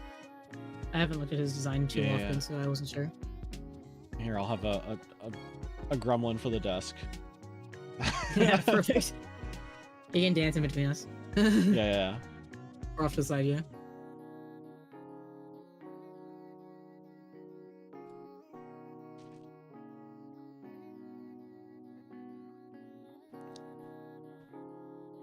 I don't remember if I even told Uma that I got one for him as well, so he's just gonna like appear on the server and there's like 4 synchronized like squat emotes happening at the same time.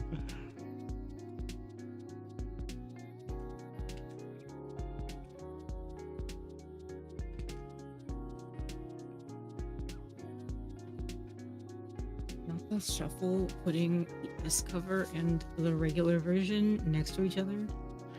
Oh my god, my brain was like so compromised at the end. When I saw the S version, I literally thought it was the Spanish version. It's like the Spain ES version. I'm like, Milgram must be really popular in Spain. That's crazy that they do like an S cover of all these songs. I wonder where the like Spanish lyrics are in the wiki. Didn't think about it any longer. And I'm like, I'm dumb. I've been thinking too hard for too long. We really did like rack our brains for like 24 hours. Yeah, we did it justice.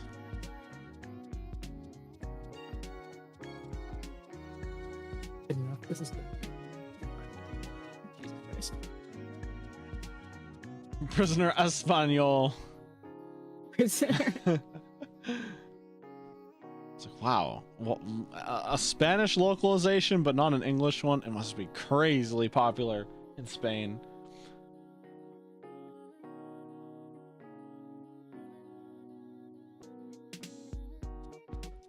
Okay, I can take Sun Uma stuff off of this.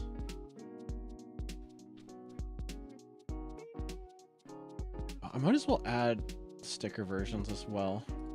You just stop eating this chocolate orange. Chocolate orange? Yeah, I have a chocolate orange. Ooh. Oh, is it one of the ones that you like crack open on like a table or something?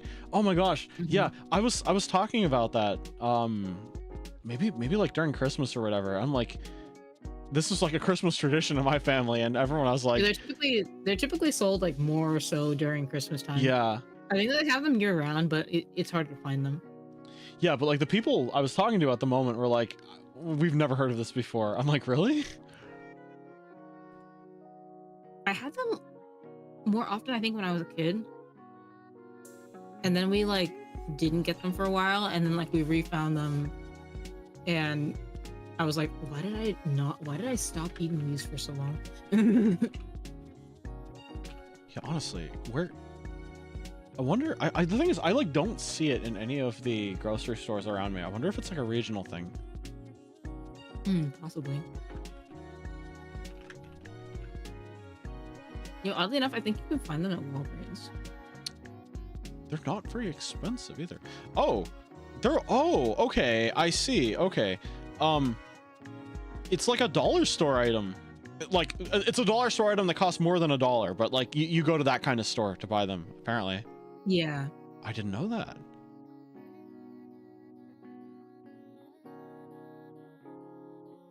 Yeah, I like being like really forceful when I break them open. It's fun. Yeah. Especially when I'm around people. Yeah, I always thought it was like such a fun, like interactive food when I was a kid. I'm like, wait, you cracking on a table? That's so cool.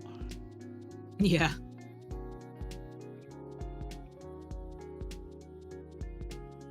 Let me make sure I'm spelling the artist's name correctly.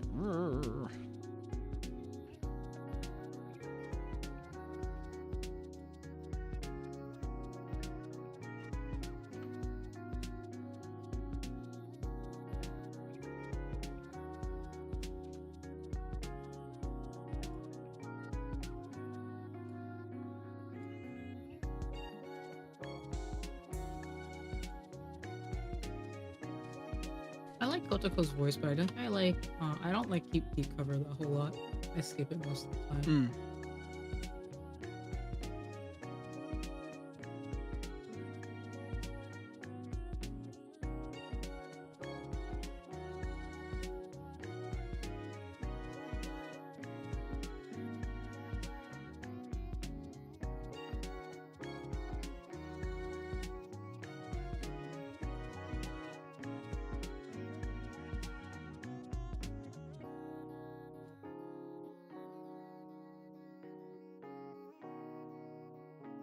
What if I can get triage to pass Kotoko's deep cover and then put it at the bottom instead?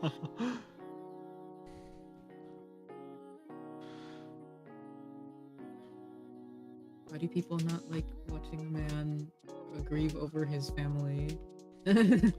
Apparently they didn't like it enough that he's not around anymore, so they get what they deserve, right? Yeah, true.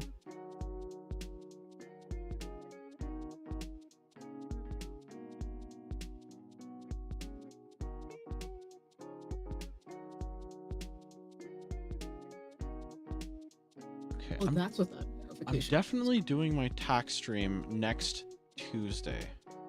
I will join. I need to do my taxes. You know what? I probably should like make the thumbnail now and like hype it up.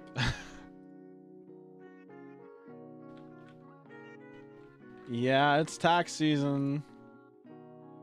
We love American tax season. Gotta go to my trusty stock image website. I need to play at least one silly tax-related game before I do my taxes. Something, Turnip Boy. Yeah, I have Turnip Boy. I also have Death and Taxes. Oh. I'm not sure which one I would prefer to play.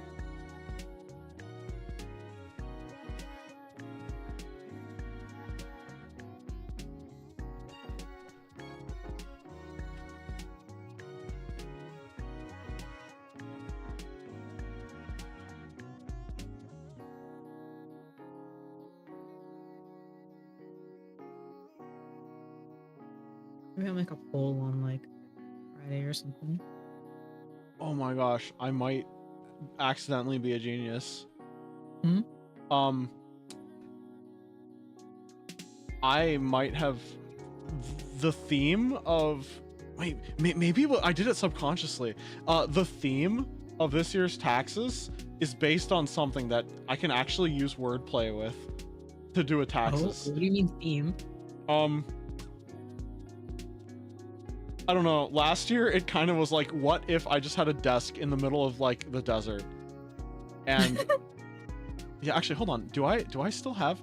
Hold on a second. The first, actually, yeah. Let's see what happens. Let's see what happens if I change it around. It might break something, but okay. So the first time I did taxes on stream, I used this. This is my backdrop. think I have to pause Spotify. Yeah, I don't know if you could see, but this was my first tax backdrop.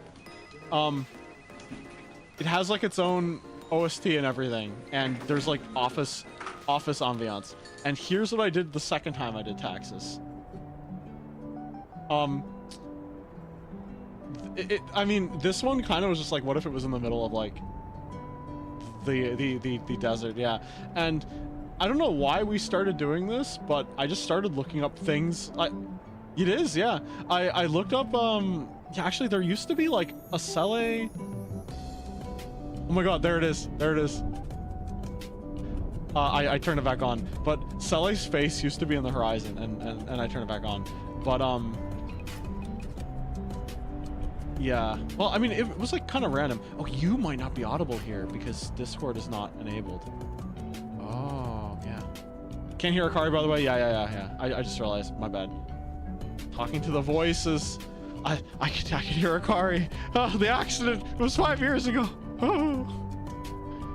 Yeah, but yeah, I don't think. Yeah. Yeah, but we just like took random stock images and started putting them all over the place. I googled cowboy, right? And I got that Santa, and I'm like, okay, I guess that's the cowboy. Yeah, but oh my gosh, I'm going crazy this year, and the theme is oddly like I can do wordplay. I was not expecting to be able to do this, but yeah. All right, we are back. Yippee! I'm no longer talking to the void. Oh, I turned you back on. Don't worry. Oh, good. Okay.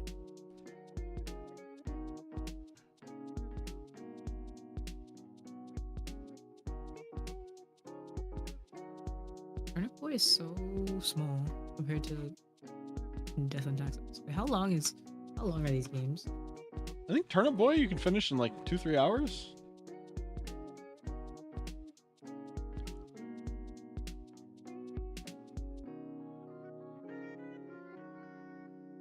Oh, 2 hours. Oh, even the extras are only like an extra hour. Yeah, I think there's like multiple Turnip Boy games too. You can take up to 17 hours to do a full completion with Death and Taxes. Okay, fine. I will play Turnip. I'm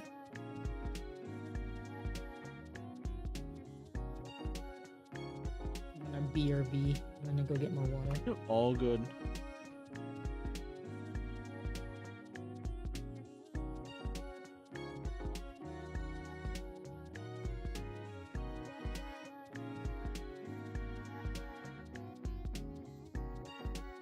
Is that Comer? What?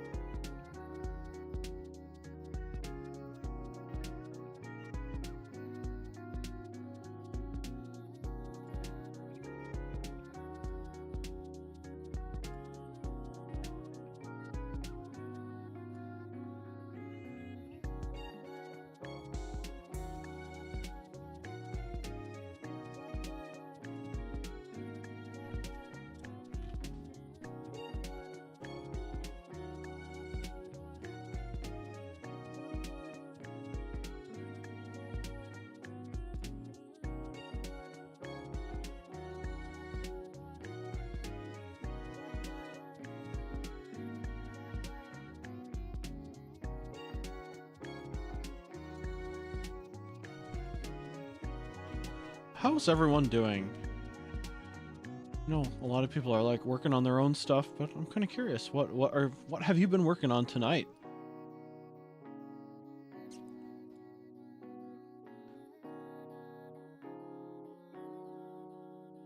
Playing Balatro, good. Yeah, that's, don't worry, that valid. I actually just got gold stake on I think my 4th deck now. I've done Plasma, I've done Checkered, I've done Abandoned, and I have done Spectral. I'm planning groceries for next week since I can take the week off. Hey, not bad. Yeah, I think I'm going to try doing the artistic deck next. Oh, yeah, Balatro's really good.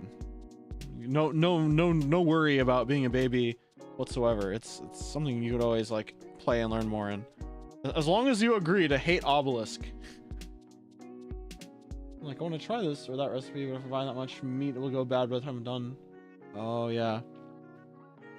Fafnir, I don't know if you were around, but there was like a life hack I read, where it's like if you turn down the temperature in your fridge, even by a little, it'll extend like the shelf life of a lot of the stuff inside, especially produce. And I've actually noticed like my veggies are not going bad like really quickly. Oh, Noel, there is a multiplayer versus Balatro mod out. It basically you play through the blinds normally, but you have 4 lives. Every time you fail a blind, you lose a life. And the boss blind is literally your opponent. You have to, whoever gets the higher score does not take damage. It's really cool.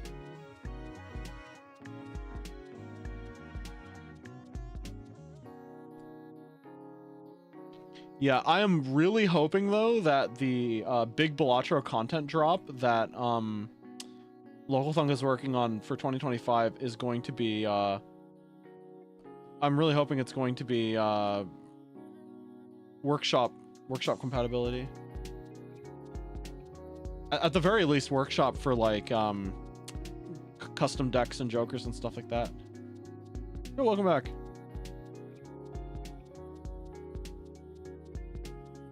Hey. Welcome back.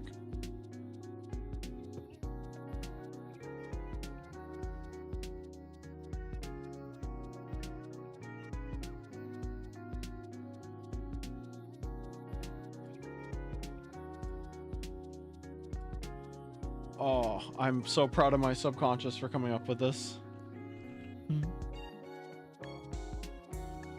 Oh no, it's just you'll see in a second, but it's the theme for my my taxes stream. One of the issues is that I get delivered on Friday, so I'm only home Saturday, so 2 days under settings before I start cooking the first parts. And one of the stovetop's distracting kick on requires accurate control feed. Ooh, that's unfortunate.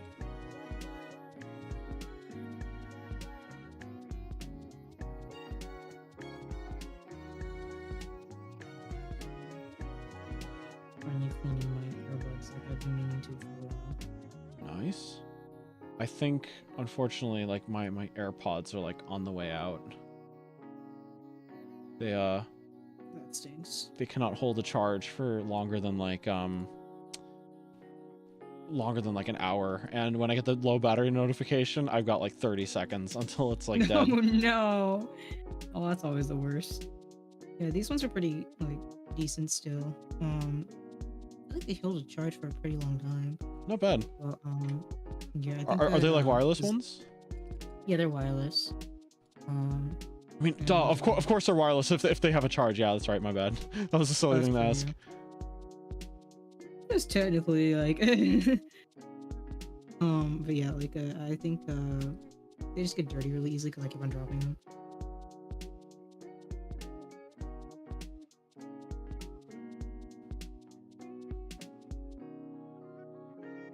The beef stew shouldn't matter too much. Only stir the cubes before throwing them in the crock pot. But the pâté chinois, not sure if it's an actual term for it in English, requires ground meat, and that can be overcooked so easily.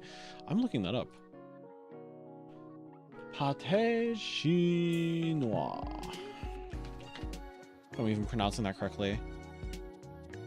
Oh yeah, I'm getting Chinese pie is a French-Canadian dish similar to English shepherd's pie or French hache parmentier. Chinese pie? Chinese pie. Interesting. Hache parmentier. I know how to say that, I think. Because I actually cooked that. Took way too long, though. Oh my god. It took me like 5 hours to make because I didn't... No, the thing is I needed to like cook this beef in like a stew kind of thing until it became like super tender, and I got like a very cheap cut that was tough, and it took like 5 hours to cook it down. That stinks. Yeah. Savory pie casserole from Quebec, Canada, invented in the 1930s. Origins: there is no confirmed appearance of pâté chinois before 1930s. It just appeared out of nowhere. It just appeared. Came into being.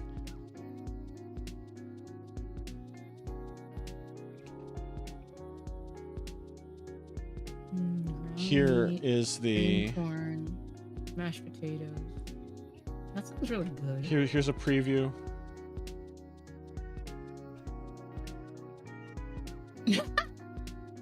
I literally did not realize all I had to do was remove one letter and add 2 more to make it work. And I'm like, hold on a second. That was unintentional. That's so funny. We're gonna be in there?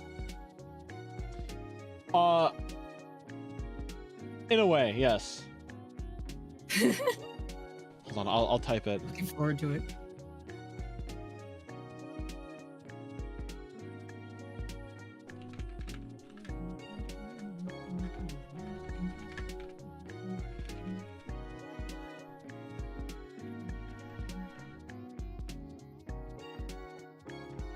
The days when the Canadian railroads were being built.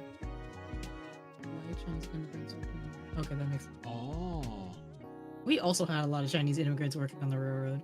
Yeah, it seems like it was a common trend. In the Americas, yeah.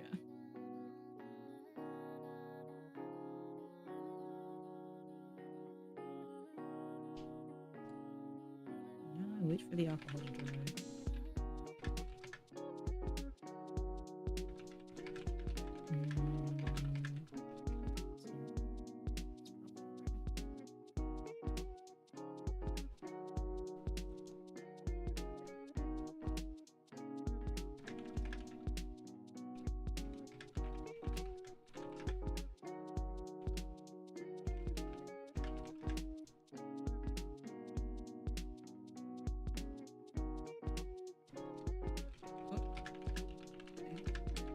What is this song? It's banging. This is... Oh gosh, I didn't turn a muse on. My bad. There we go. What happened to my layout? My layout. It is Paradox by Kyohana Basumi. She is a V-singer that I believe like is working with the producer Police Piccadilly for a lot of her music. Yeah. Yeah, she's got a lot of really cool stuff.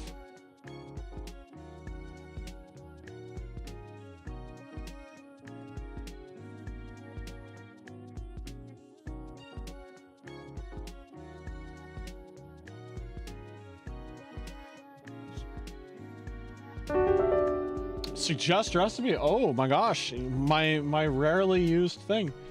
Chinois. Okay, I'll add it there when I do have the ability to cook. I'm making a cooking stream for it.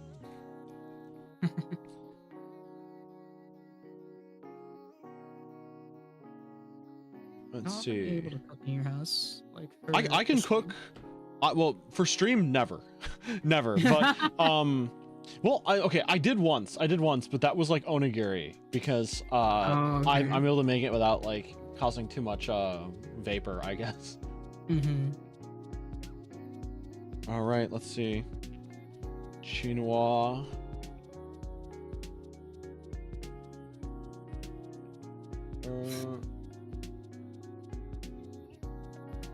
How long do you get for tax evasion? It's such a funny thing to have when you search up turnip point and it's tax evasion. How long? The answer is 3 to 5 years, by the way. Oh my gosh. This is why I have my taxes checked over. I am so morbidly afraid that I will do something wrong and go to prison. I know, right?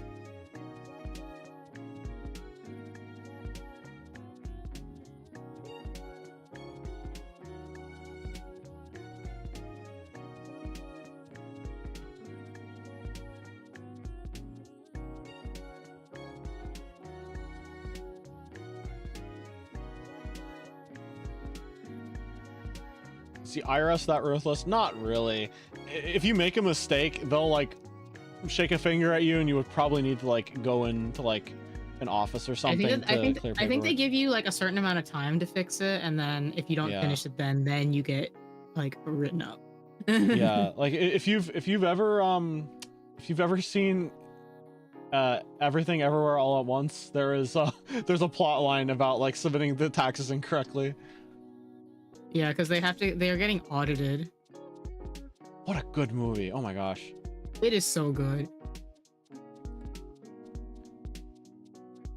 Like I've never seen a movie that's like such dumb fun while also being like, I'm like existential, emotional and existential as heck. I'm like, wow, it's crazy. It's so good.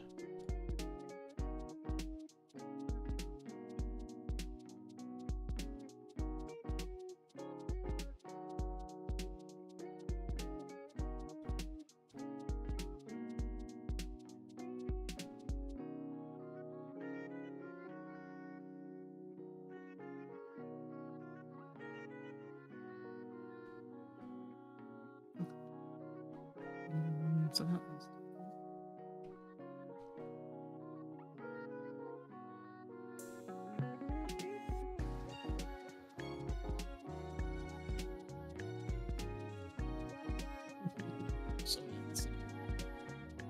You got this, I believe.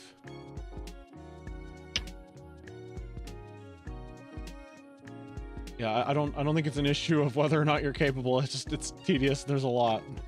It is so tedious. It's also because like I am like I like writing, so I want to write it in a certain way that like doesn't offend my personal like sensibilities. Yeah.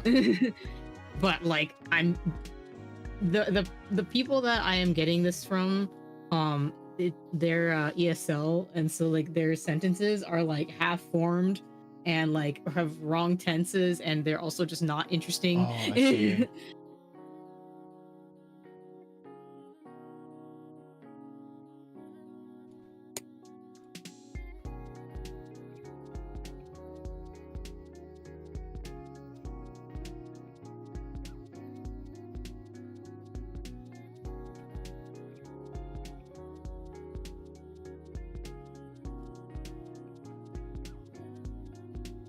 But it sounds like you're holding yourself to a very high standard with that. Yeah, I should care less, but I unfortunately care.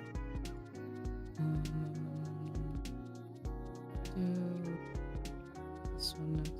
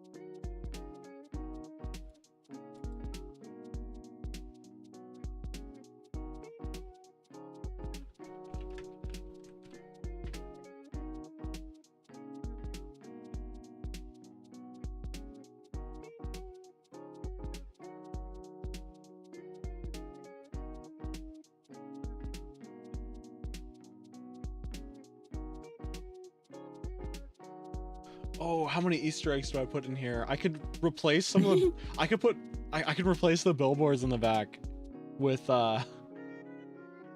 like our own things. Oh wait, oh that's kind of cool.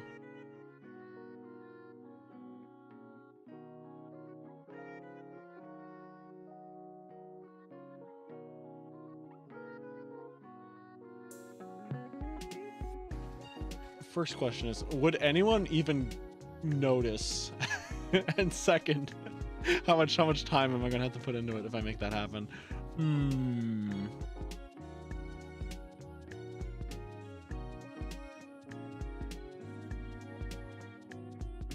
I'll try.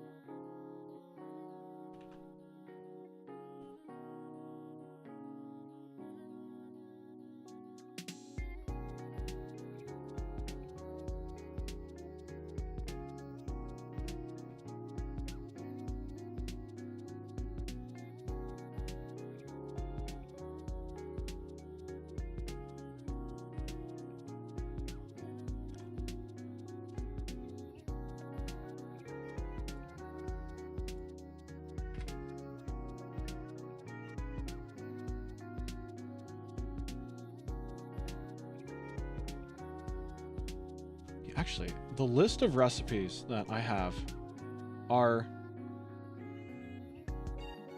shepherd's pie, champorado, pozole, ham kagai, chipate. Oh, Fafnir, that was you too. Turducken, Sanjeev Kapoor butter chicken, Shanghai style lumpia, tuna mayo onigiri. I technically did that already, but that was part of a different stream, so I'll do that again. The Scotch egg recipe from the One Piece cookbook, souffle pancakes, and now pâté chinois. Souffle pancakes. I want to learn how to make souffle pancakes, actually. They're actually, really, you know really what good. I need to do? I need to learn how to make okonomiyaki because I got flour for it. Oh, it's so good. Yeah.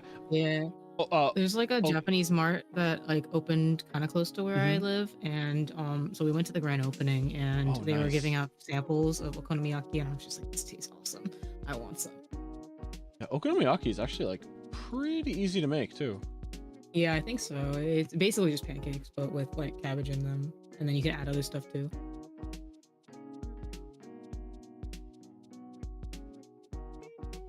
Easier to make than souffle pancakes? Yeah, for sure.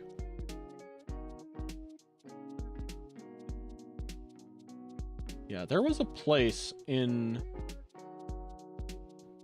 like one of the quieter neighborhoods, I guess, in Asakusa. Still a commercial district, but still a commercial district. Actually, hold on. Let me get its actual location. I have the ability to do this because I actually pinned it. I never pin places on Google Maps, and I did.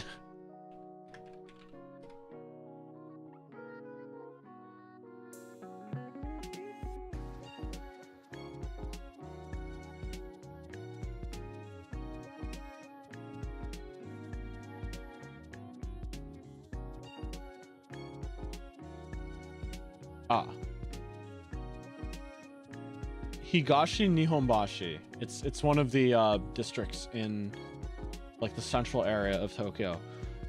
It's like this hole in the it's a place called Goodies Breakfast and Lunch. In fact, you know what? I'm sharing this link. As long as it doesn't say like who it was shared by. I think that should be fine. Let's see.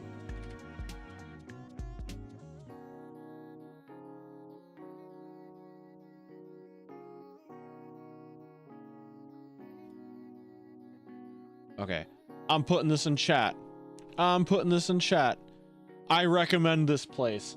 Best souffle pancakes I have ever had. it's like a hole in the wall kind of like breakfast nook restaurant thingy, and it's just like 3 people running the place. And the first time I went, it had just opened and it hadn't had that much foot traffic to it yet. It was like at the end of its block kind of thing, so I guess a lot of people hadn't discovered it.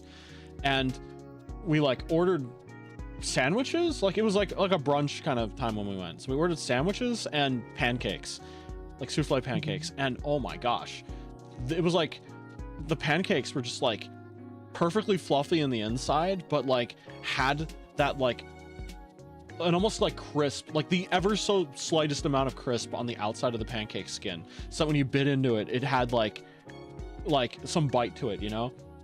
And there was like butter and really good really good maple syrup and coffee. And the sandwiches, I had like a fried chicken pesto and like onion bacon butter kind of like sauce on it, with like fresh lettuce and like other sandwich whatever's, like maybe a tomato in it as well. And it was so good. It was so incredibly good. That sounds really good. Yeah. And then several months later, when I went to Japan with Uma, there was a line out the door with a 45-minute wait, and I'm like, let's go. I'm happy for them, because they literally like opened that spring, and now they're like line out the door. They have to cut the line off after a point because the business is so good. Yeah. Yeah, really fantastic stuff. And I like when like good places get like the amount of like recognition that they yeah. get. Yeah, also the owner used to live in Hawaii for years, I think, and that's where he says he honed his pancake making skills. And man, legendary.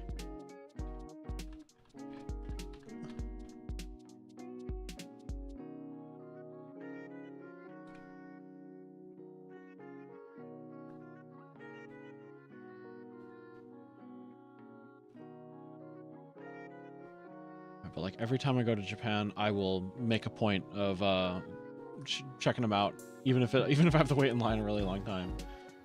So I'm one of the OGs. I was there. Yeah, you should go again. It's related. I remember watching a video on the souffle pancake, and someone said most recipes don't work because they don't include a stabilizer, which most people don't keep around. Interesting.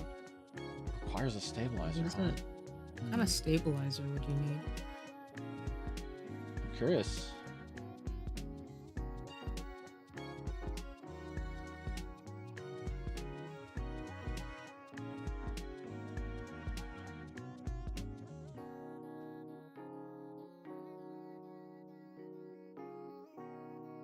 Forgot what it is. Not sure if it's xanthan gum, really. Do you think it's agar related? It looks like a lot of people use cream of tartar. Oh, yeah, no, that checks out. Some agar, okay.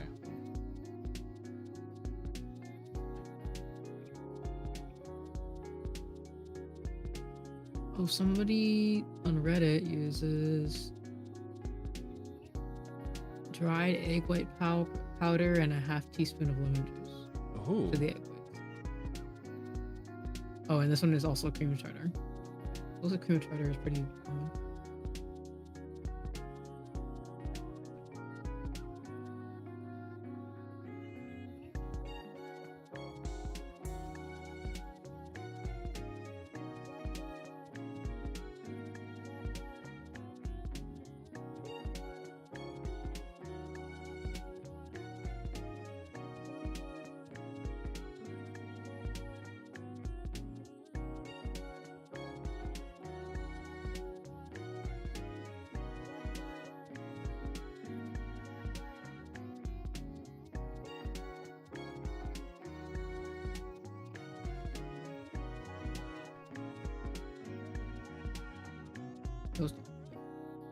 Those pancakes. I'm getting into ice and cakes, but I don't know if I'm in my retire and become a baker life yet.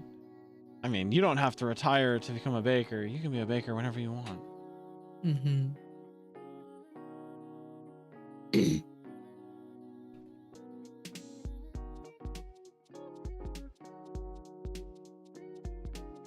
only time I've ever tried icing a cake was a former roommate of mine, like, had this. I've probably talked about this story before on stream, but they had like a novelty Dungeons and Dragons mug that was supposed to look like a carved wooden tankard with like a dragon looking kind of thing for the handle, and had like a big D&D logo on it. And there were 3 things on the bottom of the cup that were like, here's what you should never do. Number 1, do not let this get wet.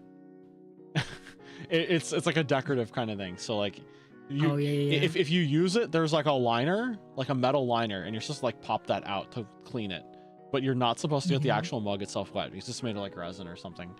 Second, it's like, do not let this touch oil, because that would like ruin its finish. And lastly, it was like, do not ever use alcohol in this, because it will start to cause the plastic to dissolve. And this former roommate of mine used it to drink alcohol and then put it inside of like in a sink full of dirty dishes. And it sat there for 38 days. What? Yeah, the dishes all around it got cleaned, but we could not, like, essentially, if anyone else were to like try washing it or taking care of it in any way, it would be like, you know, this is going to like damage it and we're going to get yelled at, you know? So we just left it there. And I started counting. And on the 39th day, 38th day, 39th day, whichever one it was, I like took a small cake and had it like iced up to look like the mug. And I even wrote on top of it like the instructions, the 3 rules that you should never like use it on. And I put like birthday candles 3 and 9 on top, and I handed it to them and was like, congrats, let's celebrate. And they got really angry at me, but you know what? It makes for a good story. That's so funny. This is exactly the kind of petty that you should be, actually. Yeah, I think they got ticked off at me enough that's why they moved out. But you know what? Don't leave mugs in a sink for 39 days. Yeah, actually, that's crazy. Why would you do that? Vintage cakes are taking off. I want to make one. Oh, really? Is it like a social media thing? It's like, look at my cake. Not like that, but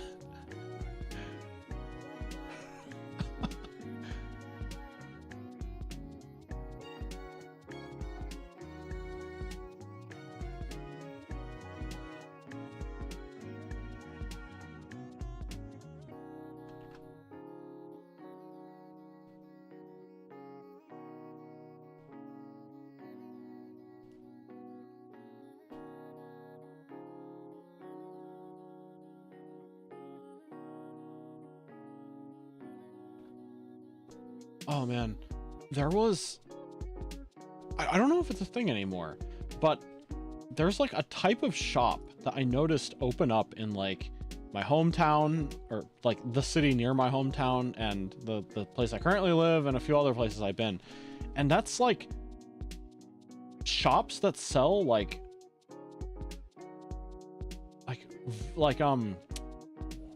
what's the word, like novelty soap. It's like, here's a bar of soap that looks like a cake with like icing on it and like patterns on it and everything. And those types, yeah. And I don't know if this was like some kind of like startup plan that a lot of people like came to the same conclusion all at once, but like a bunch of these stores opened up. And the first time I saw one open up in like, you know, like one of the plazas where I got my groceries, I thought it was a cake shop. I almost checked it out purely because I'm like, oh, maybe it's a bakery and I can get something to eat, you know? And I saw the cakes in the window. I'm like, how nice. And I just noticed it says soap. No.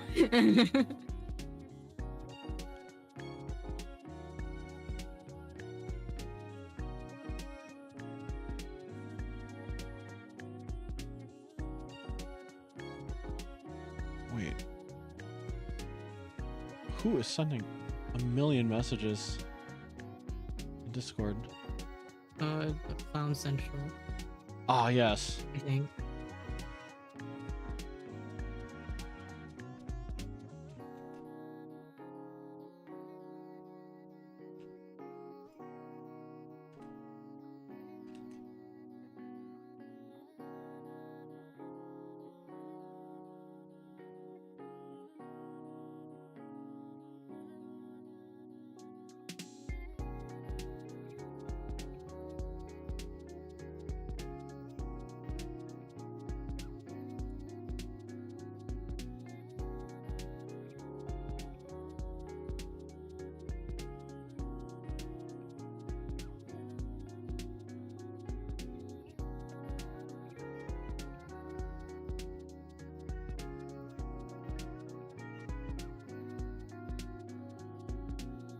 Oh my god, chained together. Oh.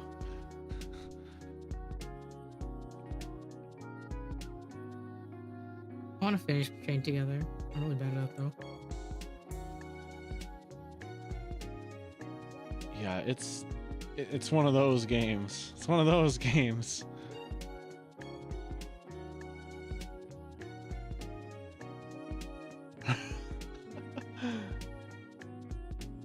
There is no doubt that it's a good game, but it's also like, oh, you need to brace yourself. Yeah.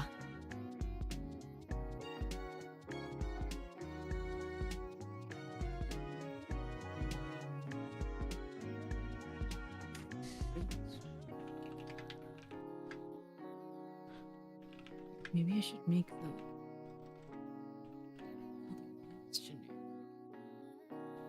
Hey, Batman guy, welcome in.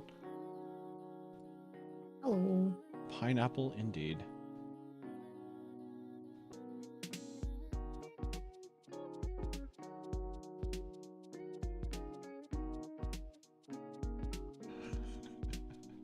The way that this is just like, I don't know what is going on in this chat actually. What is happening?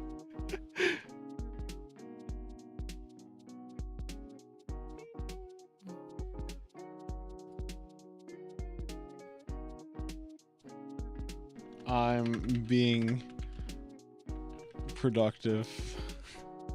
You know, I don't think Prim has ever answered anytime I've asked what else. What do you mean? What else is productive?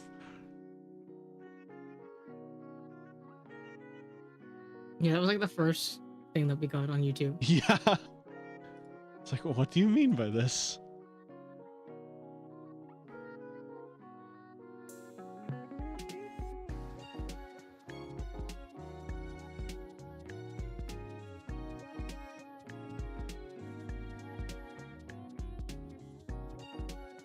Most normal VTuber chat, yeah.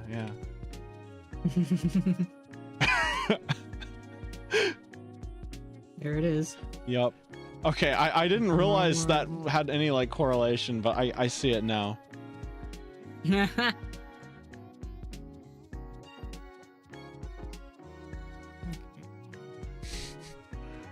Is playing Marvel Rivals productive? No. In no universe is it productive. Maybe I'll just leave these up.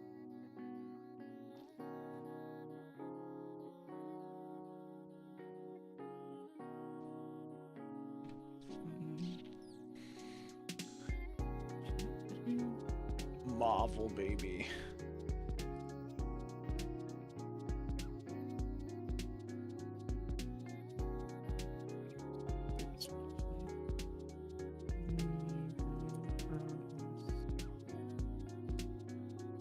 Should not be reading this out loud. Oh, don't worry. I'm not listening. I'm not listening to the specifics. I shouldn't be saying it on stream. Oh yeah. Fair.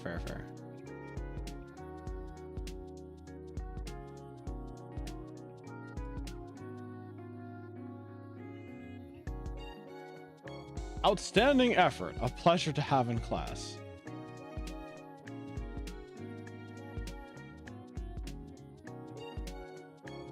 I mean, if Orion's a normie, then Sele, Prim, Noel, me, who else is in here? No one is safe. Several other people are in here, are also normal as well. No one is safe.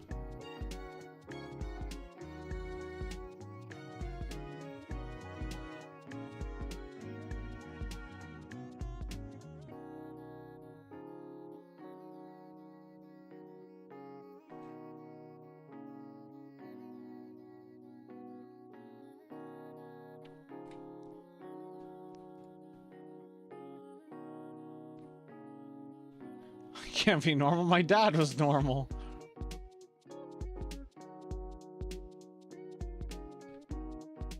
My dad was a like high-level kung fu instructor. Is that normal?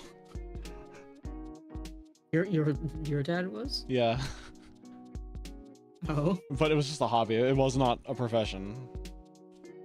I mean, that's cool.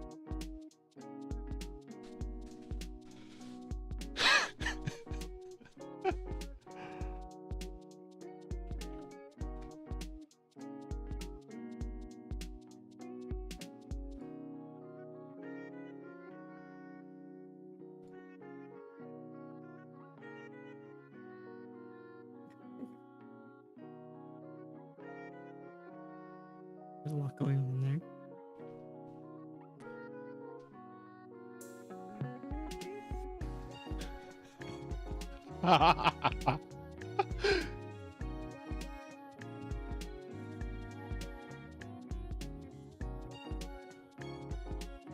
Am I secretly a black belt? My dad tried teaching me, but like, let's see.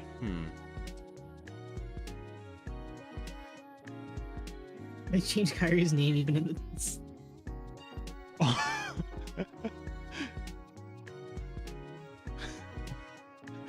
Oh man. We made that typo in our group chat and while I was at dinner, and I like could not stop laughing for a good like 3 minutes.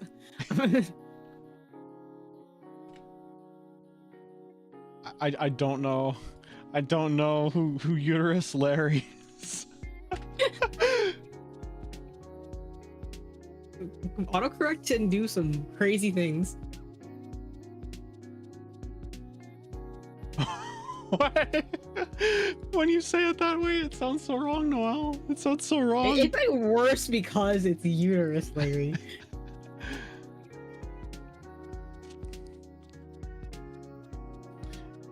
Well, okay, you know what? Let me look at my keyboard, right? L A R R. Well, actually, no, it's quite easy to get Larry from Kaeru because K and L are right next to each other. A. Okay, that does make sense. So R they think that like E? they basically think that the E is a typo.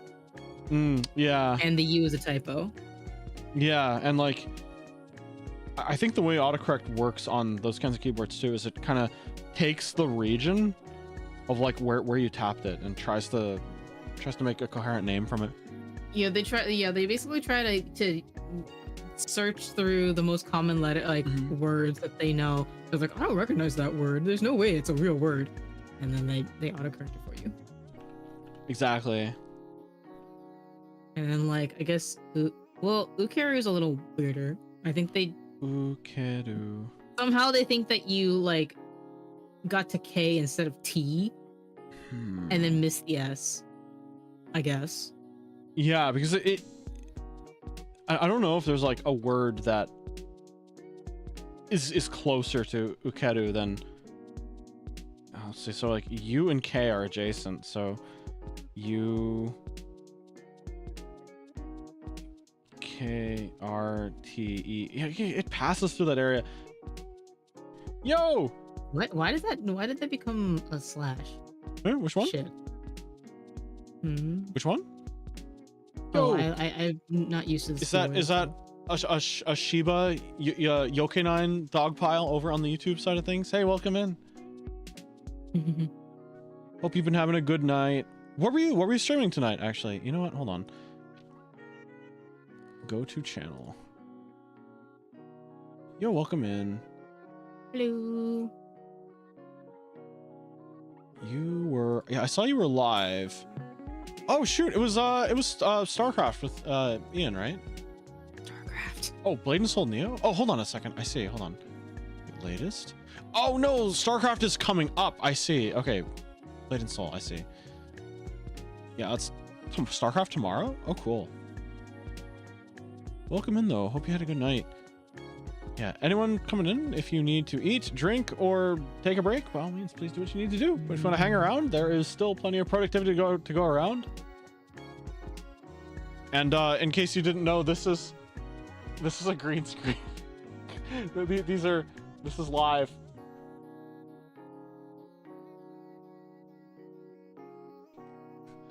Bad apple with Nessa berries. The same place. I listen to the not so bad apple makes insane amounts. I've got good taste in music, and you've got good taste in music. That's all I can say. That is all I can assume. Yeah, this was like a relatively like. I think I thought of it like yesterday or this morning, right? Yeah, I think so. Gochiso? Gochiso on the live cam? Yeah, sure. Which one? Which one? Actually, Akari, was it your idea for the green screen? I don't remember. All I know is that like it was mentioned. No, I think it was you. No, okay. I think it was you. Okay. I don't. What did I? I don't think I did. I don't remember. All I know is that it came up in conversation at one point. I was like, you know what? I need to get some. I need to get some fabric. All right. Let me find. Where is the cake one? Oh shoot. The thing is, well, I was sorting some stuff. I haven't figured out like a dedicated place to put I haven't figured out a dedicated place to put my Common Rider stuff, so it's in like separate boxes right now, and I'm not entirely sure which one the caking is in. Oh wait, you know what, I know where the caking is. 1 second, I will try to grab it.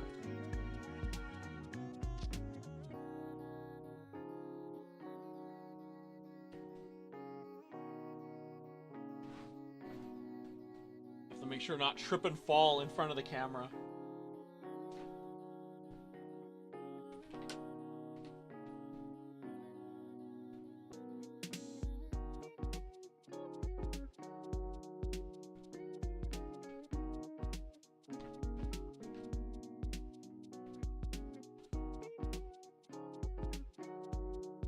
Hanayo rave.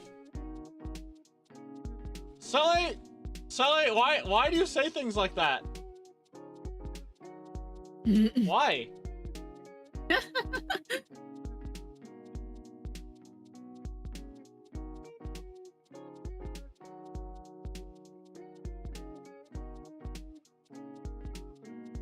I can dance without tripping in front of the camera? I guess I can.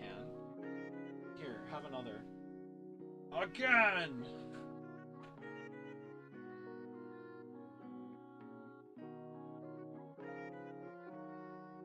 Well, I mean, yeah, I guess that's a side effect of clowning. Is this where I put it?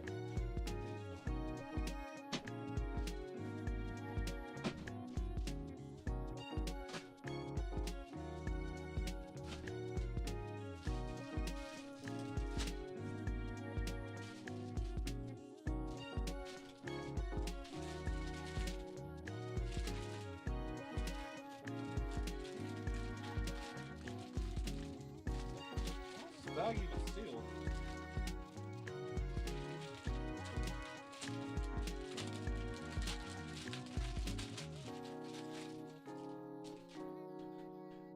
This is not it, but it's a Hakito.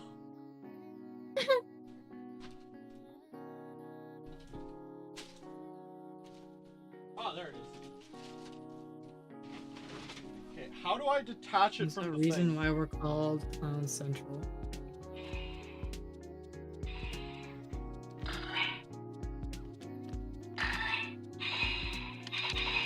Only 57 gigabytes is crazy.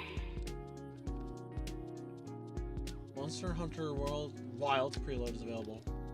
Yeah. Nice. How do you eject the cake?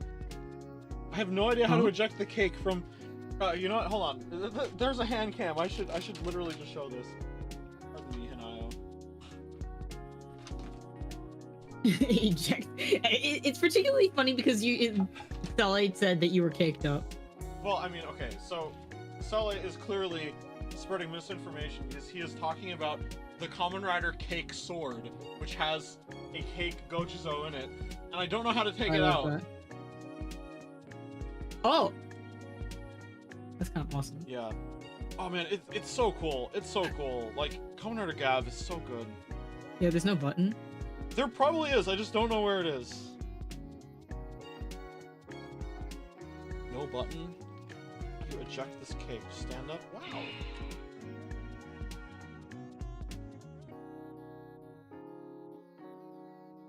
The thing that gets me is they were not supposed to ship this with batteries. Was it shipped with batteries? Yeah.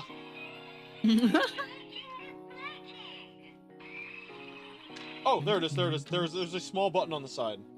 There's a small button on the side that pops the cake out. Yeah, but the idea is that the cake sword is missing like one of the pieces here. Ah! I dropped it. Oh, I see.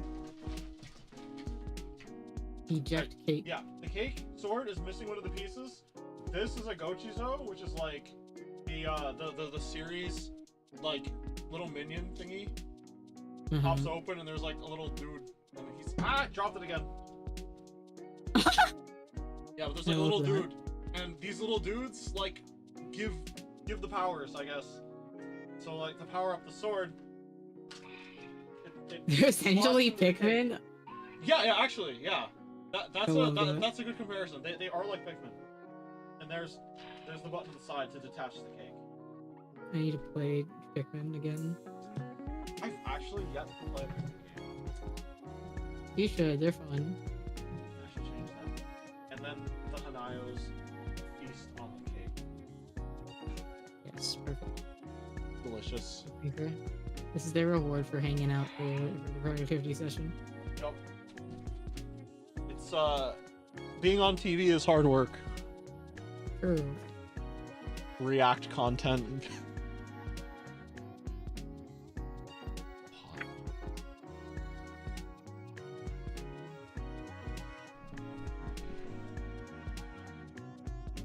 Gav mentioned, yes, Yuns, Gav indeed. Yes. I love the Gochizo, and they're actually not too difficult or expensive to get once you wait for the scalping period to end.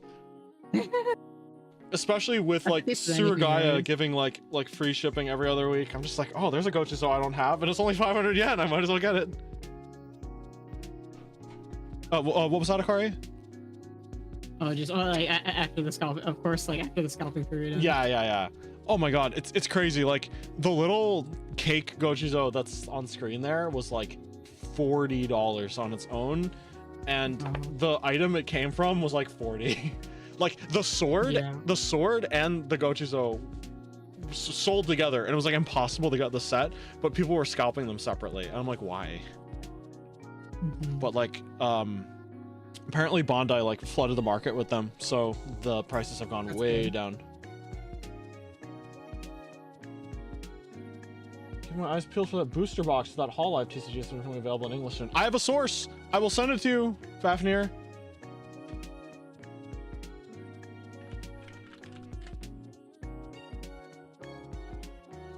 Assuming the pre-orders are still open.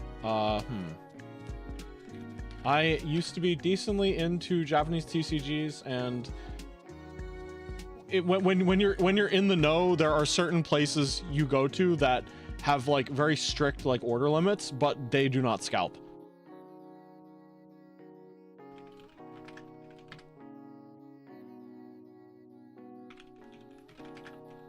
Yeah, I kind of don't really do so the Western source is actually all routed through the US. You may have to pay the, oh my gosh, tariffs. Actually, well, you may have to pay like the Japanese tariffs because they don't come from the US. This currency conversion, it will still probably be cheaper than scalping is the thing.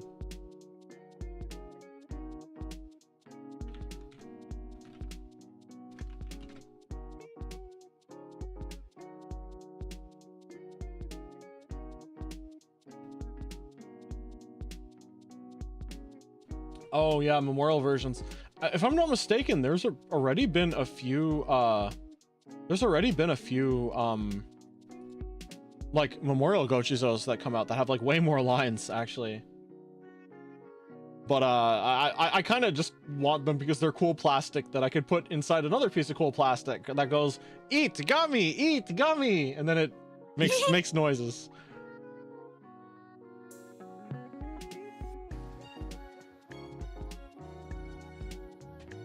Yeah, it's not exactly secret, but it's also like the thing is, it might be better. It might be better if like more people know about it, because my understanding is that this dealer is like the direct like middleman for the actual company in Japan, and if they ask for any amount of the pre-order, it will be fulfilled.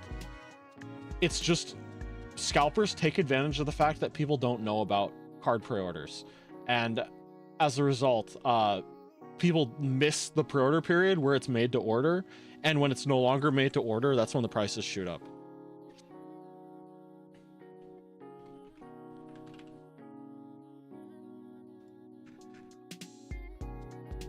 You said gummies, so I wanted gummies. I opened my gummies. All right, the pre-orders for volume 2 may have already closed, but this website is the place to get it. It may look like it's from like the early 2000s, but I think if you pre-order through them, you can order any amount. It's just you have to make sure you get it during the pre-order period, because Bushiroad, the company that produces this, does not make to order after the pre-order period, and they very rarely reprint, extremely rarely reprint.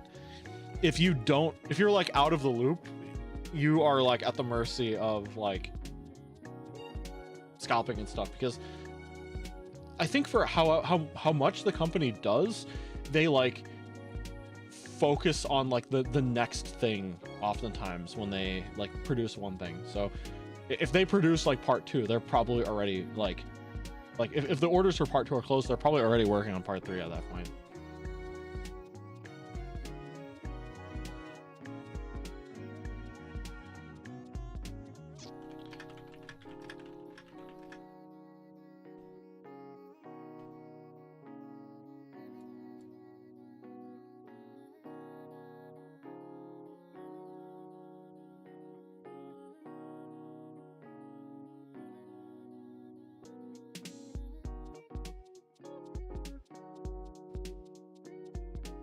Yeah, it's one or the other, but I would it's possible that I can set up a way to be pinged when they're ready. Because another thing is that this particular place, I think, really values their sort of like local community, right? So if there is a surplus after the original pre-order period, they may hold it for like in-person sales, because like if they put all their stock online, a scalper would buy it all and sell it for 3 times the price on eBay the next day, right? But like they sell at like sticker price to locals, I think, so that they have a chance at like joining the local community kind of thing. I don't know how it's run. This is all just inference.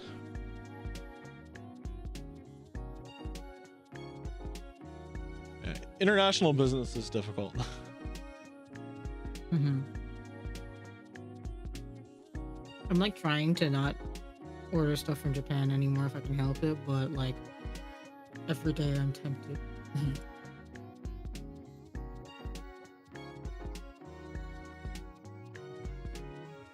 Like Idolish 7 just came out with a new set of newies. Oh. And I think they're posable.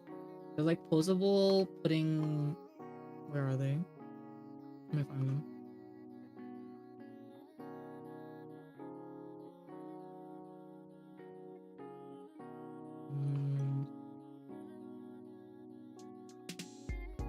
Oh, so there's like a little like wire skeleton inside of them or something? I think so. Oh, that's cool. They look like they're posable. I don't know if they actually are, but they look like they are. They have bones.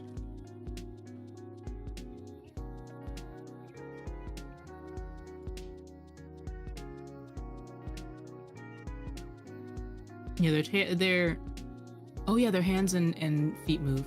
I was right. Okay. But just trying to like limit like merchandise intake, or Huh? like avoiding No, ordering from Japan, just like yeah, in part just to avoid like spending money, especially valid, things yeah. that are overseas, and also to hold like I don't want there to be any like issues with tariffs or anything. Though I think that these ones should be fine. Yeah. Gosh, who even knows? Everything's crazy. Yeah, imagine like your Oshi's got like dolls that look like these.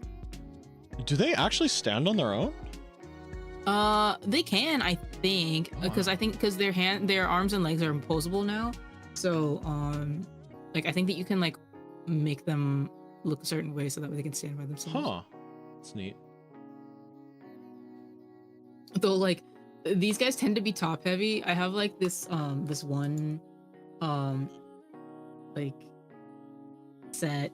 They were like a Sumiko Garashi collab, and for some reason they have these massive heads and like these itty bitty bodies, and they're like sitting down, but there's like no weight in their bottoms. So if you try to sit them up, they just tumble over. Oh no! I still have the video. Do I still have the video? Yeah, I vaguely recall that there's been a recent release of Idolmaster Nuis where the same thing has like occurred, where their heads are like way too top heavy relative to the rest of their body, and it became like a meme where people were like stacking them on their heads to take pictures and stuff, and it was pretty funny to see.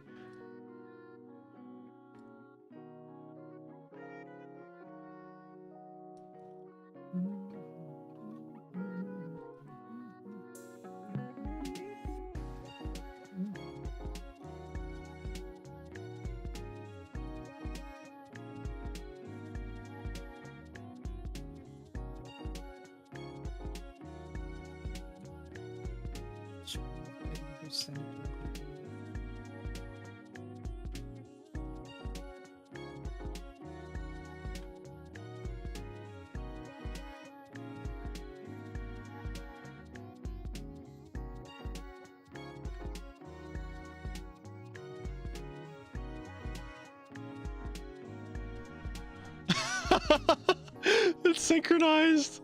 Oh, that's so good. They just fall forward. Their little facial expressions are like, ooh. Yeah. Ooh. That's great.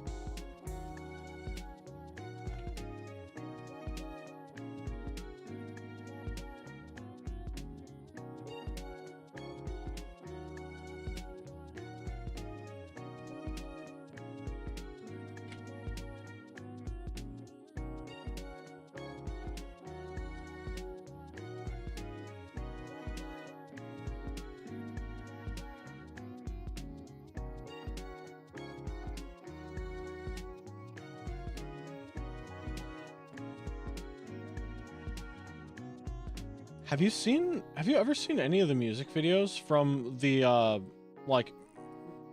group World Order? That sounds familiar. I may have heard of at least one. Yeah, they're they're like the dudes wearing like their aesthetic is like Japanese businessmen core, I guess, and they all wear like business suits, like your standard kind of like salaryman business suit kind of things, but they do like synchronized dancing and singing, and like most of them are, to the best of my understanding, like former martial artists with like incredible control of their movements and muscles and stuff, and they do like very, very complex dance routines that like most like music groups wouldn't be able to do for standard performances.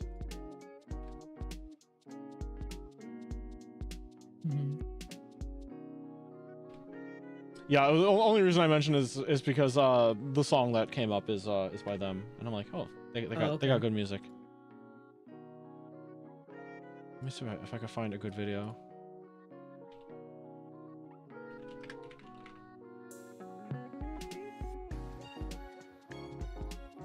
Oh my god, I don't want to hear about the conspiracy theory. I want to hear about the band.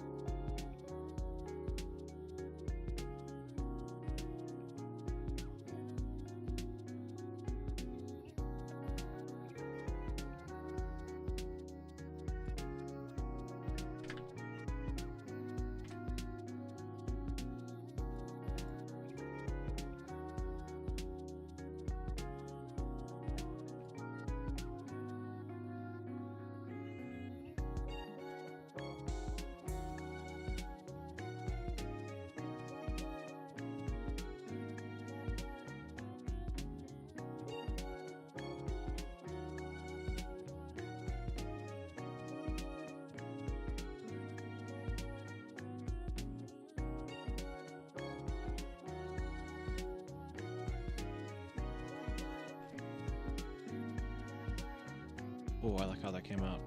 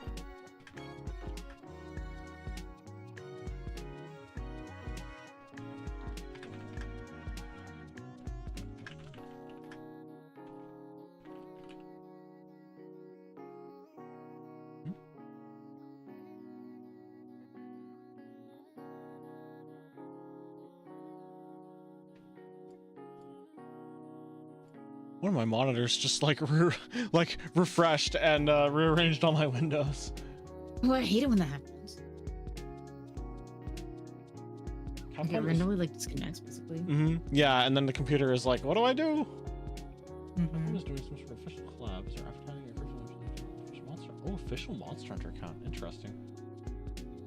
Cosmetics. There have been some pretty wild Hololive cosmetics and other games. I think, what was it, like EDF, Earth Defense Force.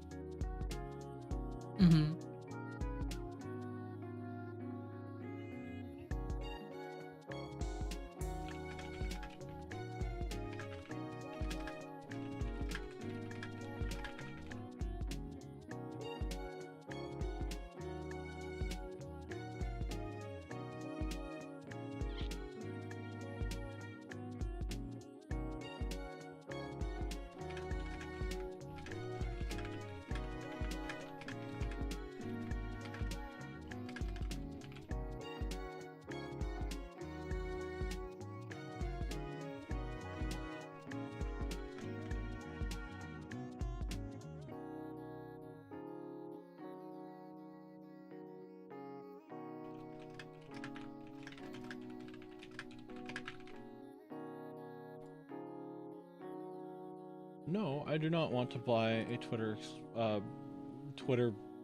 whatchamacallit, expansion premium? I don't know.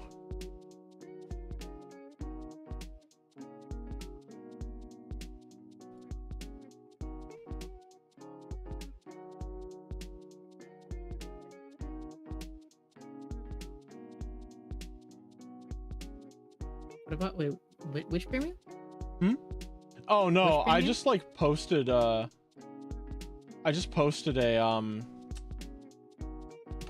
reply on Twitter to somebody, and it was like, why don't you buy the Twitter premium? I'm like, no.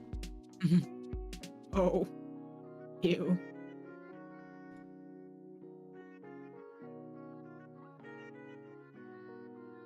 I bought Discord as like an investment in my friends, basically, or like Discord Nitro for as an investment in my friends, so that way like they can look at my like streams and not be like confused as to what the fuck it says.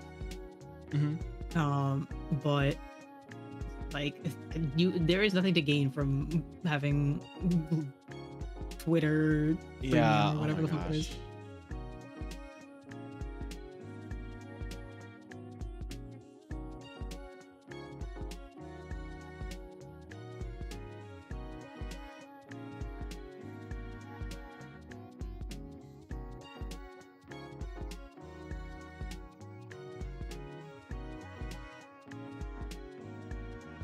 Premium get reach. I mean, thing is, I think people seeing tweets doesn't necessarily equate to them like engaging, you know? Yeah.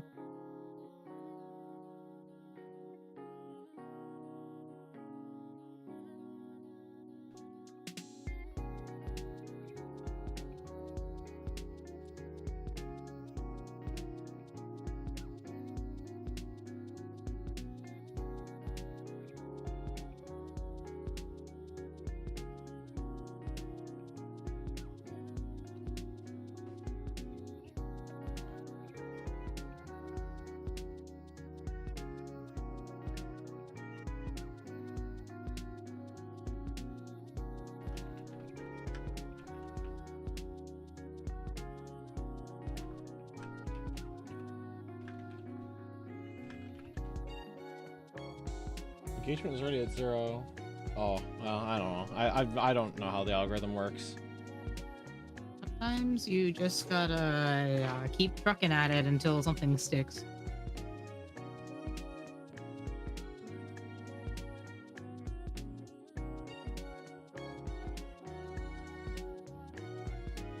And like, I'd rather gain followers from like being genuine as opposed to like paying for something. Like, no shame to people that are, especially since like you get money from it to some extent. But like that's just how I feel about the whole thing.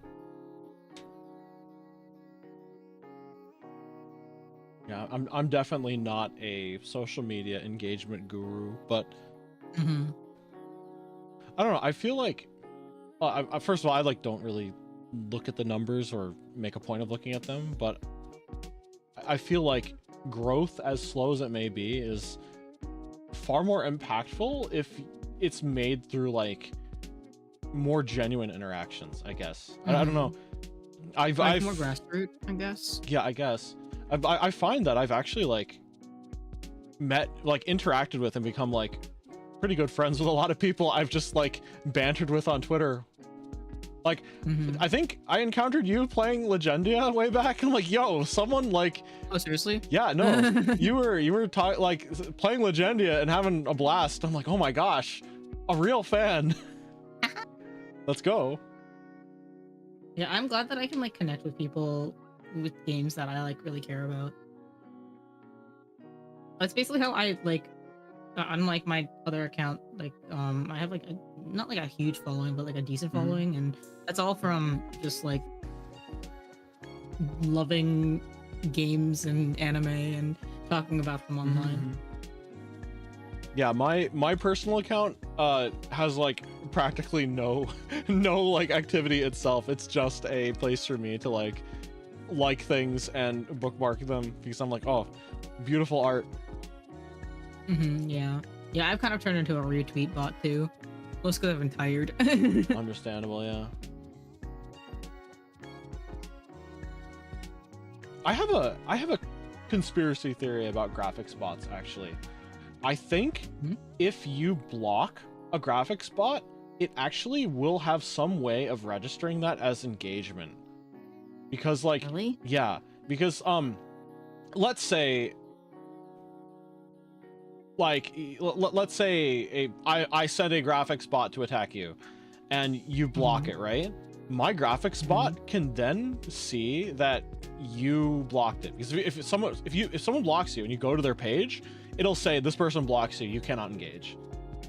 And there is a way that a bot can, if a bot realizes that it's been blocked, one, you have spent a little bit of time engaging with the bot, negative or not, that is engagement. And two, it just means that, oh, I guess we need to send more bots to this person because they blocked the one that we have, right? I actually just mute any bots that come for me, and like they do not come. literally nothing. Like I had a few way back in the beginning, and I just don't get any anymore. I don't block. I only mute. I don't. Hey Dumpling, good morning. What do I do? Hope you had good rest. Oh, I block the people that like put me in like a mass tweet with like 20 people that they're just adding randomly. I block those people. Otherwise I like just don't engage. I don't engage with random like replies to my stuff. If they just randomly reply, then and I'm like, you're either a bot or like I just don't vibe with you, then I just don't engage. Yeah, I forgot about the like mass post kind of things. Yeah, they haven't happened as much recently, I think. Oh, Dumpling, I know I like said in text about the art you did, but oh my god, it's so good. It's so good. I like want to cover the song now because of the art. Oh my gosh. It was so good. Thank you so much, Dumpling. That art was amazing. That was amazing. I sang Torinoko City at a karaoke back like in yeah, I really love 40 meter, and yeah, like Torinoko City and like Step to You are like two of my favorite favorite like 40 meter songs, and I sang Torinoko City, and Dumpling drew it, and I'm like, wait, that's so good. It looks like the official art. It's so good. That's so nice. Actually, yeah, you fit into the official art really well. Yeah, I'm the right color.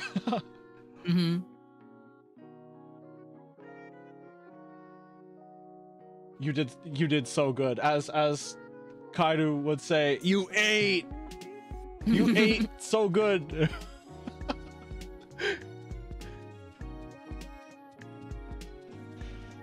Fafnir says, I typically don't block them, but I check the page to confirm whether or not it's a person or bot. If I see that all the posts are either self-advertisement or retweeting VTuber children, I assume they aren't following me for some further interacting further. Yeah. You killed it. You crushed it. You did so good. Yeah, I kind of like leave things until like either they interact with me, it's not like in a meaningful way, or like I see a lot of people that I know are following. A lot of people are also just like people in the immediate community of people that I'm like already acquainted with and are friends with, you know? And then like the web spreads from there. Yeah, actually, I'm thinking about like, I wonder if it would be possible to do like one of those character charts where it's like this person knows this person knows this person, and just see how big the web gets. Because I've connected some people in some chats to like certain other people, and I'm like, do they all know this person? Noelle and I have like a running joke where we're like, the VTuber scene is like 5 people.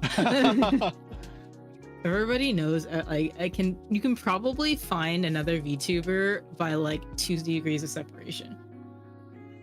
Yeah, honestly. Which is like fine. I think it's like okay that it's small like that, because then it means that like it's pretty easy to network actually, because it's about who you know, but like the person that you know can probably connect you to several other people. Yeah. You know, and then from there it'll just continue to spread from there. Something that I wish was a thing that it really isn't, and would probably be like a massive undertaking. I wish there was like a proper VTuber database that at least tracked people, their links, and their Oshi/fanmark kind of thing. Because I want to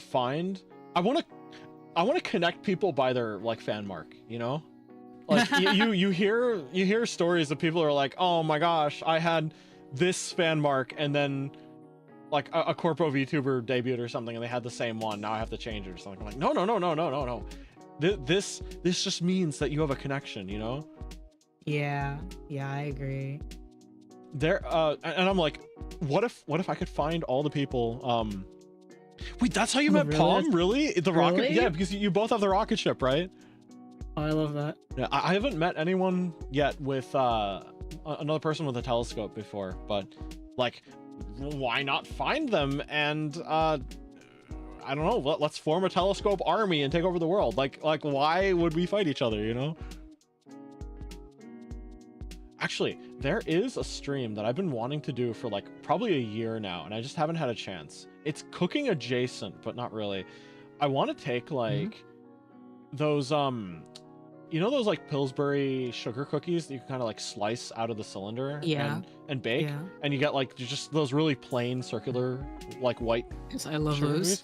I want to take those are like my favorite. Yeah. I want to take those, and I want to take like an icing decorating kit, and I want to make Oishi marks. This tasty Oishi marks. Yeah, that's cute. Yeah, I like actually that. Somebody I interacted with, like someone actually like typoed, I think. I wonder if they're even still on. Are they even still on Twitter? I don't know if they are. Oh my gosh.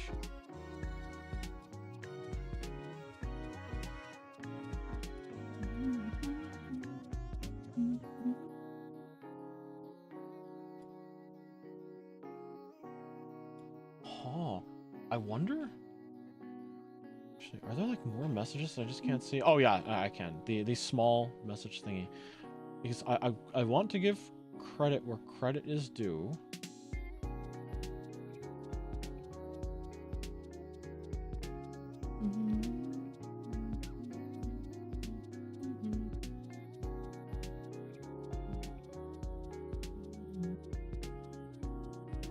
I think their name began with a Z. Oh yeah. Her name is Zen Style. They like were writing about, they posted something about Oshi marks, and they like typoed Oishi, and I was like, hey, I have this idea and I'm taking it from like your typo. I hope you don't mind. And they're like, wait, go ahead. And I'm like, all right. Yeah, but yeah, I don't know. I think it'd be cool to just make people stuff like that, and then eat the cookies. Yeah, because that's cookies. pretty sweet. Yeah, in more ways than one. Yeah, exactly. Oh man, something. Okay, so if I had like three wishes that would not come back to bite me, first one would be like a perfect database of all VTubers.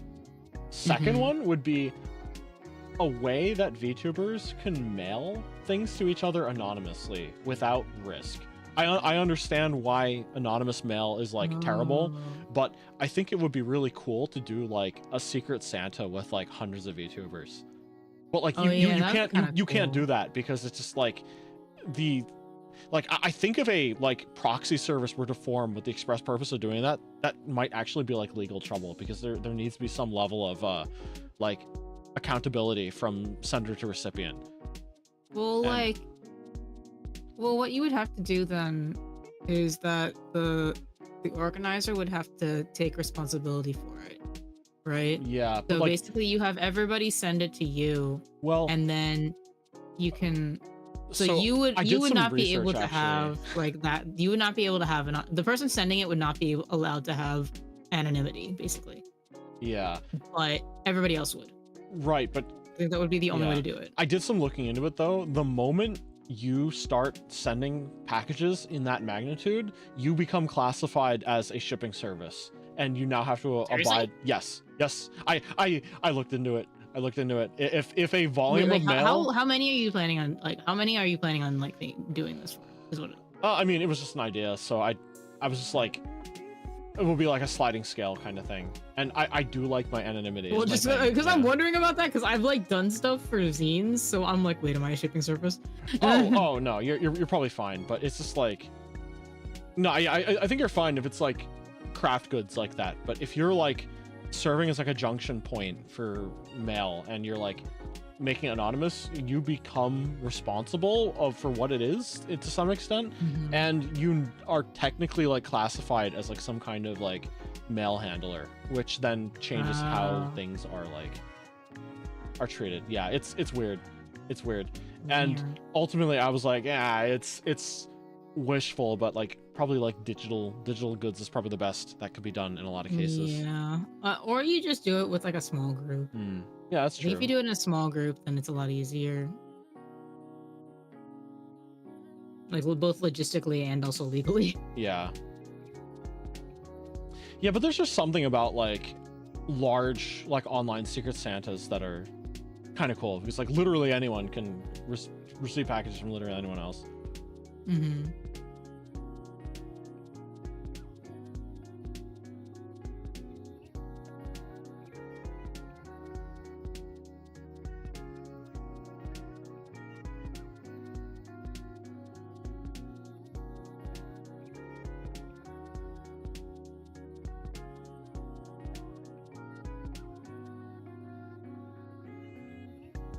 Post secret Santas every year for Little Hollow Stars art server. Yo, that's cool. But that's like art trade and stuff, right? Yeah, I think if you keep it digital, that's if it's digital or like or like you're willing to trust the other person, then it's fine.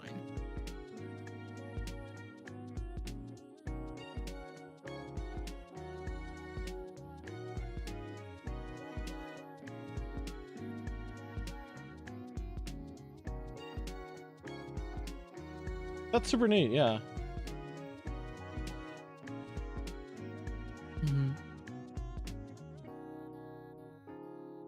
I closed the window that had the tweet I was composing. Oh no.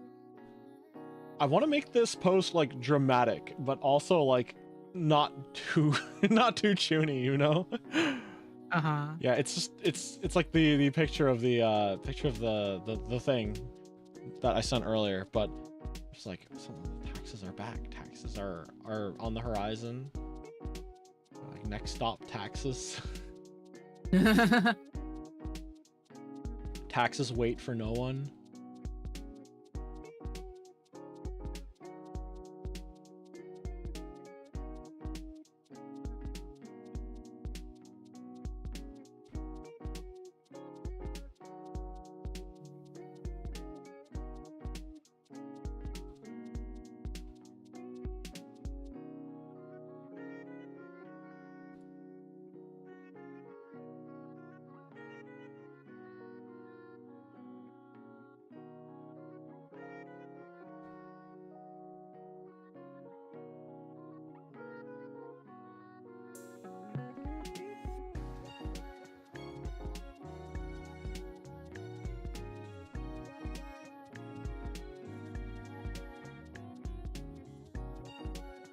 Live Necessary reaction reel. Yes, this is a green screen, by the way.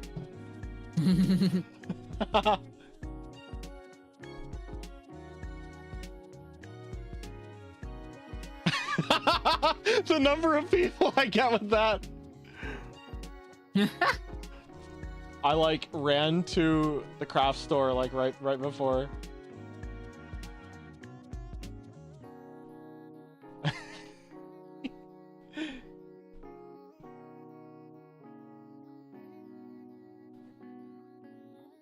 You can see the desk underneath.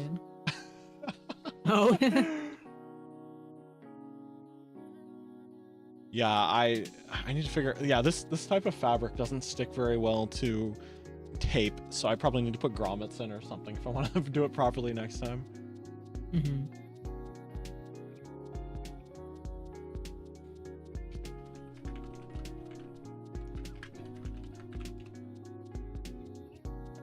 Yeah, aren't they wonderful? Like, laying down plushes and nestleberries are like my favorite plushies of all time, actually. Top 3 things ever. True. Yeah, laying down plushes, especially like the big ones, they must be like, are they big enough for you to put your head on them? Yes. You can like use them as pillows if you like put your head on their backs. They're really big. Aww.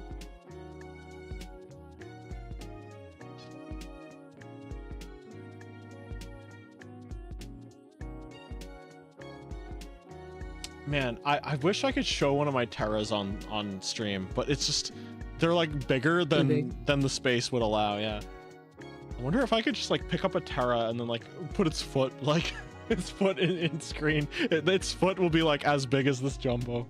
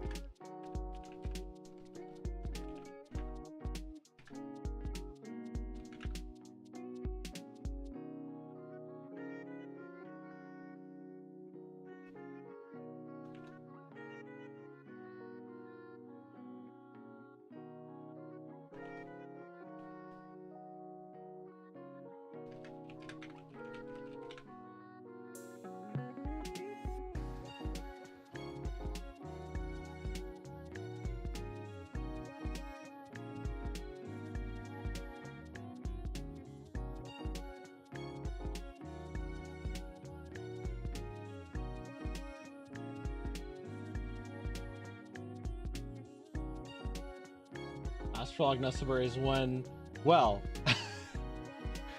so there is a craft store in the country that is going out of business relatively soon, and over the next couple of months they're going to be discounting everything in the store like 5% at a time.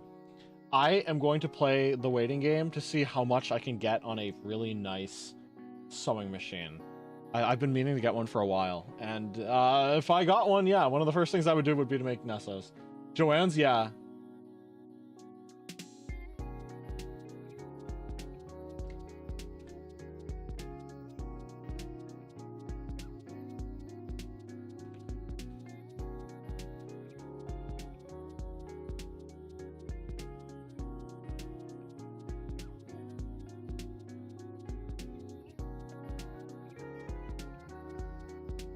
Oh yeah, I don't know, something about Joanne's that I really liked was the people that work there actually seem to care a significant amount about like the stuff they're working on. Like if you had a question about fabric, they would know, and like a lot of people that work there were working on their own projects and stuff. So Yeah, that's true. yeah, and if you showed up often enough, they'd be like, "Oh, it's you again. How did the project go?" You know, I feel that a lot of other craft stores in particular, feels a little more. I mean, I'm sure it's all corporate in the back end, but like, it feels a little more sterile and a little less like, "Oh, hey, what's up?" Yeah. Yeah, I like. There's one that's all right, I guess, and there's another that like doesn't. There's another that it's okay to steal from. I don't know.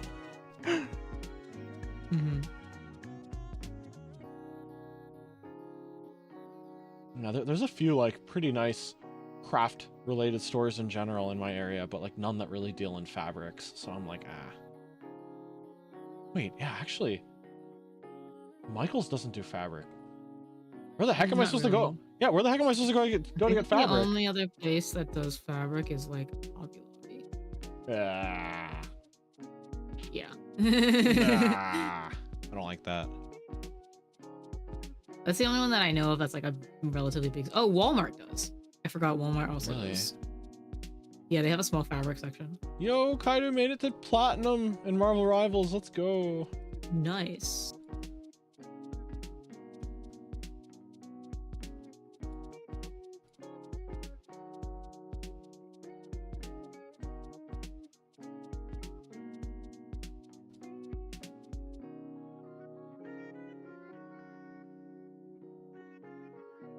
Ordering fabric online is a gamble too. Color difference on listing. Yeah, quality and like material. It's hard. Oh my god, ordering stuff online. I have ordered fabric online though. Yeah, ordering stuff online period though. Oh, sorry, go on. It is difficult though. Yeah, I feel that like so much stuff you buy online now, it's a risk because like almost every single online retailer does the like drop shipping thing now. Where like anybody can sell anything, and it's like, what are the real items? What are the random things from wish.com that found their way onto this website, you know? Yeah. Yeah, I would like to buy in person. It's just drop shipping. Like ads that I get on like Twitter are all like drop shipping stuff. Yeah, like all the ads on Twitter now are like scams. Yeah, or like recently for some reason I've been getting like a lot of like not safe for work ads. Same, actually, yeah. And like I used to just like mute everything. I think I have over 10,000 accounts muted or something, and I just gave up because it's just like it's the same like crypto this, scam that, OnlyFans promo this, and like yeah. I don't think there's any real advertisers on Twitter anymore. I don't think so either.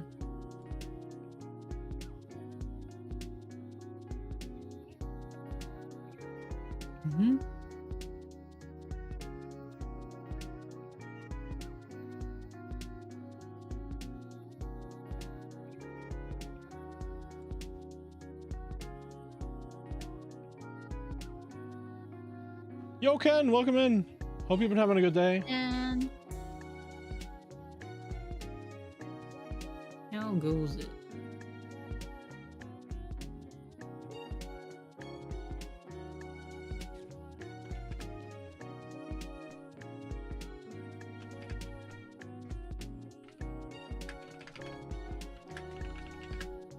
Living in a world of OBS bullying you. Are you still having like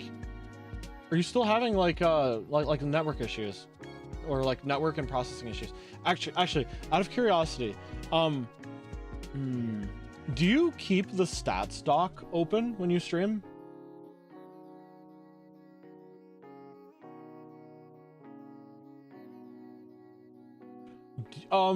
Is your dropped frames happening on the rendering side or on the network side?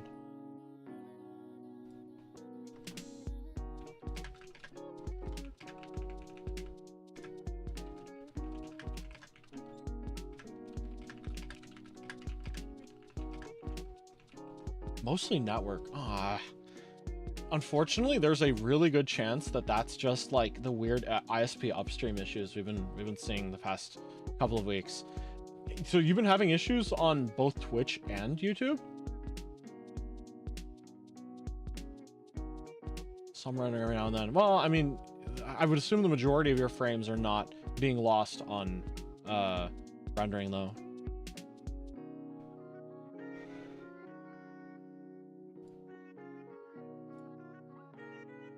It's so bizarre. Like, I don't know what's going on. Twitch will start going down, then YouTube follows. Yeah, I just don't get it, because I don't know.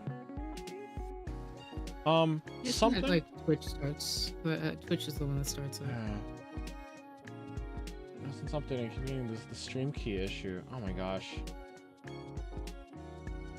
I don't get it. Something that I have been doing lately is in advanced settings, yeah, in OBS advanced settings, in the network tab, there's a dynamically changed bitrate to manage congestion, as well as enable network optimizations. It's not the best solution in the world, because if the signal drops to like a much lower quality, it will just drop the stream quality with it. It'll keep your VOD intact, but it just means that it's going to have like weird bits where it's like weirdly pixelated and stuff. I'm like, I don't know, because like it shouldn't be happening in the first place.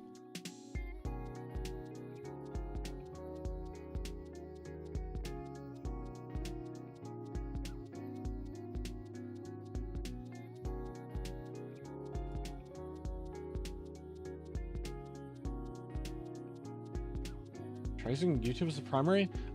I don't know, actually. Something I'm curious about, actually. If you go to like modify for your YouTube part of the plugin, try switching it back to like the encoder to shared from OBS. Because I'm wondering if like there's just some weird like processing bottleneck where you technically do have like the bandwidth, but it just can't send that much data all at once.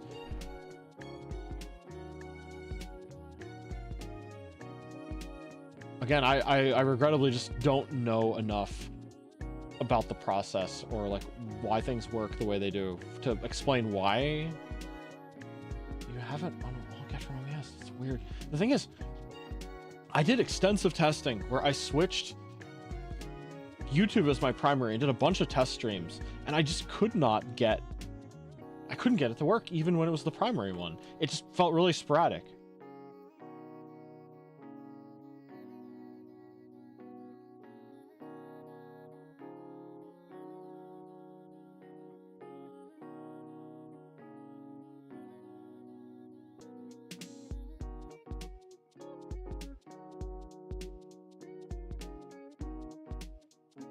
Yeah, I don't know, because it seems like everything I see seems to point to these weird network issues being ISP related. And I'm like, what is literally happening across the entire like North American infrastructure that's causing this to happen?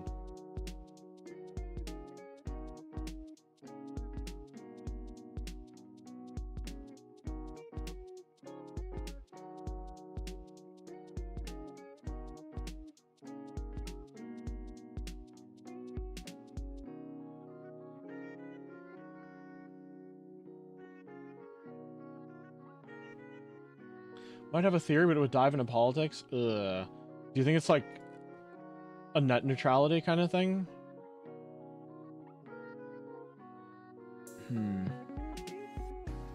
Oh, that's true. It might be. Yeah, actually, you know, the issues do unfortunately coincide with a specific date in January when something happened. Oh my god. I didn't even I'm way too innocent because I just I didn't consider that at all.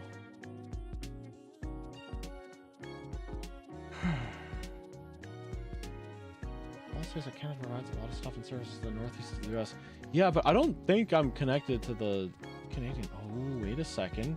The thing that I thought you were at one point. I originally was connected to a Canadian server, and I am now connected to a non-Canadian one that's significantly farther away, and I'm having better results. Oh, wow. Goodness gracious. No, Ken, it's okay. Keep on saying that. I don't think anyone I don't think I don't think that's the reason why.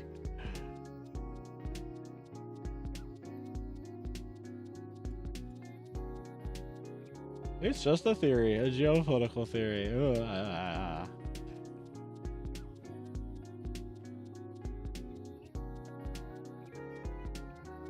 Yeah.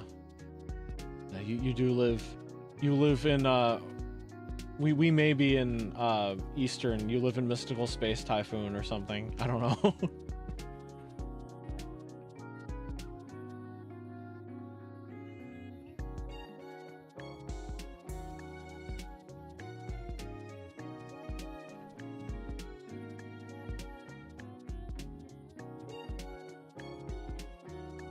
Mystical Space Typhoon, the GOAT.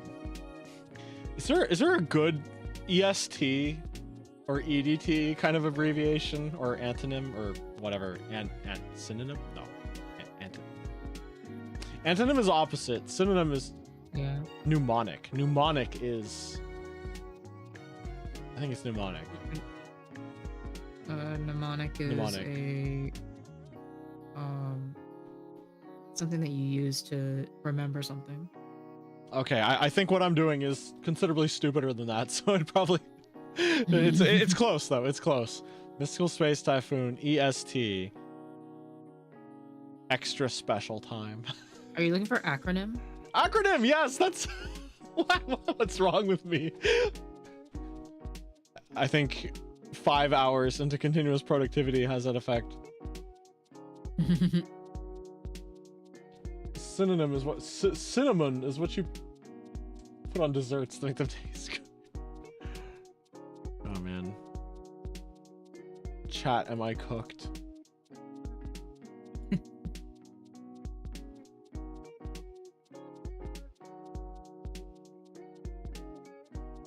Oh yeah, so I guess I can put it on stream now because I posted it on Twitter, but let's look at the Easter eggs in the Taxus promo. All right, there it is. Okay, Taxus stream is happening next Tuesday, but check this out. Check this out. Look. Oh wait, that's look closely. pretty good. Look closely at what's in the background. That's really good. It's everyone starting soon screens. Yeah. That's cute. Yeah. So the stream may or may not be taxi themed. I completely did not realize at the time of putting it together that taxi and taxes are remarkably similar words. I'm really happy it worked out that way.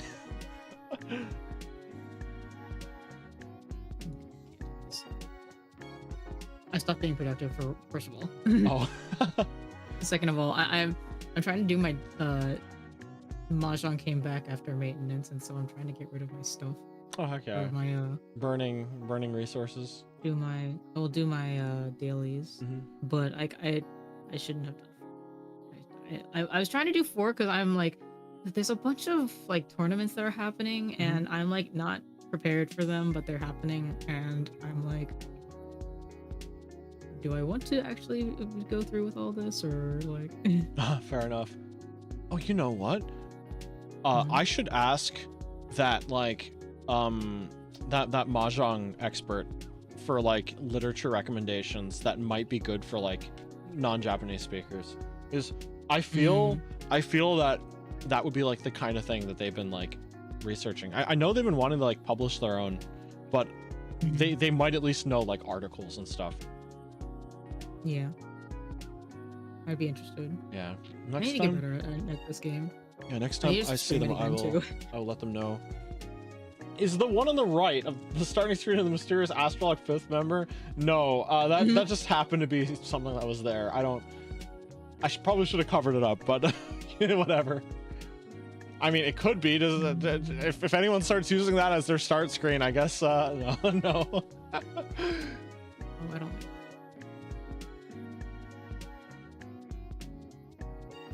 Taking a cup on the twist side while everyone's hydrating. Oh, you know what? I'll take that as a hydration, Redeem.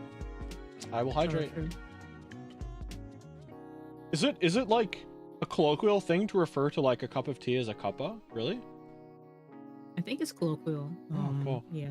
Yeah. By the way, if I ever like react to like something that is culturally different or unfamiliar to me, it's never out of distaste or disgust. It's literally me being like, oh really? Wait, like I'm not exaggerating for like stupid reasons. I actually am like so excited to learn about cup of tea. Okay, yeah, I'm legitimately just like so excited to learn about like the like tiny little differences. Like even if everyone speaks English, like there's still like differences in how people talk or refer to things, and I think that's so cool. Same thing for like I had to say this to Prim, but like same goes for degenerate statements as well. You know, it's not like what I'm saying is distaste or disgust. It's just like when I say yikes, that's like the equivalent of like the Japanese yabe. It's like whoa, Yeah, I feel that. Sick. I feel that. I feel that. Can I please just get Rowan? Is that hard to try? I just want one. I don't even need to win the game. I just want one.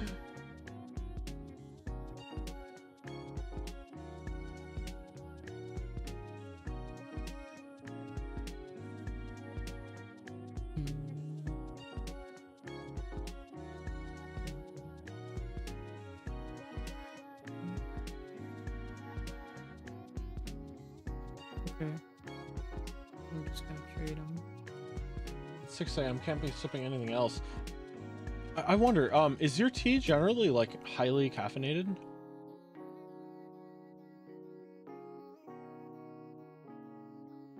It's like generally when I think of like caffeinated breakfast beverages, like both tea and coffee fit, but coffee seems like in my mind contains significantly more caffeine, but I could be wrong.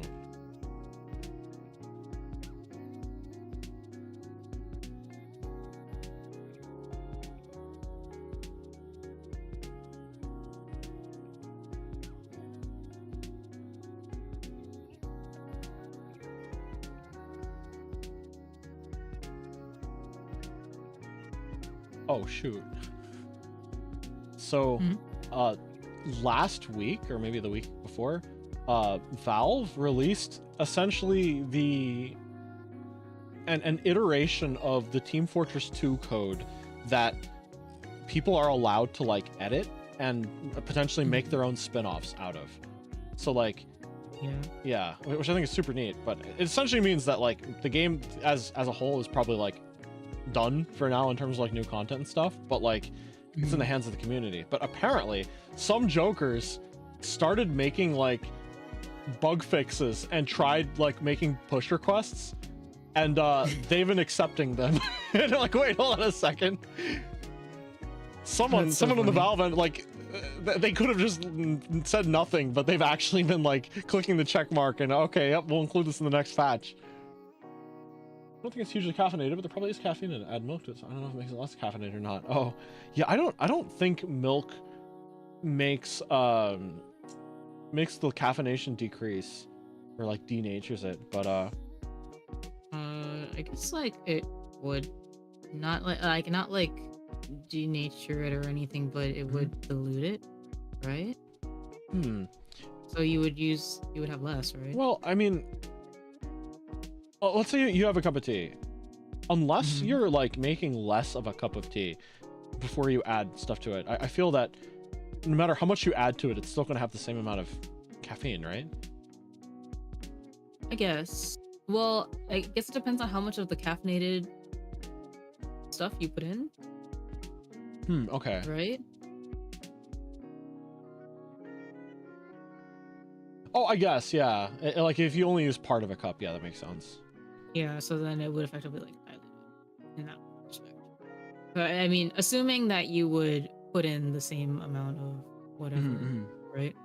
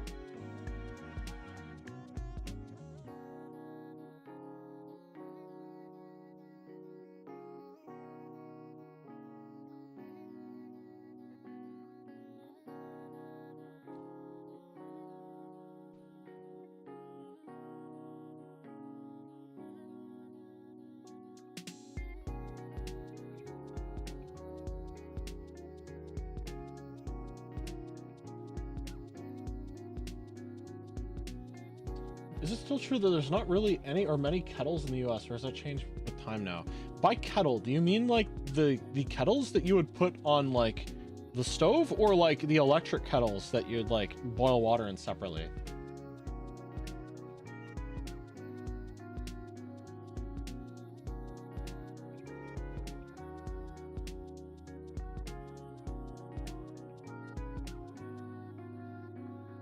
Electric ones boil water?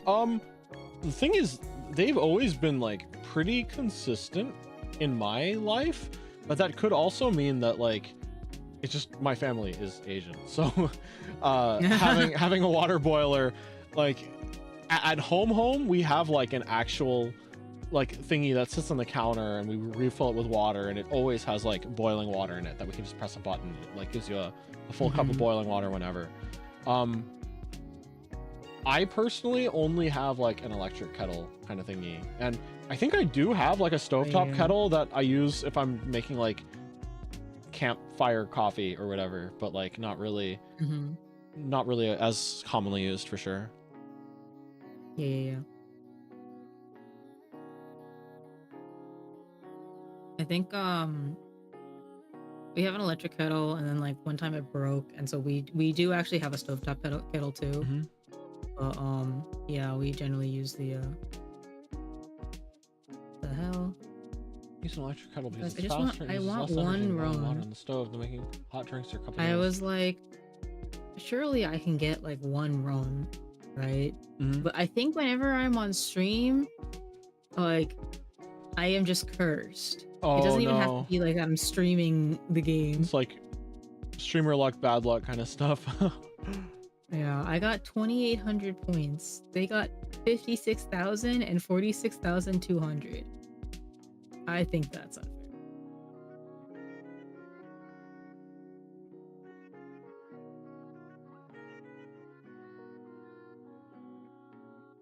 Please, I just want to run so that way I can go back to work.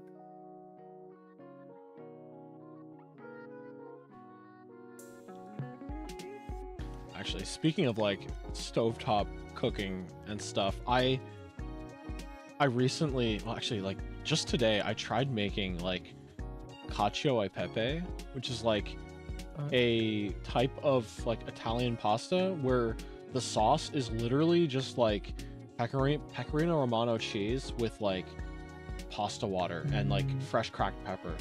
But the thing is like you need to like super have the temperature control down right, otherwise the cheese just lumps into like this big blob that doesn't really become creamy or saucy. Yeah, I tried like 3 different configurations today and each bowl that I made just had like a big glop of cheese in the middle. I'm like, this is not right. This is difficult. At least it tasted good, right? Like, oh yeah, the glob of cheese. Yeah. Not what you wanted, but yeah, it's weird because like the cheese like sweated a lot of its flavor into the pasta water, so then I just had this like it's not like it's swimming in pasta water, but like it kind of became its own like light sauce. And then I took the glob of cheese and like I actually did the thing where I like microwaved and flipped it over and over again until it was like that the crunchy crisp kind of thing, and I kind of just ate that separately. Oh, I see. It came out all right, but like it wasn't what I was trying to make, I guess.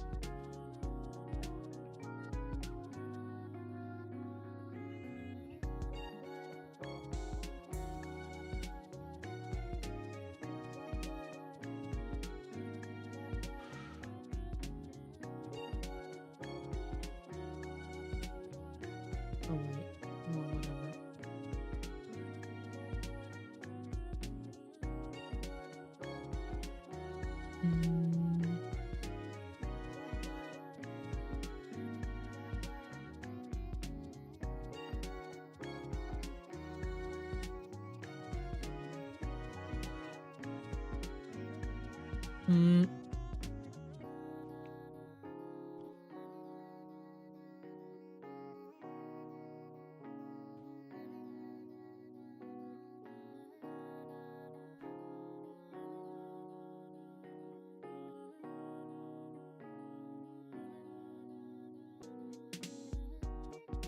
Maybe this is turned into something different.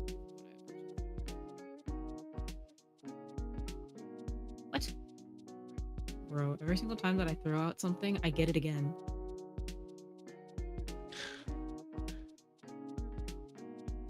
It's like when I'm playing Balatro and I'm like, okay, I need to choose between this suit or this suit.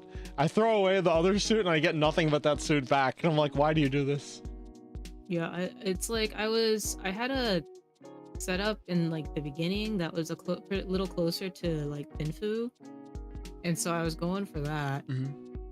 But then I got a bunch of stuff that's better for like triples, and so but now I've discarded a bunch of things that were better for triples. So now I'm just like whatever. It's, you know, this one.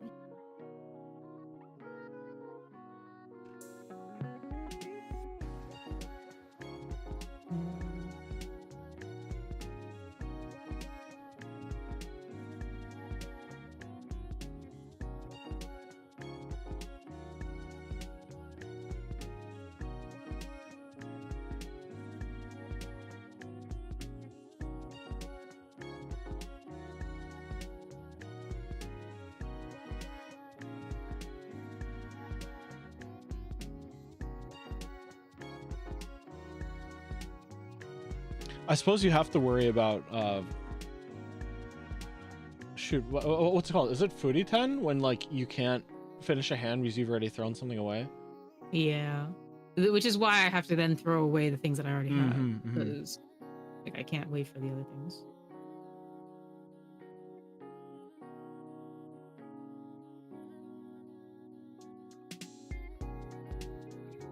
Okay, good old trusty.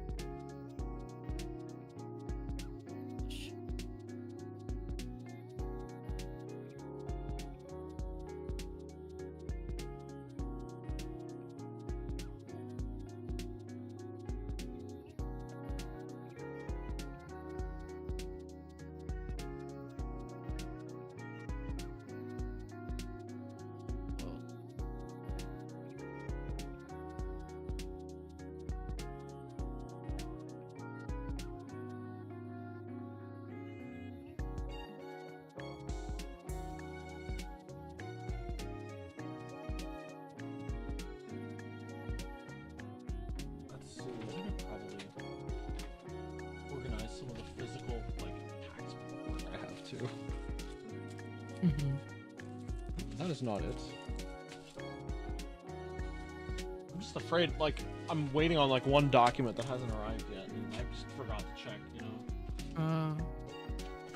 Thank you. I don't have to win this anymore. I just need to finish this goddamn game. So I might win anyway. I just got 10 on. Let's go.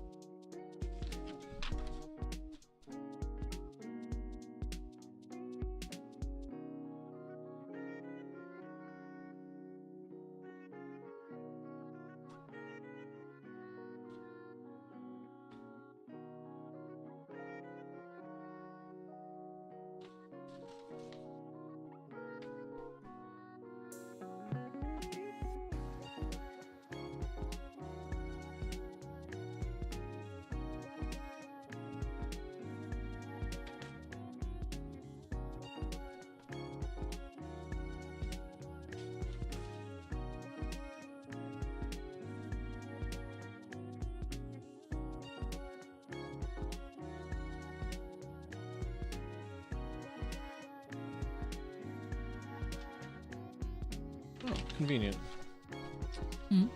No, it's just I'm looking at some of the paperwork, and like it seems one of the things I was waiting for was streamlined, so I don't need like multiple pieces of paper. I probably should scan these in Oh, advance. okay. Yeah, got a little simpler somehow. I don't know. It probably means that something else has become more complicated.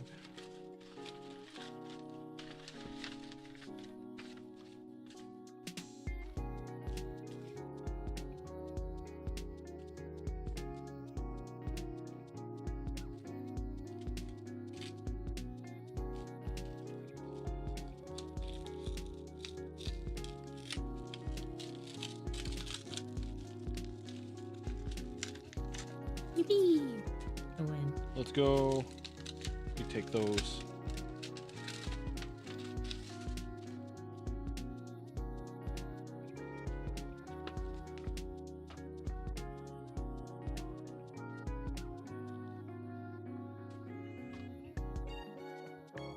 $69 Whoa, perfect. That's right. When I was like getting those like codes read to me via like my bank's verification system, every single code they sent me ended in 69. That's so funny. I'm like, is this intentional? Oh man.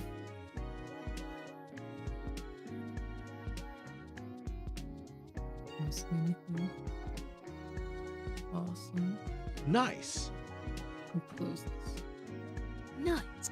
All right.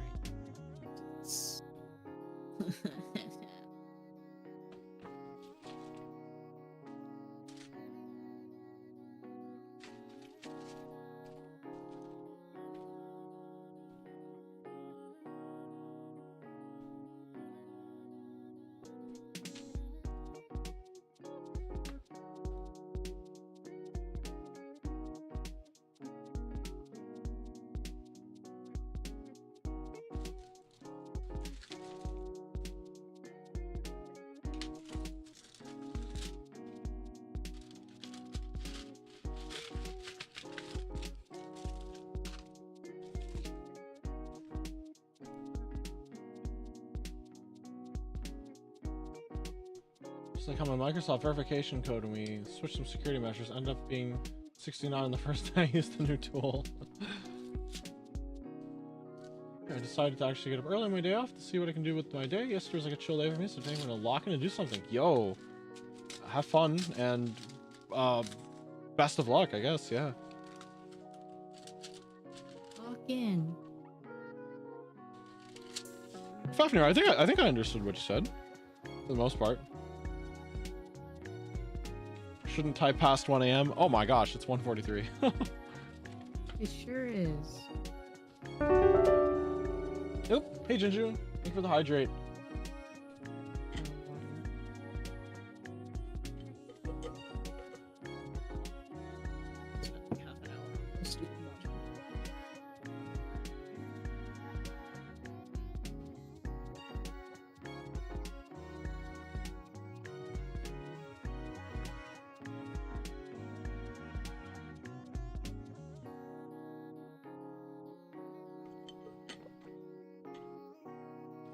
All right, hydration complete.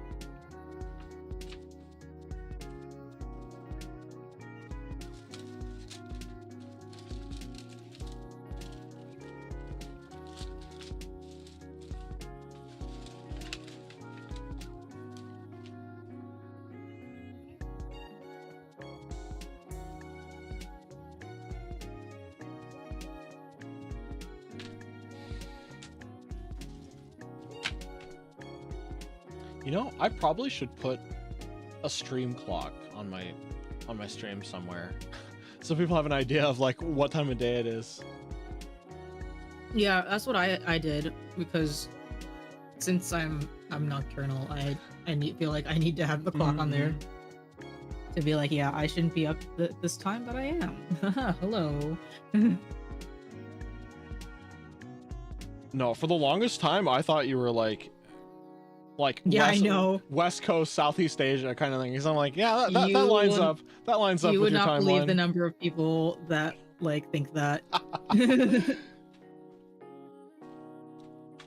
But nope, extra special time. Yup.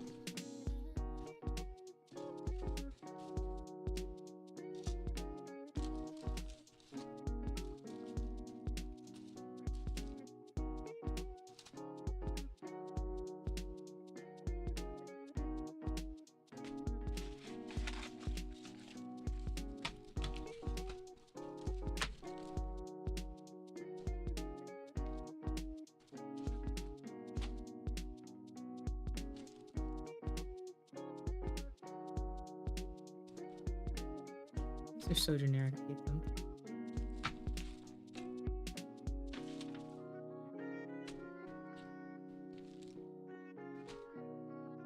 If we're a small school, we should be able to tailor these a little bit better. But like, I guess also like they're preschoolers, so like, does it really matter? But also like, parents care about the stupidest stuff. Anyway. Yeah, I know my parents never really cared. The majority of my comments were like, "A pleasure to have in class," as I've been saying. But like, I'd imagine some might be like, "Oh, why is it so nondescript? Why is it all pleasure having class?" I was a very good student. In fact, like I think that my teachers would take me, my parents or told my parents that like, it was I was like really friendly to other people, and that it was, I don't know, commendable that I befriended the people that like couldn't make friends. Oh, that is commendable. Yeah, I think it was just like there weren't a lot of girls in my class, and so we all kind of stuck together. And like I tolerated her the most, like this one particular girl the most. Tolerate is a powerful word. Yeah, I'm no longer friends with her. For like various reasons.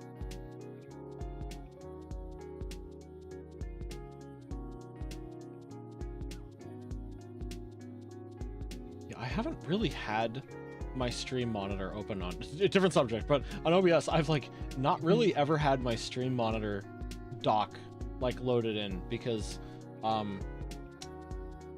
mean, I just haven't been having issues ever. So like now that I'm actually looking at it, oh my gosh, so far 17.4 gigabytes of data has been transmitted by this stream alone. I'm like, that's insane. Oh my That's God. insane.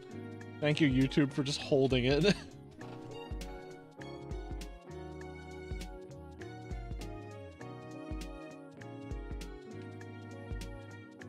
Okay.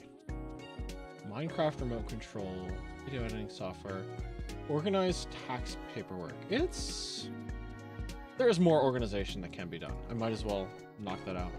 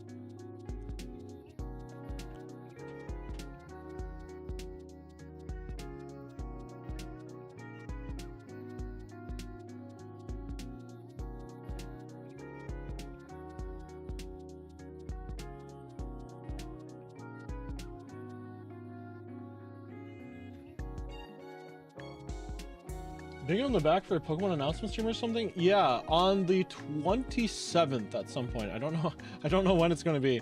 There is a Pokemon Presents, and I made... Is it JST or is it... JST? That's a good question. Let's see. Let's see. Pokemon Presents.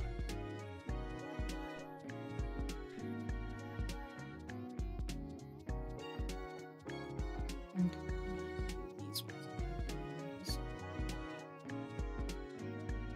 6 a.m. Pacific time, 9 a.m. Eastern time on February 27th.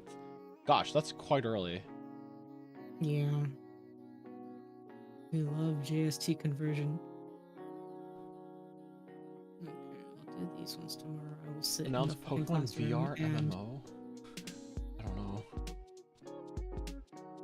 Okay, so this set will be for tomorrow. I do need to finish this one though. It doesn't have to be good.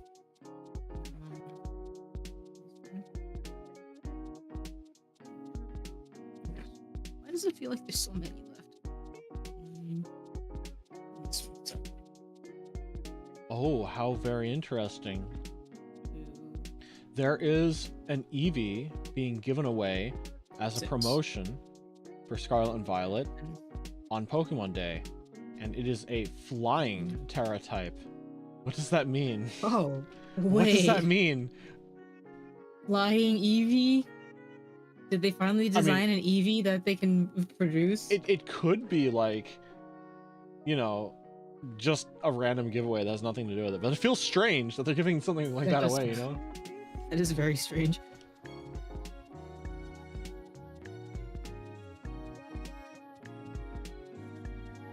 The canceled flying Eevees coming out. Maybe.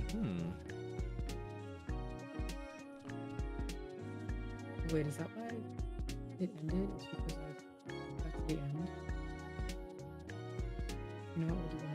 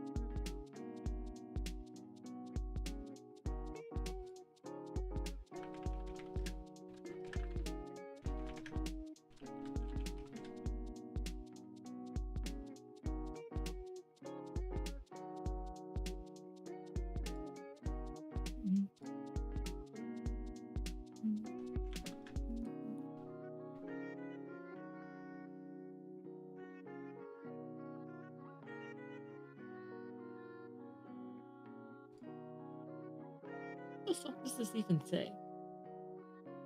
Oh no, I see. My life is just like deciphering what the fuck my coworkers are saying to each other, like on these sorts of things.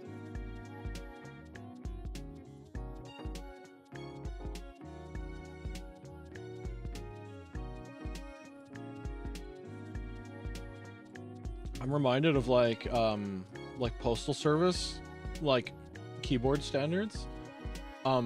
Because of like, if you look at a letter and you don't know what it is, you could like punch in a key that has several letters on it, and it'll like algorithmically figure out what it is. It kind of similar to how like Kaeru's name could come out as Larry. Funny.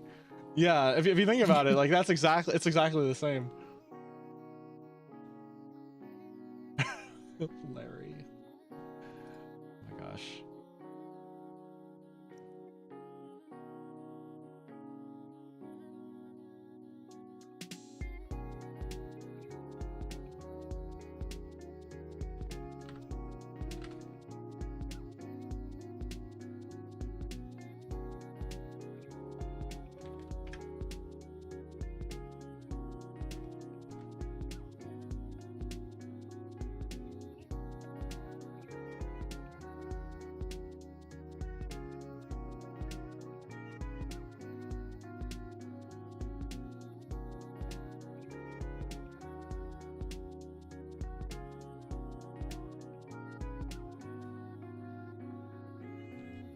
The one who sang the Mimikyu rap? No, this is Dalko. Unless the Mimikyu rap is Dalko.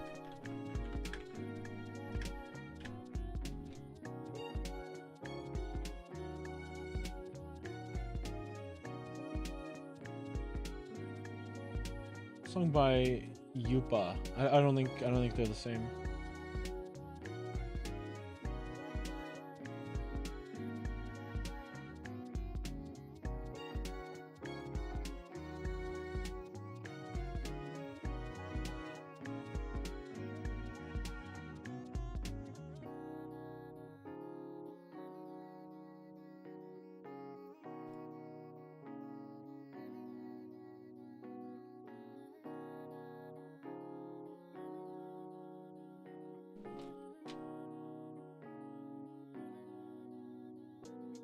Love Dalko. I especially liked Dalko's music when it was featured in Dragalia.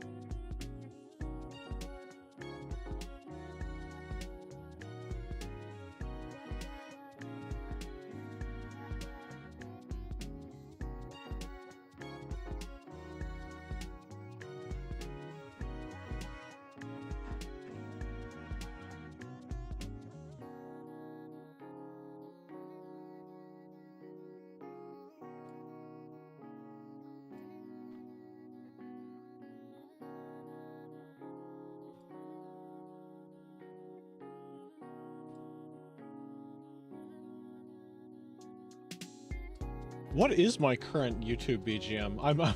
I'm jamming out to some Socken action on the Twitch side of things, so I don't actually remember what I said. Let's see.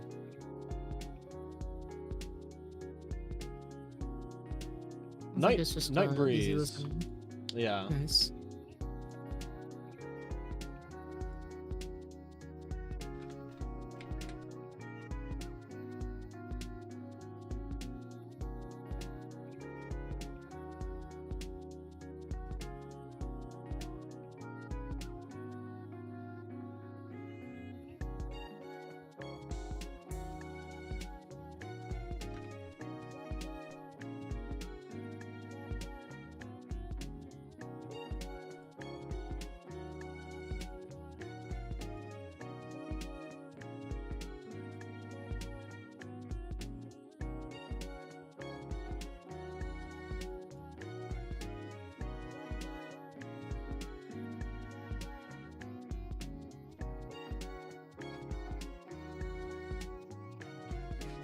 Yeah, Fafnir, this song is one of the Dragalia main menu songs featuring Dauko. Interestingly, it decided to play several Dauko songs together. Yeah, Dragalia lost.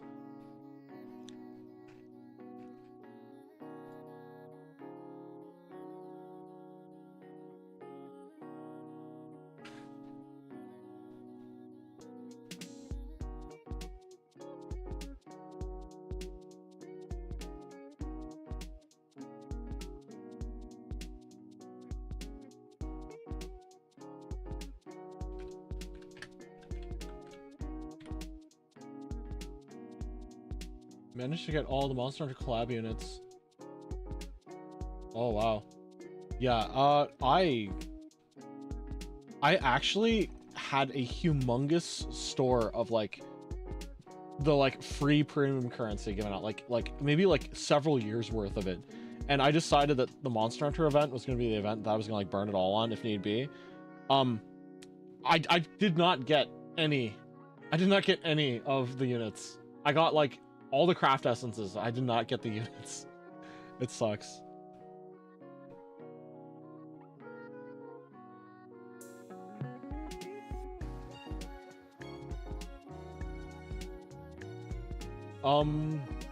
Monster Hunter was partway through year 2, wasn't it?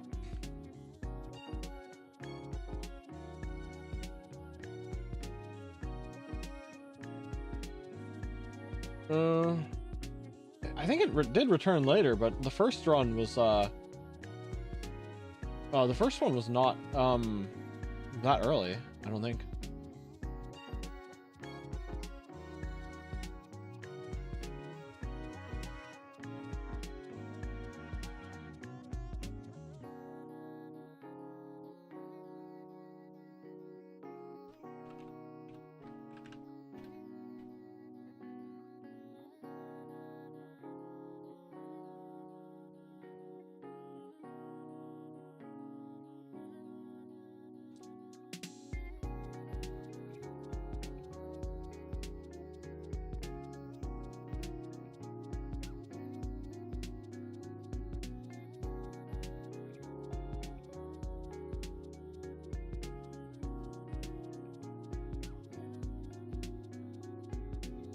I got the game later than I remember. There's a few mobile games wasn't even played. Did your smartphone's model a long time ago? Maybe Dragalia was one of them. Yeah, it's possible.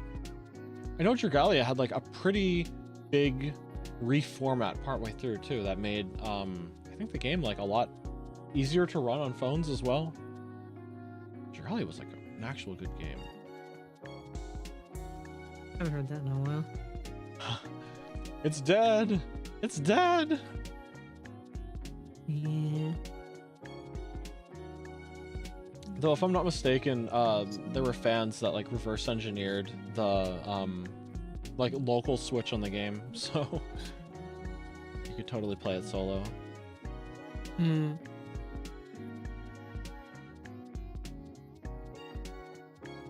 And I'm really sad. End of service. Tales of the Rays. Oh yeah. There's no more Tales mobile games left, right? There are no more, which I'm glad for. Honestly, they should get out of the mobile game market. But Tales of the Rays was like a legitimate like it was basically a Tales game on mobile. Where the fuck did my thing go? It had like crossover elements as well, right? Yeah, it had crossover elements and it had like real-time combat. And like which I was like really impressed with. It was really well made, I think. And it was also like clearly made with love because there was like a lot of things that happened in it that were like canon compliant. And they just like really cared about like the writing was just really good, and they really cared about like the integrity of the characters as well. And like in addition to that, like it had like nice art. They got literally all of the like Tales like pretty much all of the Tales characters, including villains, into the game. Oh, that's and it ran for like a really long time. And yeah, was I pretty remember generous, it. all things considered. I remember it like outlasting Crestoria and Luminaria as well. I'm Yeah, like, yeah. I think the only like it came after, like it was Link, then Astraea, then Tales of the Rays. And then like we ignore the fact that the global version was like awful, but the main game lasted I think longer than Link and Astraea. Yeah, I think so. And then like Crestoria like left and Luminaria didn't like yeah. I'm surprised it even got its English release, considering the fact that it was sunset so quickly. Yeah. Well, at least it's not the fastest like closing game, I guess. But yeah, like it was just like really good. I wish that like in a way I wish that we could have kept it. I think that there's an offline version actually. But I long lost my account, so like I don't think I would even be able to play it. It was basically like too good because I would spend so much time playing it. So like, and that's why I had to force myself to stop. In terms of its story, it was it wasn't like a Radiant Historia game where like the centerpiece of the story was like the crossover aspect, was it? What do you mean the centerpiece? Okay, so like I played the original Radiant Historia game, and it was like the idea was like that. Did you play Radiant Historia at all? I did not. Okay. I did not. That's why the premise of the game was pretty much that like this world tree kind of thing in some sort of like separate world has like the ability to like pull people in from other universes, I suppose, when it needs to defend itself, and like someone is trying to like kill the world tree, and it like gathers heroes, and it happens to grab a random, you know, just Japanese school kid who's like, yeah, I can be a hero, and you build your own custom character in like a certain type of class or whatever. And it was like, oh, the bad guys have like control over this character, beat him up, and then you beat him up, and then you go to the next dungeon, and oh, they have control of this character, beat him up, and you beat him up and go to the next one. And it was like all like crossover dependent. Like it felt like a fighting game story mode, you know, not necessarily like why are we here? What are we fighting for? But it sounds like Ray's had like an actual story going on. Yeah, Ray's has like half a dozen original characters, I think. And like it's about their trials and tribulations, but what it is their world, I think it's like their world is dying ? And so they're trying, they use this like mirror technology in order to like preserve their world by bringing in like a reflection of other worlds. So what like it's so the people that inhabit this like the new like land masses that appear are like the heroes from other places. So basically like all of these like mirror people, they retain a lot of their memories, and but they're now in like a slightly different like reality where like the like land I think doesn't get reflected entirely accurately, and so like they're like, what is going on, like what's this, like where am I right now, that kind of thing. And then they help like Ix and Melina as they like try and continue to try to save their own world. Almost sounds somewhat what do you call it, like Fire Emblem Heroes ish, where there's like a core of characters accompanied by like just like whoever they grab from the like shards, I suppose. Yeah, maybe. That's interesting. I haven't thought about it too much. I like stopped paying attention to the plot because it was a lot of effort to keep up with it when I was like I was even worse at Japanese than I am now. So okay. Yeah, you were playing the Japanese version. That makes sense. Yeah. What we got in the English version was so good. At least we got Sele and Mikleo. But like yeah, they didn't really get enough. And so I think that actually there's like the Tales team like the Tales fans are super dedicated, and so a lot of them have actually like preserved the gameplay, and they've translated like most of the story, I think, but I haven't gotten around to reading through it.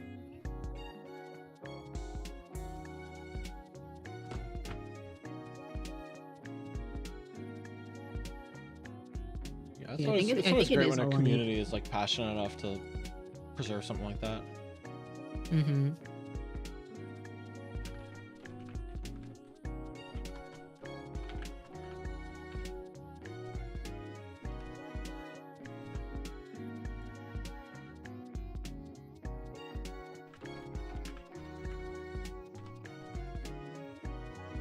Never met a casual Tales fan. They're always all in and dedicated. Yeah. That's true. Yeah. Oh man, when at the height of my Tales fever, like I am still a big fan, but like at the height of my fever, I like made it my mission to like play through every single Tales game, and I still want to do that, but at the time, like I literally was like figuring out how to import games from Japan because I just did not have well, I mean they weren't coming out in English, and like Namco Bandai made it pretty clear that they weren't. And then they did. Like, so wanted to do good that. for them. Yeah, I'm hoping that like they do actually remake like everything. But yeah, like it was a lot of my experience with Tales is just like what I could get my hands on. I didn't really consider, I guess I didn't really consider the idea of importing from Japan actually, or emulating it. Like feels, I don't know, I think that I should have a better viewpoint on emulating, but I just like don't emulate things. That's so fair. I think I should. Honestly, I think I should. But we'll see. We'll see, I guess, if the remakes will bring the ones that I haven't played. Yeah, like I was thinking at the very least there's some really good translation patches that might be emulator only. Yeah, that's true. I should do Tales of Destiny at least, I think, because everybody really likes Destiny. I think more than like the others. I mean, wouldn't Destiny just be like the PlayStation version? That was released in English. I mean, I don't have it though. Oh, fair. Oh my gosh. Oh my yeah. Oh my gosh. Hold on a second. You're right. It never made it to Virtual Console. That's true. There's no shame in emulating a game that's no longer available either due to software or no longer being sold, the hardware being hard to acquire. Yeah, I believe. I agree with that. Yeah, no, I agree, but also it's just like I have a lot of other games to look into is the other part. There's just and so I would just kind of like play. I'm very lazy. If I don't have to, then I don't have to. So I don't. Yikes! I looked it up. It's like $250. That's crazy. Holy moly.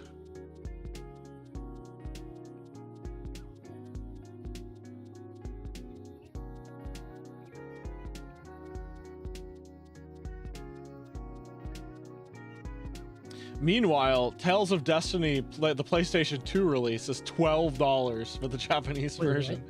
It got a quote-unquote enhanced re-release on PS2 later. Oh, I see. The only reason Monster Hunter is such a success today is thanks to piracy. Yeah, I believe it.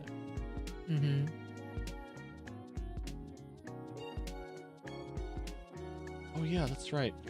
something that was kind of neat was the PSP ended up being home to like a sort of mobile, like portable version of like Tales of Destiny 2 and Tales of Rebirth, and something I'd completely forgotten about until like I was like digging through like old PSP stuff.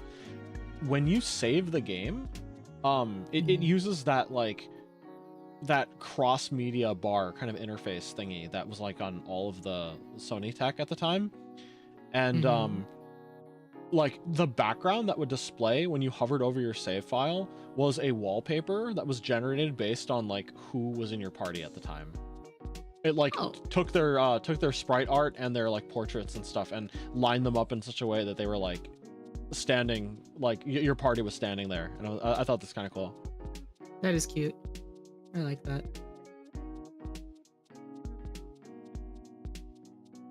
I am so hoping that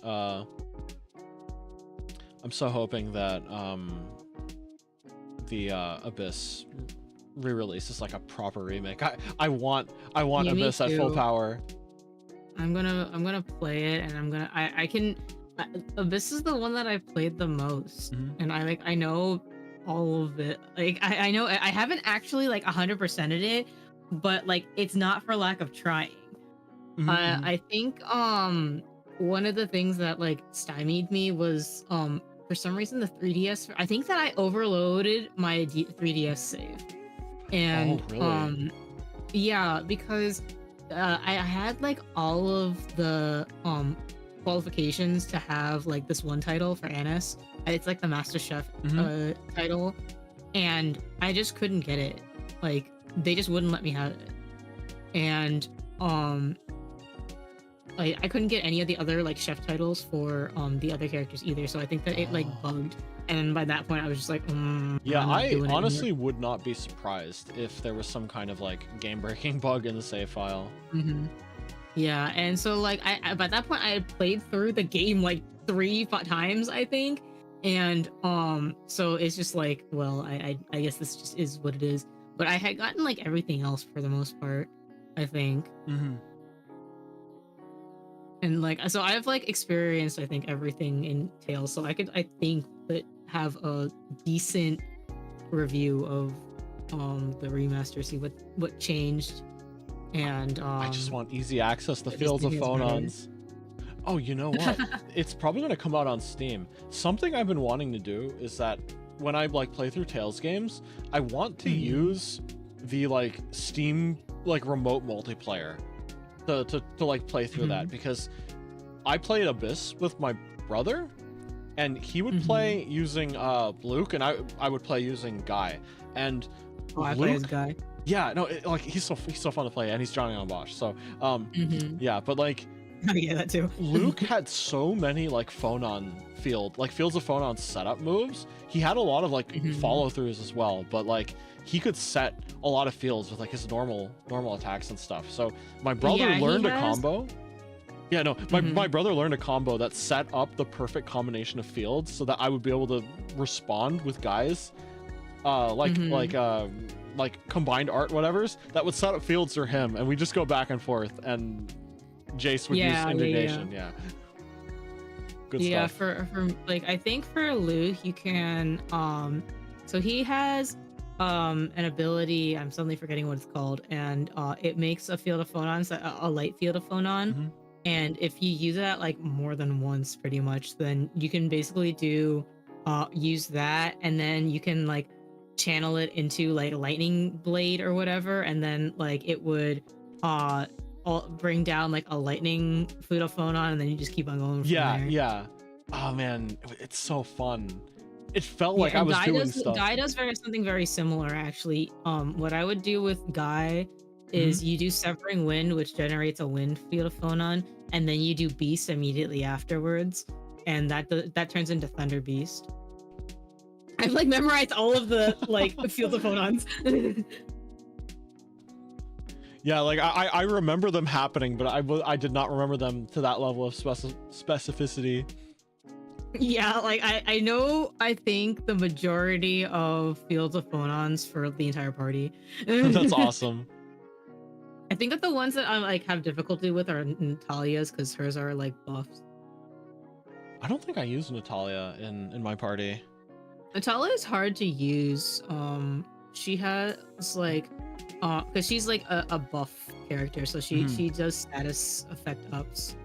And then her like the thing, she doesn't have a resurrection move like Tyr does, which is the problem. And like her resurrection move, you have to cast in advance. Oh, so it was like a death preventer rather than like okay, interesting. Yeah, kind of like it like you would still die, but then you would be brought back to life immediately afterwards. Like it doesn't like protect you from death, but it will resurrect you. But you have to cast it before the death happens. Interesting. Yeah, I did not use her at all. Yeah, so what would generally happen, I think that my main party was always like Luke, I, Jade, Tyr. I sometimes used Annis too, though. I got really like keen on using her because I cosplayed as her. Oh, that's cool. And also like she has a fun set of moves. Yeah, like also I just puppet fighter characters are always a lot of fun in games. Tokunaga is like peak character design. Yeah, when Elise had Tipo, I was a little disappointed she didn't like ride Tipo around the same way.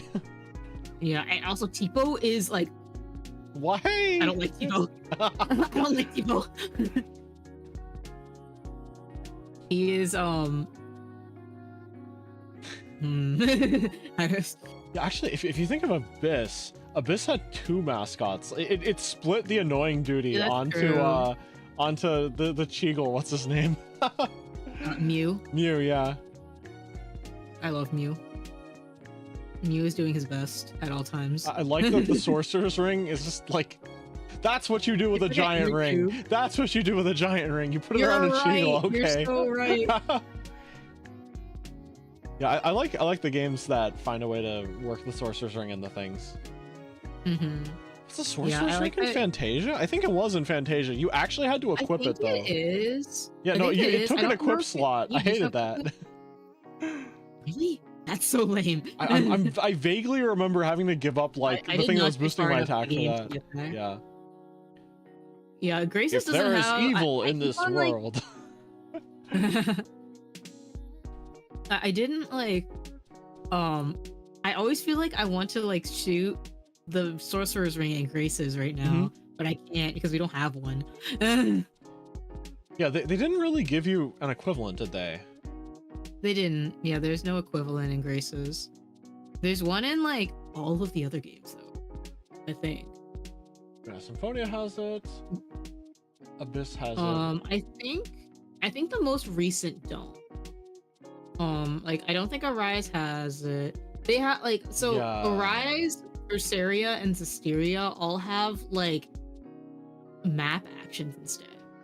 They don't have. Exilia didn't have it either, right? I don't think so. I can't remember it all. Yeah, I don't think they have it. You're right. You're right. So maybe it was just like everything after Graces just doesn't have it.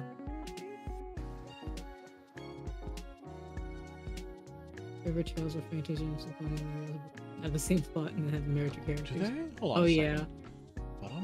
You go there, you go there, you go there. You fight them. If you fight them, you fight them.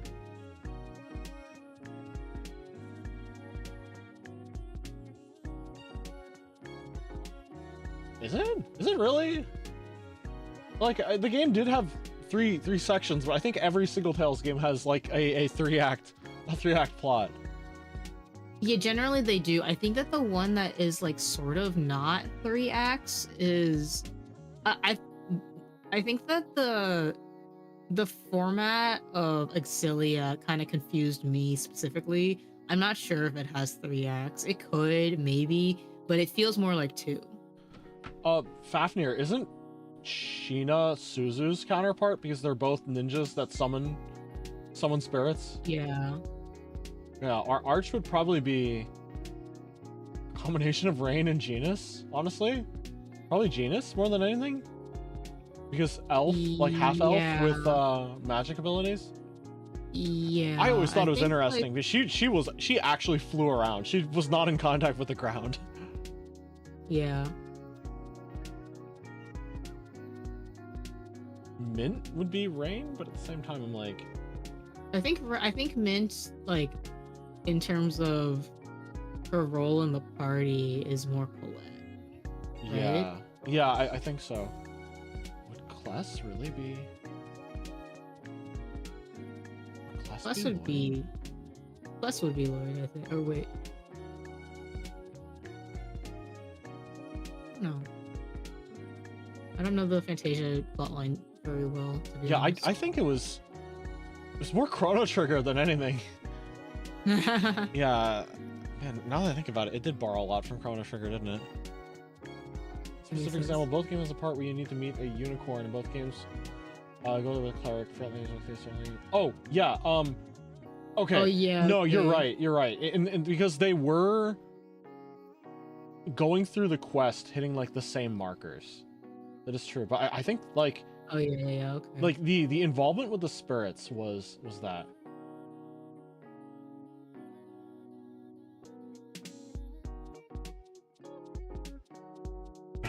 I remember there being, like, a tremendously, like, incorrect fan translation of Fantasia from before, like, the like, Western version came out or something. Was the first version of Fantasia to come out in the West the Game Boy Advance one, technically? I think it was. Yeah. I think it was. I remember there being, like, an absolutely awful PS1 that had, like, very quotable but very awful lines.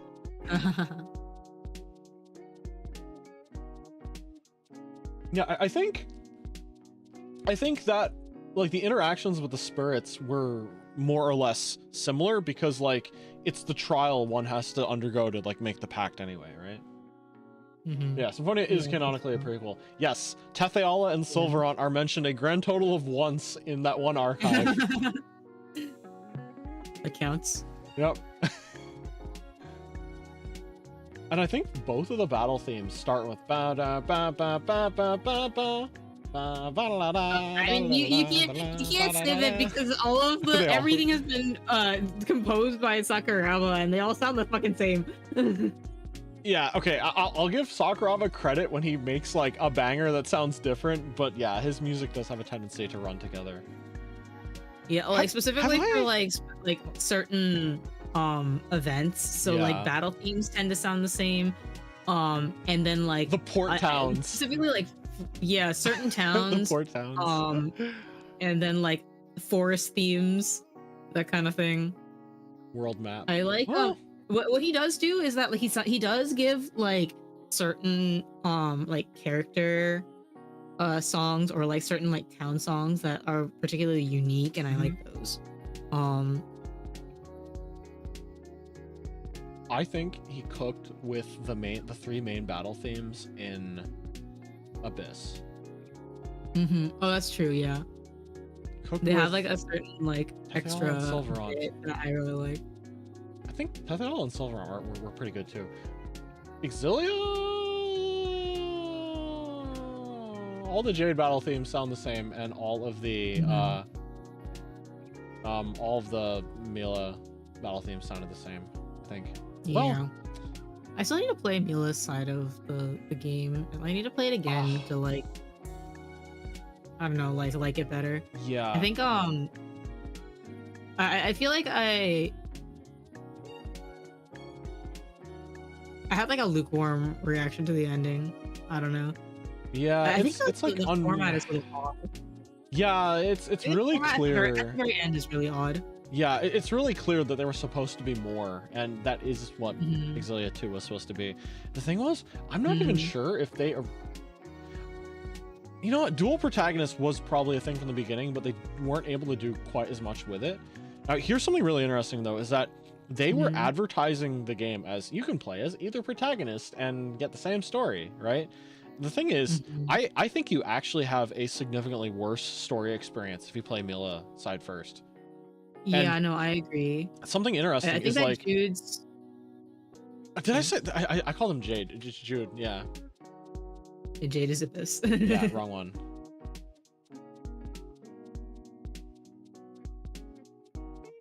imported an arch figure. Yeah, I think awesome. I think Jude's is like the more complete section, and then Mila's is the like more like a DLC kind of beat, where it's like this is what was happening in the meantime. Yeah, and like we all know Alvin's gonna betray, but come on, he literally is like, "Oh, I'm gonna betray you," just straight out first meeting. I know, right? And I'm like, "Excuse me?" So yeah, I'm just here for the money. I don't actually, and then he like also gives away the fact he doesn't have magic too, and I'm like, he's Mila is like, "You don't have magic," and he said, "What do you mean I don't have magic?" Yeah. Yeah. And then I don't know if you ever saw any of the reviews for the game around the time it came out. Anyone who was like, the game story sucks, played the Mila route, and anyone who's like, the story's okay, they played the Jude route. like I actually was like curious about it, and I went back and I looked it up and was like, wait a second, yeah, they're like, the story is incoherent, the character motivations don't line up, and I'm like, I checked, and all the screenshots are Mila, and I'm like, oh. I think like I like Mila, but like she is so like emotionally detached from the majority of the party. Yeah. And like it shows in how she perceives all of the characters. Meanwhile, like Jude is a bleeding heart, so like he gets close to literally all of the characters. Like and ironically, especially Alvin. Yeah. Oh man, I actually really liked his dynamic with Alvin though, because like you knew the betrayal was coming, but it just hurts. Like that climactic sort of like, you're the reason she's gone kind of fight that they did. I'm like, whoa. Yeah. I do feel that the game did not play as well with multiplayer though. I think starting with Exilia, it got like more. They started adding gimmicks that made it very difficult to play. Yeah. With, like, especially like more than 2. I think usually 2 is good. Especially like Zestiria. You play as it's the like 2 like, healing characters. If you pick one of the spirits as a character and Sere like uses the power, you're just AFK. Yeah, basically. Good night. Get good rest, Fafnir. See ya. Tales of Rebirth is peak. It is. I need to play it. Yeah, it's fantastic.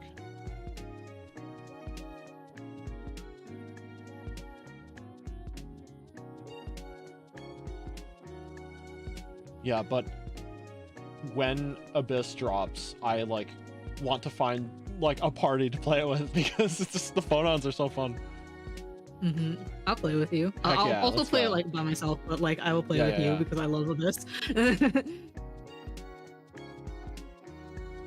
I'm hoping Exilia comes out on PC because the game actually like suffers some frame rate issues at some points. I'm like, yo, 60 FPS Exilia would be woo nice. It feels really good as the problem. I tried playing that game like multiplayer, but like there's only one overlimit gauge, right? So like me and my brother were fighting over like weird part. Like why can't we each have like you got the multiple levels of overlimit, but like my brother would be like, oh, I want to use my big combo. I'm like, no, I'm gonna use my big combo. And we fought over it, and then he just didn't play the game with me anymore. Even though we played through all of the best. Exilia and Vesperia and Graces all have like a communal overlimit. Or actually, no. Oh, wait. No. Vesperia has like both. It has both an overlimit, like a personal overlimit and like a team overlimit. Actually, I was not very good at like optimizing. If I'm not mistaken, Vesperia. the team overlimit was like not a thing in the original release, and that's the one I played. Really? Yeah.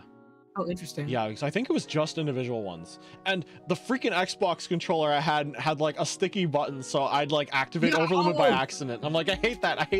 No! That's awful. I'm like, I've saved up my overlimit. I'm going to use the big cool mystic art, and then he goes, yeah. What was it?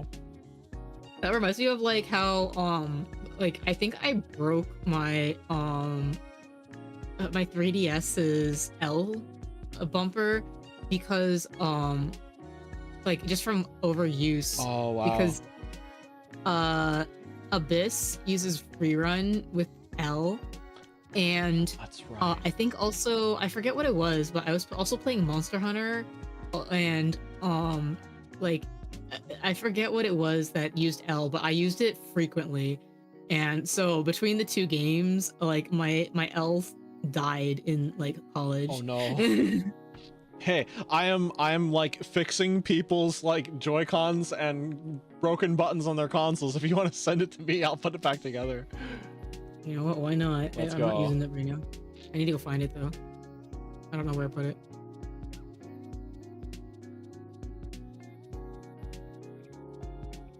Yeah, I feel that as the Tales games went past Graces, it was like, okay, I'll give Graces a pass. Even though they had the shared overlimit bar, I feel that the level of detail that every single character had and the ability that they had to like,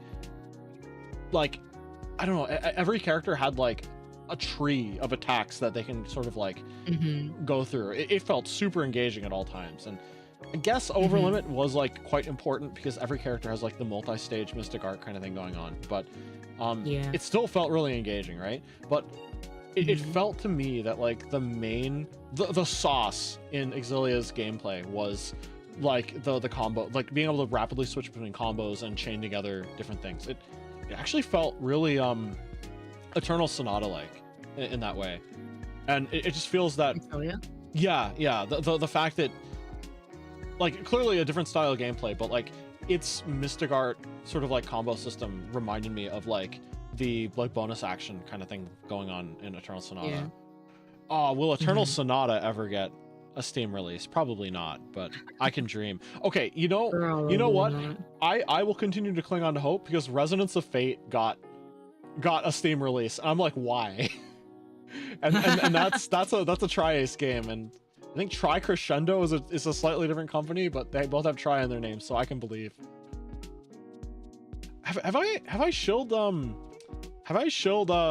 of Eternity / Resonance of Fate with you before? Not End of Eternity. You may have talked about Resonance of Fate. I think that the one that we talked about more was Eternal Sonata. Oh yeah. No, Resonance of Fate and End of Eternity are the same game, just different titles in different regions. Oh, okay. Yeah. I forget what it's called on Steam. I think it's one but not the other, but oh man, good game. Speaking of Sakuraba doing a soundtrack, it's probably Sakuraba's most... That's what we were talking about. Yeah. That's why he came up. Yeah, I personally think it's Sakuraba's like most unique soundtrack of anything he's ever done. And it's a collaboration between him and Kohei Tanaka, who is the One Piece / Gravity Rush composer. So like you get these moody like orchestral pieces mixed with like really grungy kind of like overdriven guitar and jazz, and I felt that he like showed off a lot of his jazz abilities, like synthesizer and jazz abilities. So it made the it made like the sound aesthetic like quite distinct relative to like a lot of his like overblown guitar battle theme kind of sounding things. Like da da da da da da da da da da. I'm like, is that he Grace's has like a particular or like tail sound? It's possible that he was like directed to have like to follow the particular like tail sound. Yeah. And like that's why they all kind of sound very similar. Actually, is the soundtrack on Spotify? End of Eternity.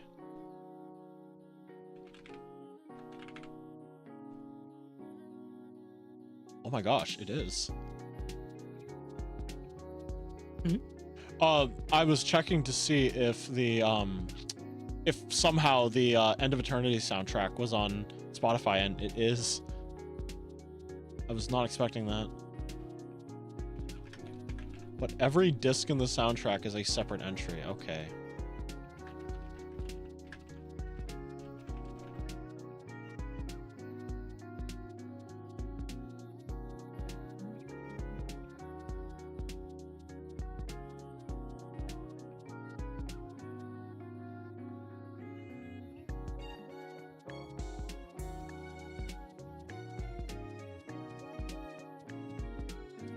Remember 6 volumes of this? Oh my gosh. Yeah, it also has like 80 different battle themes. Well, different in air quotes, because there was a like low energy and a high energy version of each one, and it would transition between the two depending on what was happening.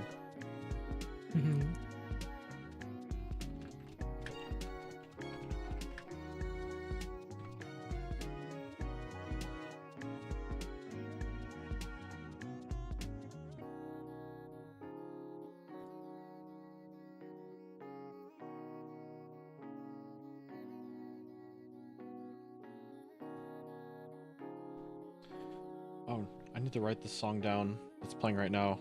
Every time it comes on, I'm like, oh, I'm gonna have to sing this in karaoke someday, and I forget to write it down. Maigo inito amenobito. Yep. The Lost Dog and... Lost Dog in the Rain. Yeah.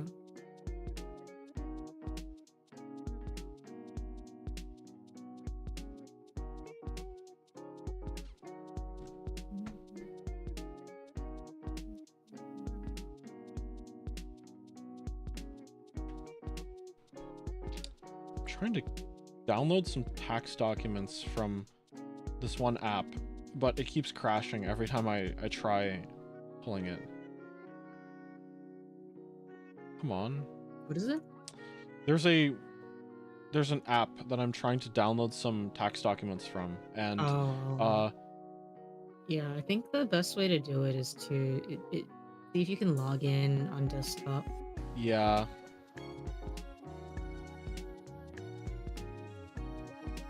Oh, wait, it suddenly started working. I just had to complain. Oh. I literally just had to complain, and it started loading. Complaining works. The squeaky wheel gets the grease, I suppose. Sorry.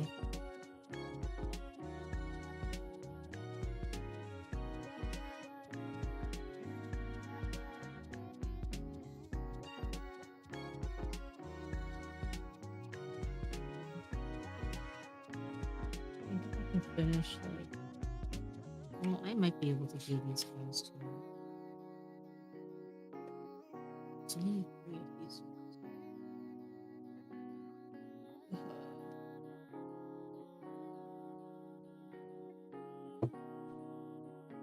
Yeah, I can stay on as long as you need. Is that the right file? Yes. This one.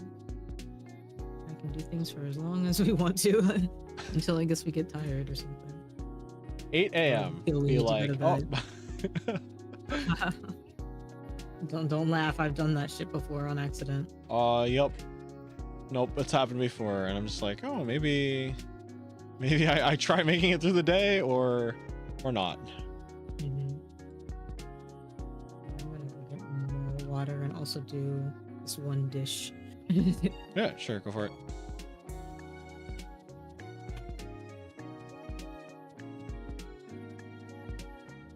Oh my gosh, there's a beef enchilada recipe on my desktop. When did this get here? In 2022, I apparently downloaded a PDF for an enchilada recipe. Oh my god, I kind of want it. Wait, that's so funny. You should make that. Enchiladas are great. Yeah, like what are yeah, I'm just like, the file I downloaded was a PDF, and now I'm moving it around. I'm like, what are all these things? I need to do file management, but that'll have to be for another day. Yeah, I like keep exactly what I need in good order, but like stuff that's kind of inconsequential, I just throw it on the desktop somewhere, and I none of my icons are visible. I don't put it on the desktop. It's in folders, because I know that like if you put it on the desktop, then it'll make your computer go slower. Usually. Does it really? Okay, in that case, I'm taking stuff off the desktop because I have it set to like not show icons. Interesting. Oh, maybe that helps. I don't know.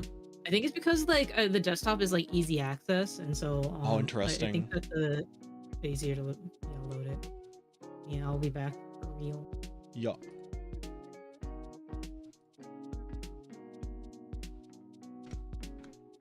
Tidying my files. It's fun. Tidying things digitally is so nice because I can sort things into folders. I know, right? The thing that gets me is sometimes I'm like coding, and like I'm coding with a group of people, and we all have a different vision of like what organization looks like, so we end up with something that's just like completely different and disorganized, and I'm just like tearing my hair out because I'm like, why is it like this? Okay, that was that one. Now I want this one.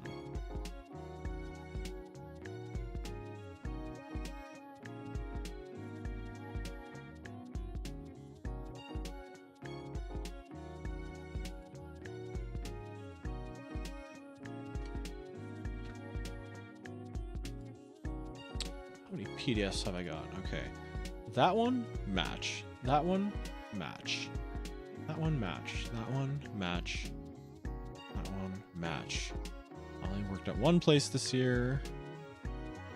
And we got 1, 2, 3, 4, 5. Huh.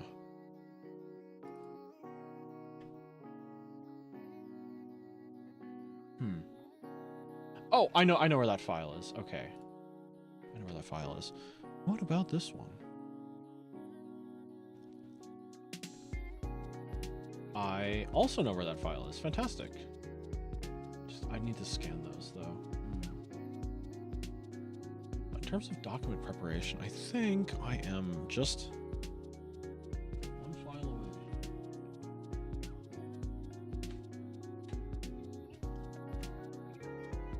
Maybe I will clean things off my desktop.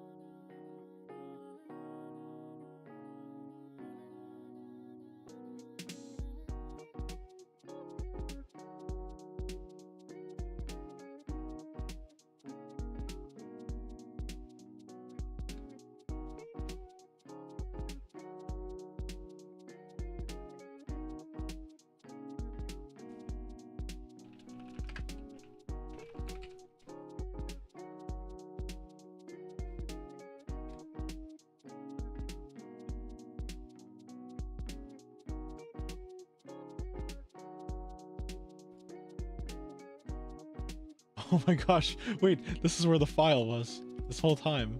What file? What file? This file. I was wondering why I could never search for it. But it turns out it was named 769-023-986289-737-748. That's why I could never find it. Why was it just a bunch of numbers? I don't know. I probably used like a converter to convert it from like one true. image Or type I mean, to another. actually, usually I think oh, what is it? I think if you use like certain ways of like bringing it to your computer in the first place, then it just defaults to that number, to that or something. It's like a number, or like depending on where you save it from. Yeah, and I just never bothered to change it for some reason. Mm-hmm.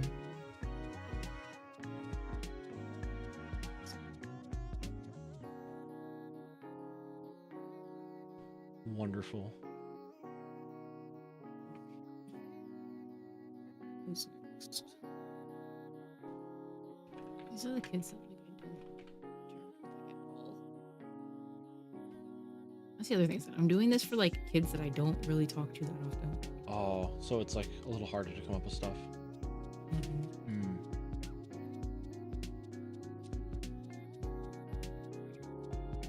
Like, I have nothing to work off of, and I also don't have anything in my head to work off of either. That certainly makes it more difficult. Mm-hmm. This is why it has taken me like several weeks to do this, because I've been busy at work. Because I always have I'm always putting out like little fires, and then I have to do this sort of thing, and I don't have the time to sit down and do them because I always get pulled away to do something else. Gosh. Yeah, at least productivity streams are a good excuse to stay on top of that.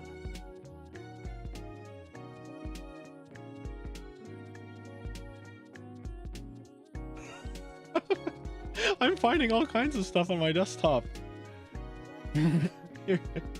Here's something. What is that? Oh my god! I think I've seen that video before. I think it was a viral video. For some reason I have the loop of this on my desktop. What a good like shot though. Oh my god! I'm kind of impressed that they managed to get it all the way up to like in there. Yeah. Also left-handed too. That's.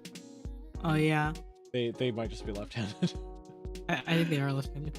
That's amazing. I'm just gonna leave it in the corner. I'm gonna like come back to this when I'm getting ready for taxes next week. I'm just gonna be like, all this stuff.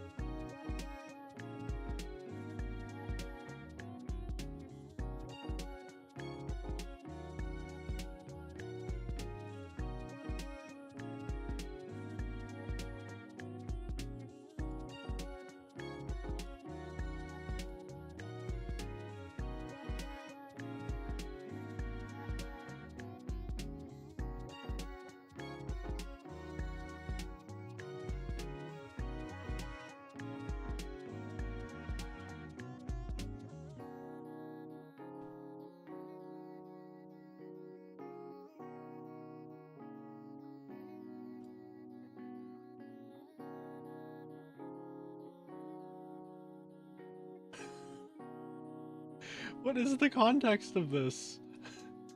What is this? It's Australia. Wait. Upside down Yeah, Orion. wait. I must have used this to like respond to someone or something, and I just was like, what's the context? I have no clue. Who are you talking to that's Australian? I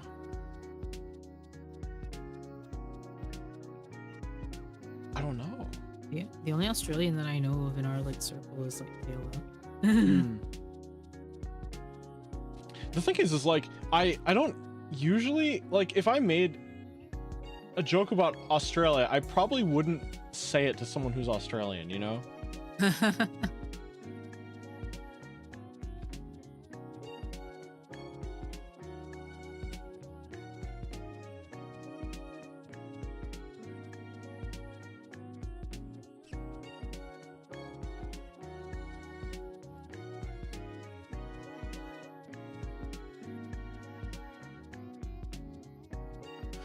Cleo the condensation. I don't know what to make of that.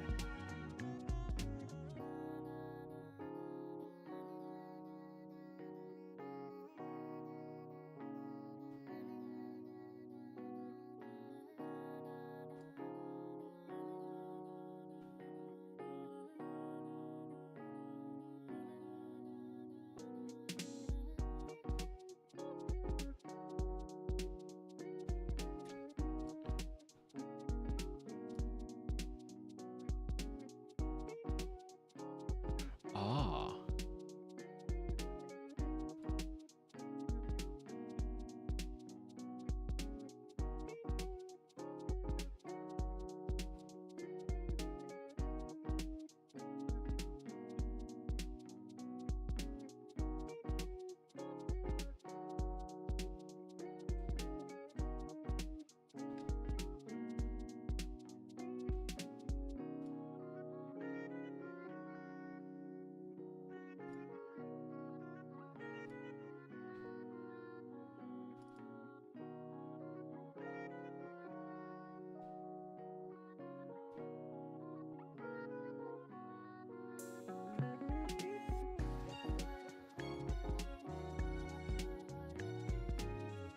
Finding and packing Stars merch all this time. I've been putting it off for the past couple of days because I don't find it rewarding.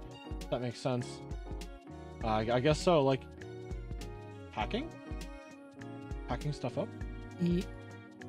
I find I understand that. Well, I understand it, even though I don't necessarily feel the same. I enjoy like depending on the thing, of course, but I kind of enjoy certain like rote movements.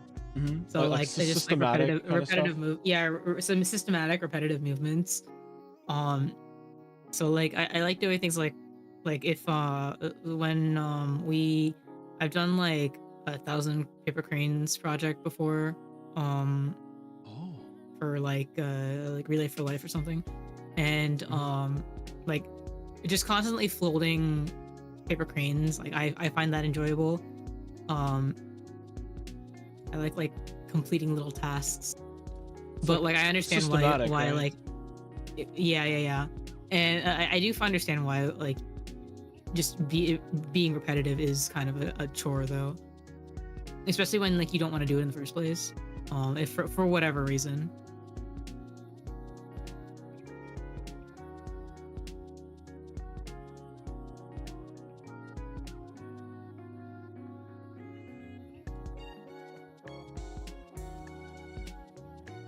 Yeah, when I first started packing, I'm like, "Oh, are you moving?" But it makes sense. So you're prepping orders to go out. Yeah, I used to work at a bookstore in which I had to pack orders, I guess, and it used to be that like, for some reason, like pre-COVID, it was like never busy in the mornings, and there was like a good 2 hours where like if we got even a single customer, it would have been like unusual. And we would like pack all our books then. But then like after COVID and like work started up again, it was just so busy at all times of the day, like just non-stop people. And like we ultimately needed to like, I think a different person was like, given the responsibility to pack things because like one person couldn't like run the store in the morning anymore. Oh yeah, that makes sense. Yeah, when you want like when there's not a lot of things happening, then you want to give like one person like several different things to do. But then like once you get more busy, then you need more people. Group buys for e-fans for like the last 3 or so years, and now they work full time. When we stopping this year, makes sense. Yeah. Take care of yourself. Oh wow. Yeah, thank you for your service, though. I'm sure people like really appreciated that.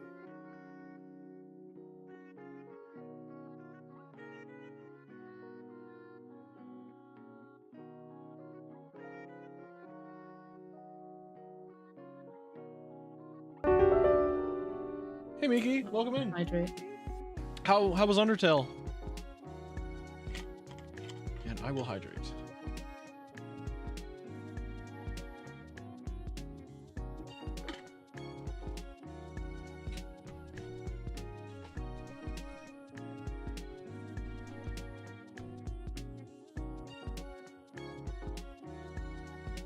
Doing good, yeah. It's honestly been really nice to just have the opportunity to just extra time to work on stuff in general. Especially this time of year, there's just so much.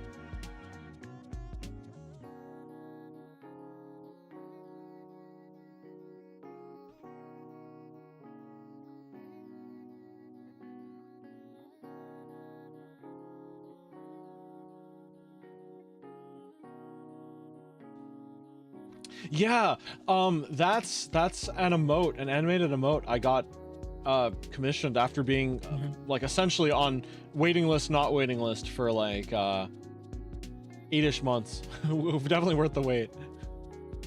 Oh, also, this is a green screen.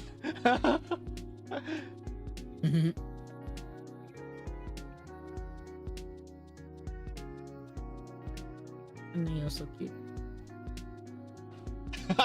Every person that comes in, I'm just like, oh, I better show it. Nobody expects the green screen. Hanayo green screen. So the amount of people suffering unable to get Oshi merch decide to fix them, not getting tired, and also how the press shop decided to open direct to EU orders. Oh, that's good. Yeah, like your work here is done for like actually. Yeah. Especially if you're like getting tired and like not having fun with it, then like there's only so much that you can do, right? I'm glad that there's like something else in place though.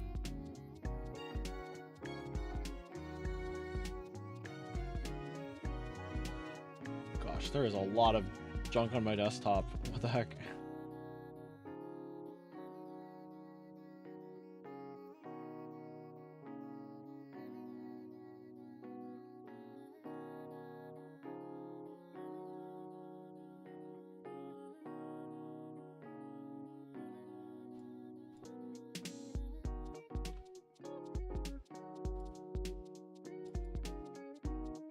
People that mess you around when you're doing something basically free is crazy. Oh, that sucks. Yeah, it sucks.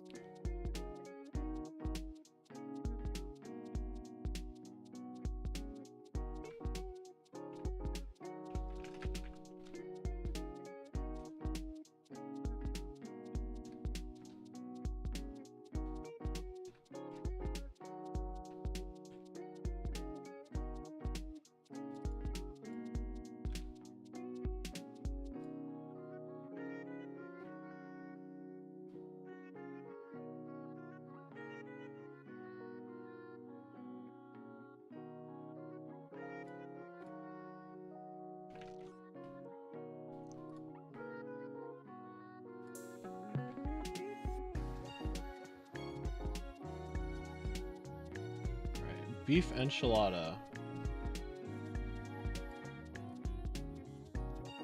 Oh, it's beef enchilada mac and cheese.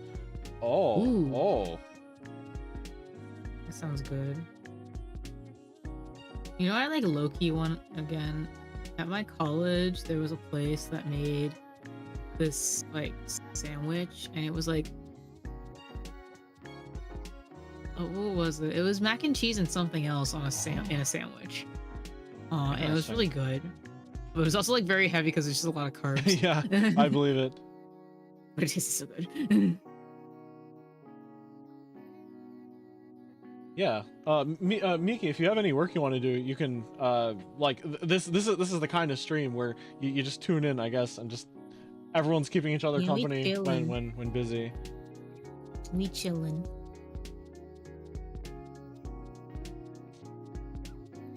Yeah, and like if there's any discussion topic that comes up that is worth putting something up on the screen for, yeah. It ends up on here. PageMaster has been there for several hours. Yeah, PageMaster's been there since like the first hour. Yeah, it's very productive. I find that like just enough like energy in the environment is enough to like keep you from like falling asleep, you know? You're locking in but chatting, yeah. Oh my gosh, wait a second. This recipe uses like Gouda cheese. Gouda. Oh, that's delicious. Oh, that's so good.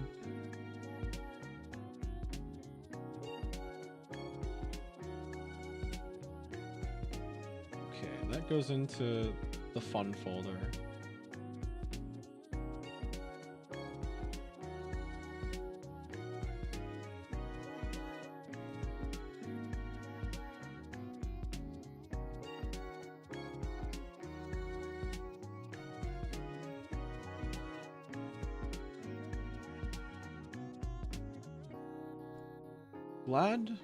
Glad it could be what it is.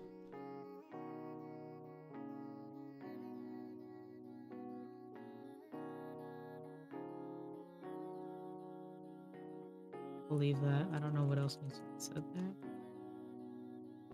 there. Whatever. Not my problem anymore.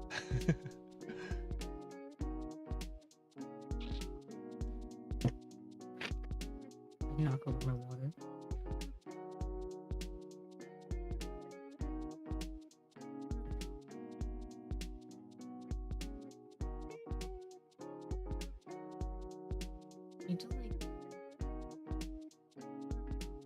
Need to buy string cheese. I think that would be like, that would fix me. Mozzarella would fix me. Yeah. Like, well, a lot of times, especially late at night, I tend to get like cravings for salty foods. And so like cheese is savory and it's like with this, having it be string cheese and breaks it up a lot more, so it'd be a lot easier to like, I don't know, occupy myself with. It's like interactive. Yeah, well, not only that, it's just like just it comes in like a easy to grab stick, but then like you can like pull it apart, and so like there's more pieces at least to like nibble on as you do things.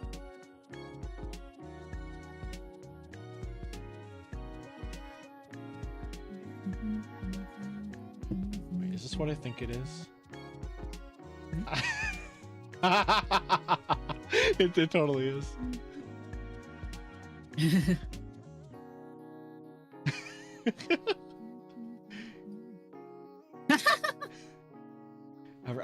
Everyone gets some head pats. Simulated, of course. I don't have a redeem.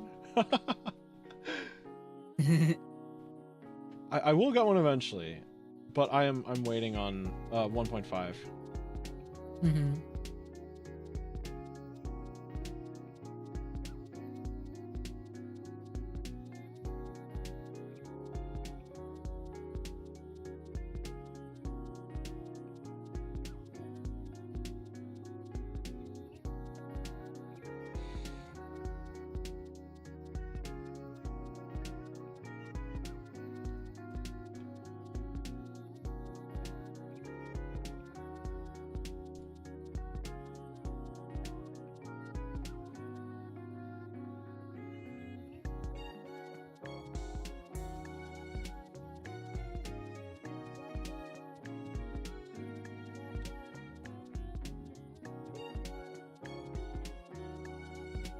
I just said, fucking say.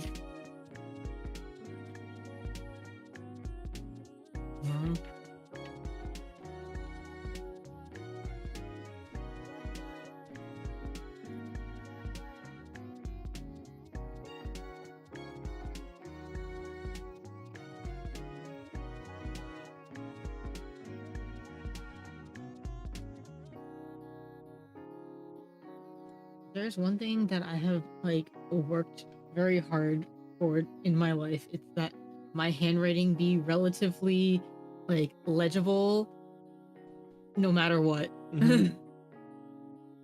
I'm like trying to figure out what the heck my coworker wrote here, and I have no idea. I'll just like give up on it, I guess.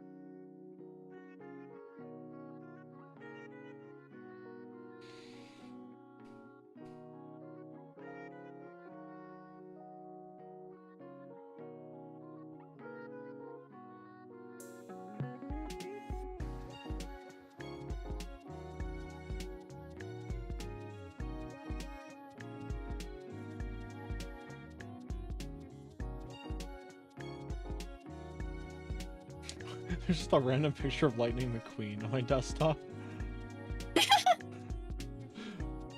Where did these all come the weirdest from? thing. Now I'm curious. What's like the weirdest thing that I have in my files?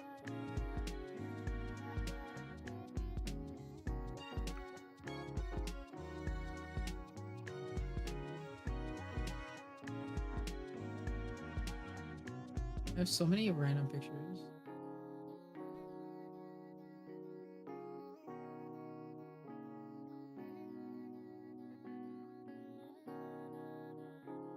Oh, right. I saved these.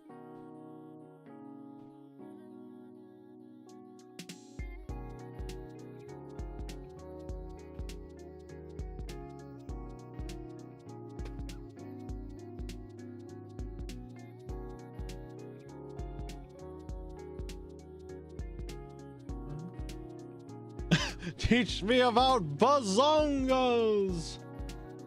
Classic line. Yes. Don't worry, he's going through something that I read about in a book. It's called puberty. True.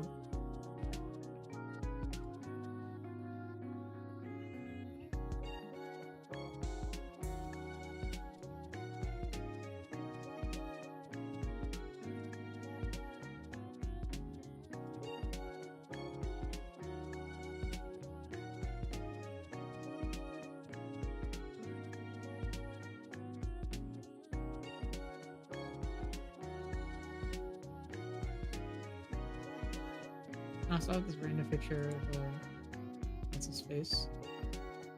Sunflower Mon? Oh my god, wait. Yeah, it's like Digimon Savers, the one girl, her thing evolved into that, yeah. And then I never watched Savers. Savers was like, it's the only one I've seen entirely. Basically, like it's the favorite of a friend of mine, and he was like, hey, one summer let's watch all of Savers. So we watched all of Savers, and I'm like, wait, this is amazing. Like the first episode opens with like the main character, who's like a tough guy kind of character, walking into a public park, and there's like an Agumon with boxing gloves or just like braces on his like hands, and like a bunch of like what appear to be like knocked out gangsters and like biker gang people. The first reaction of the main character is, oh my god, that thing, whatever it is, that dinosaur is so strong, I want to fight it. And like the like squad that's like there to like suppress any Digimon escapes and damages arrive, and he's like exhausted on the ground, and the Agumon's there too, and he's like, you truly are you are a real man. And they become like Nakama, and he gets inducted into the squad. And the amazing thing is that like his finisher attack is like a pretty high chance of him just punching whatever Digimon it is in the face, and Agumon cleans up. It's amazing. I love that. It's amazing. He is yeah, that is a specimen of a main character.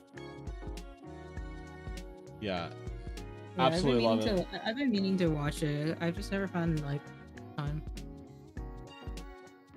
I need to rewatch like all of I think I need to rewatch like Tamers.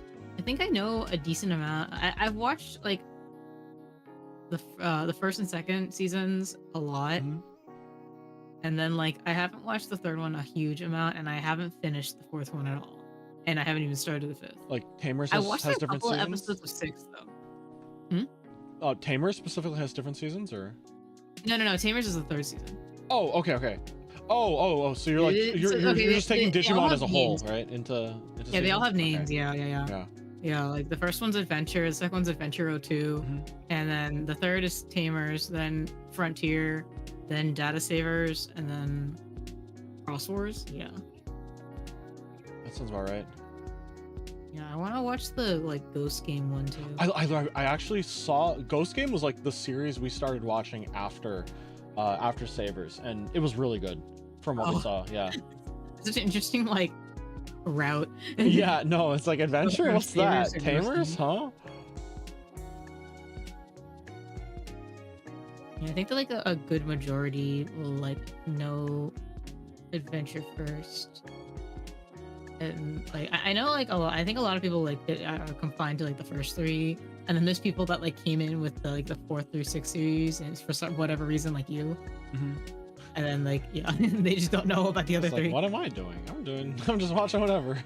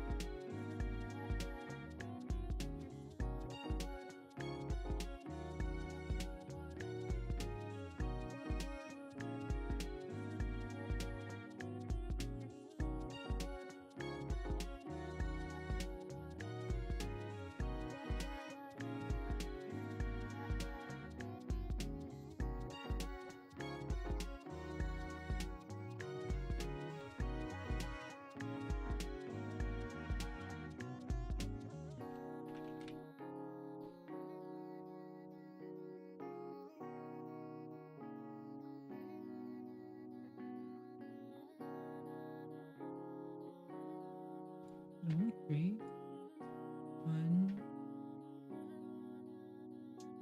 2, 3. It is only 3. Almost.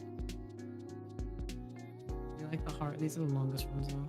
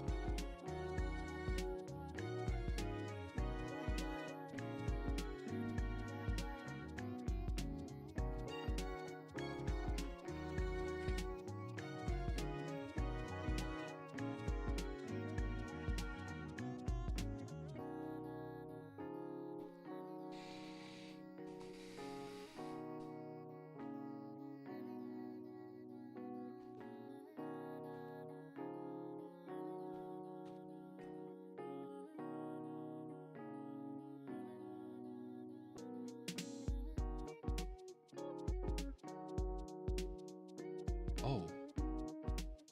Oh, no wonder that's a big file. Okay. It's an entire movie, apparently. I was like, what is this?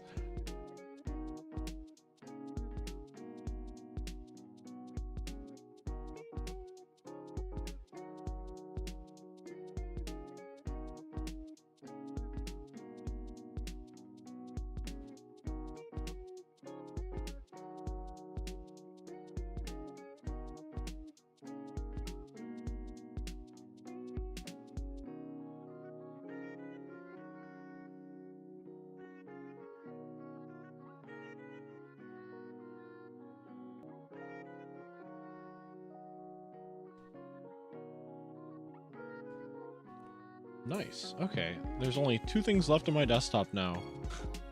The Nice. start VTube Studio without Steam shortcut and the Dancing Necessary. Nice. My suggestion for the start without Steam, I just have like my file explorer pinned to my my bottom ribbon, and then like I have the VTube Studio folder pinned in the file explorer. Oh, okay. So that way it's not like just sitting on your desktop. I'm okay. There's just 2 things. If it works, then it works. Yeah, and I hide like the icons anyway, so I can only see it in the folder in the first place. That's true.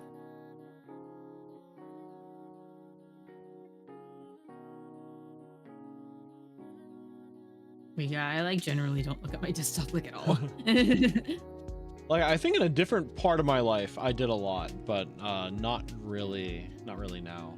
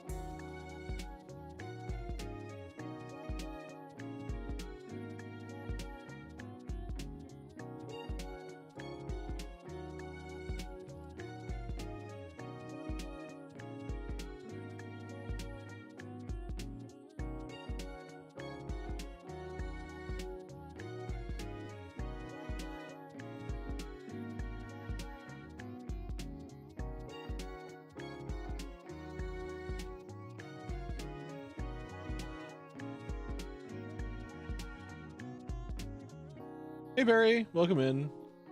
Wow. The real tax stream is going to be next week. I'm just getting the stuff ready for taxes. Don't worry, there's plenty of time for actual taxes.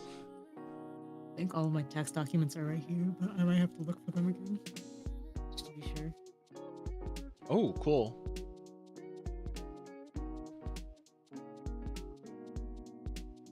Meeting the person tomorrow? That is good. Yeah, honestly, just getting it done and out of the way is like always a huge relief.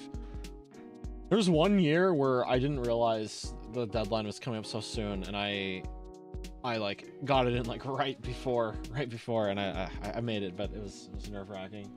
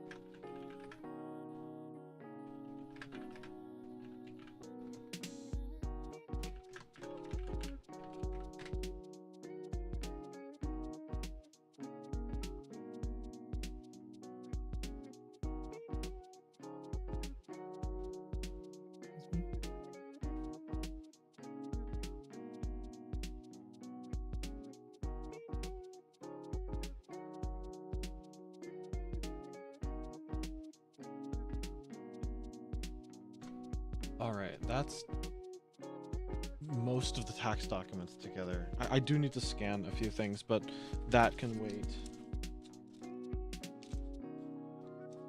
I'm also at the end of everything that I need. Yo, let's go. I need to do a lot of other things, but like at least like this particular task. It's like a milestone, right? Yeah.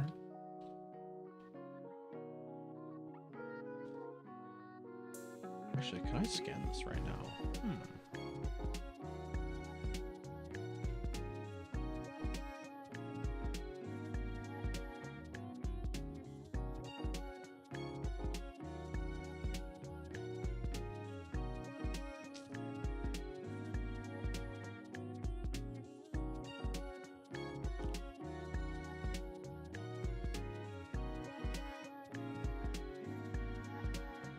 you go to bed. I just spelled particularly as periodically.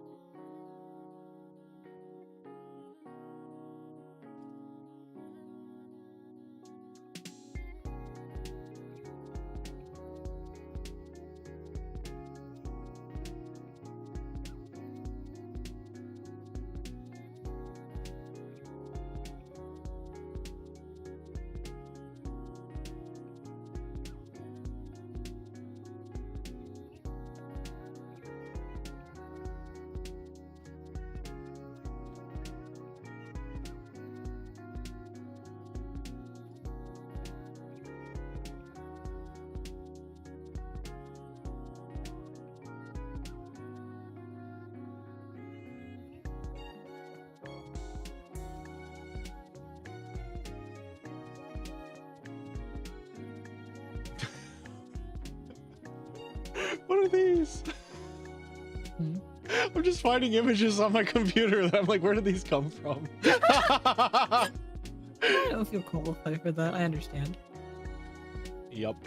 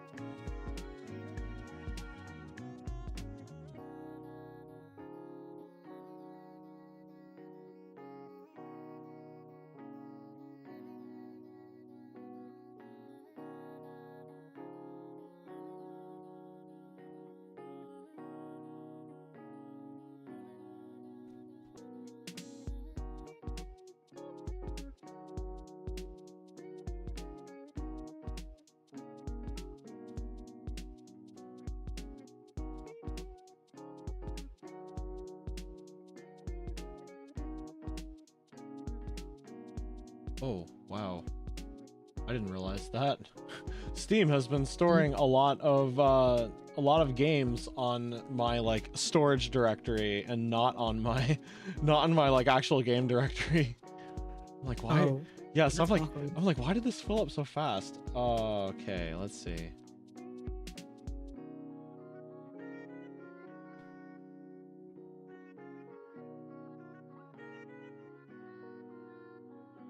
Like it doesn't seem like that much, but it stacks up.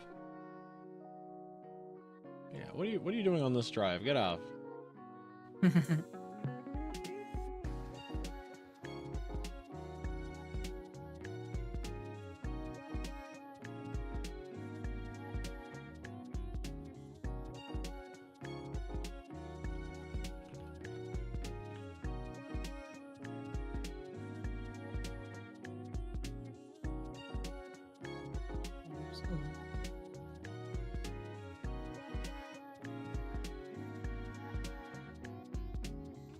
Oh, no wonder the load times are awful. Oh my gosh.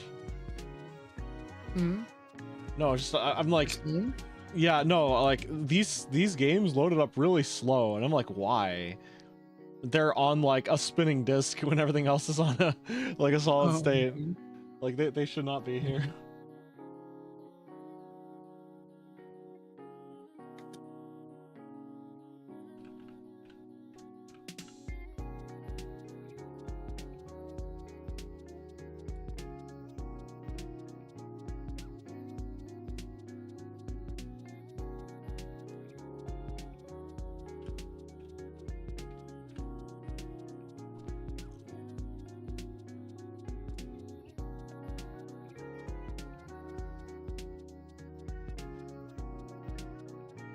No way, Deep Rock Galactic is here? All these games that ran so slow, it was entirely the fact that they're installed in the wrong directory. VTube Studio, what are you doing here? Get out! My God. You're not supposed to be here! Good thing that you did. Good thing that you started with that Steam. I know. What the heck? There's so much stuff.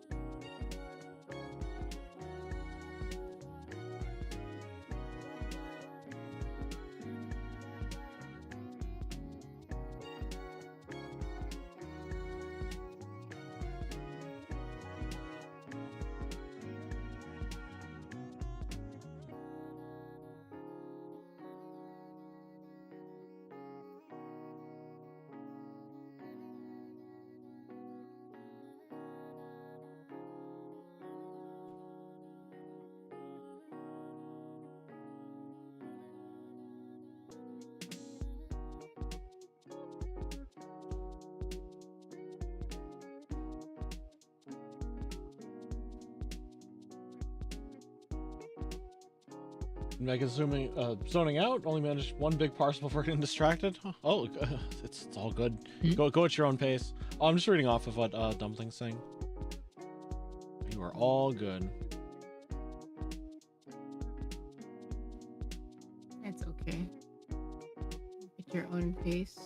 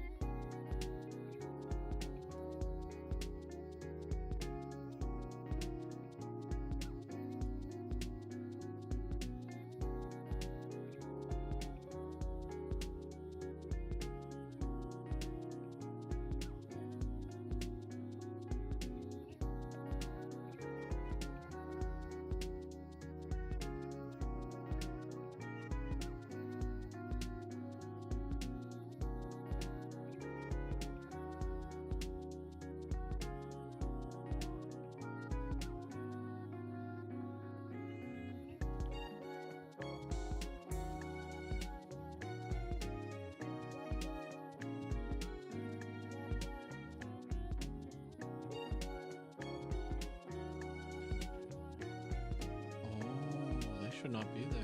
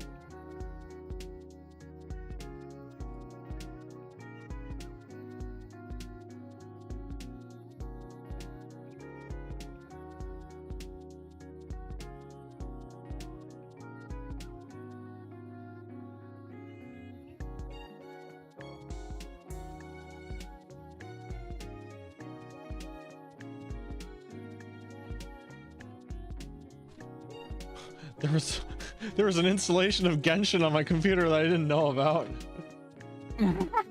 Wait, isn't that gigantic? Yeah, it's like 100 gigabytes. That's so much. Get out of Get here, rid of that. Genshin Impact. You have no power over me. It's not even installed. It's... The game itself is only 300 megabytes. It's like a data pack or something that's independent of the game. What the heck? Isn't it like the installer? Yeah, The why... installer's really big. isn't Yeah, it? why is that big?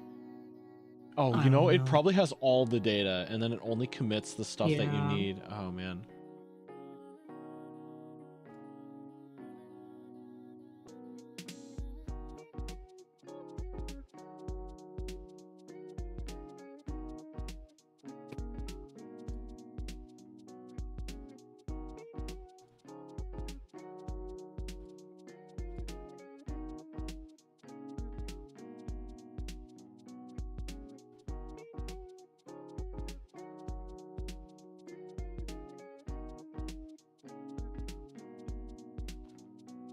Wait, no way those test files come out to be like 100 gigabytes as well. What?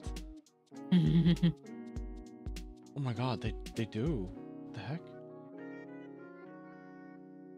That's crazy. Yeah, I recorded some... Oh, you know what? I was curious, so I like did a quality comparison by like recording a stream while I was also streaming it, and it's like way higher quality than what's on YouTube, but it's also like 10 gigabytes. Oh yeah. Yeah, so I record all of my streams Oh wow.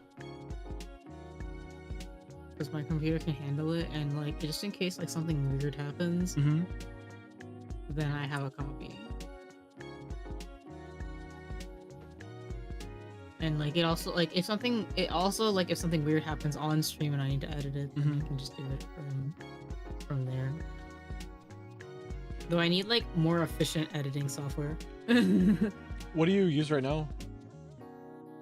The built-in Microsoft. Oh clip gosh. It's terrible. I recommend DaVinci Resolve if you would like to learn that workflow. It's free. And it's Sure, quite... why not? Yeah, it's free, and it's got like a professional version if you ever want to get... I mean, the professional version will matter to like so few people because it's like movie and cinema color grading tools that it unlocks. The stuff that they give you right out of the box is pretty insane.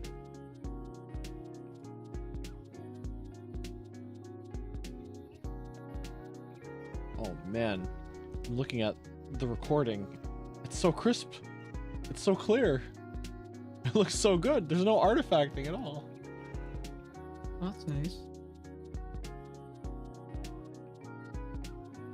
It's also just 5 gigabytes. Oh, number.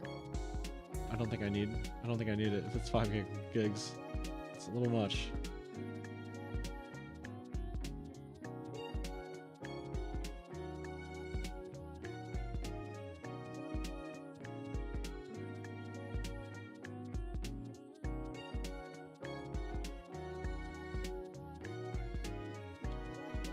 Hmm.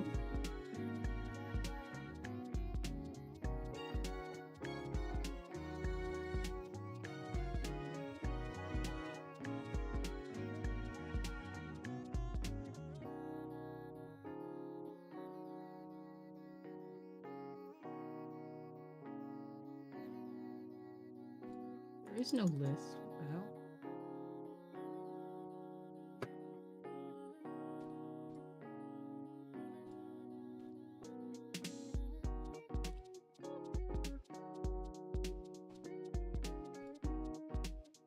Uh,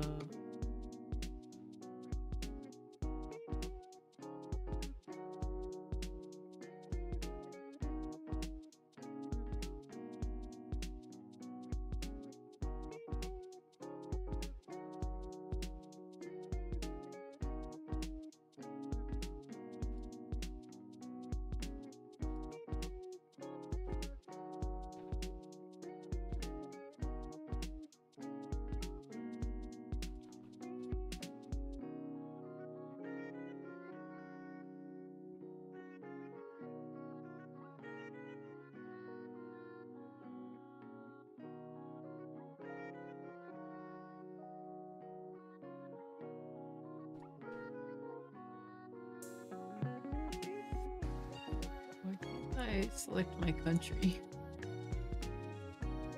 I'm trying to. But I figured like downloading would be fine. I have to do it here.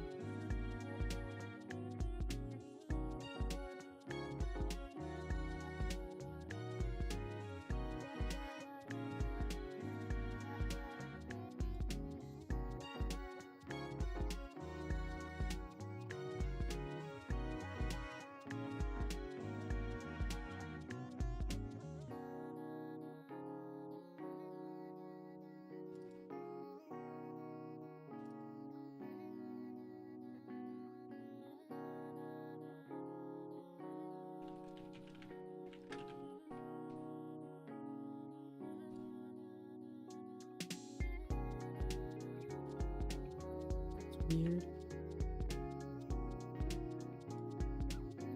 How am I supposed to get it if it won't let me select the country?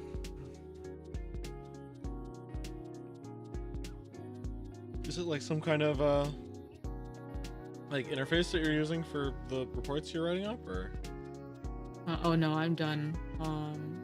I'm just like since you recommended it, I was like I can at least download it. Oh, DaVinci. Oh yeah. It takes. I think it requires you to have an account. Is the thing.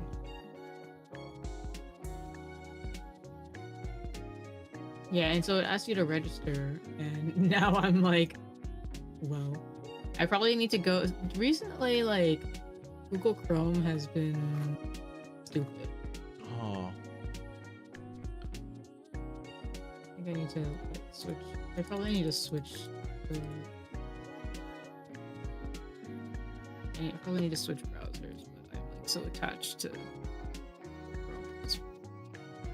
Yeah, a few years ago when I heard that they were considering like changing how like ad blocking would work, I was like, oh, I gotta tear the band-aid off now, and I like immediately switched over to Firefox, and it took me a little bit, but I'm somehow like acclimated to that now. That's good.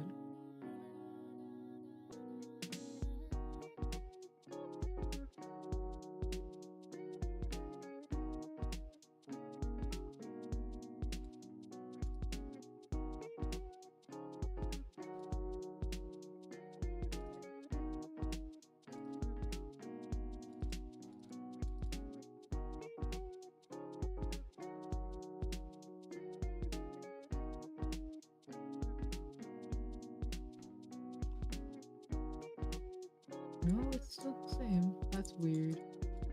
Why won't it let me?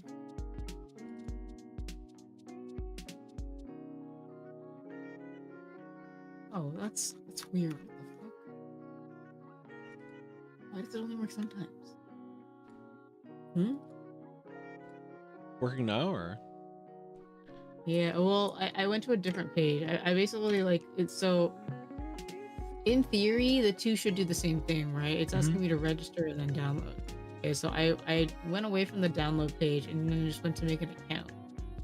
Okay, instead. Right. And it works fine. So it works fine on the like account creation page, but not if you're trying to register and download at the same time. That's weird. Something is it's stupid there.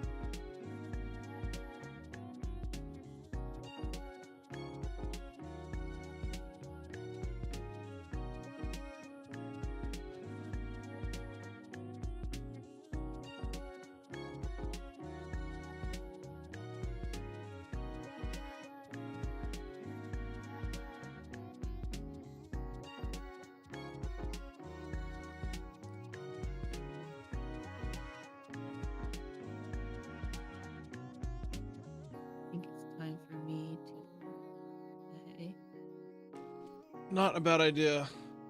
I think I'll call it here too. Yeah, I think all that's left is really just stuff that I need to scan, and then I could put the assets together for the thematic backdrop and stuff.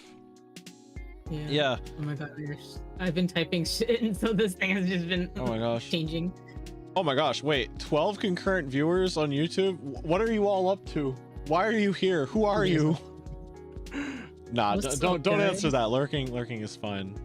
But I'm just a little surprised. Yeah. Yeah, but for any survivors that have made it this far, this has been an 8 hour and 16 minute and 28 and counting seconds. Not the way money was right. But you know what? A lot of stuff got done. Did I actually work on the budget program though? No, not really. What did I get done? What did I get done? You sent stuff to Uma. You did your thumbnail for next week. Oh, that's right. You organized tax paperwork. Weird like money issue with PayPal. Yeah. What was the other thing that you and did? Pokemon thing. Oh, yeah, the Pokemon thing. There's like other things that you did like on your actual to-do list, but I don't remember. Yeah, I crossed them off. I probably should find a way of like marking them off without deleting them because I don't remember after 8 hours. But you know what? Job well done. Plenty of I think good progress made. Yeah. Which toggle is this?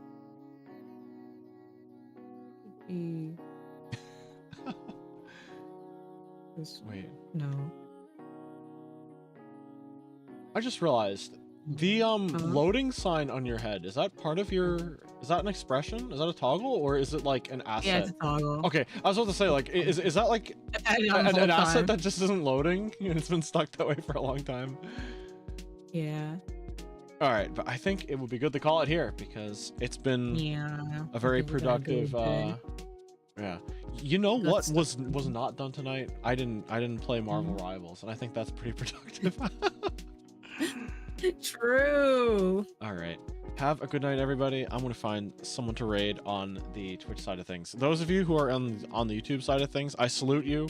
I do not know who you are, but it's been good having you. Did I like get raided or something and no one told me? I don't know. All right. No, yeah, I think I would have said something, right? All right then. Oh yeah. Let's see.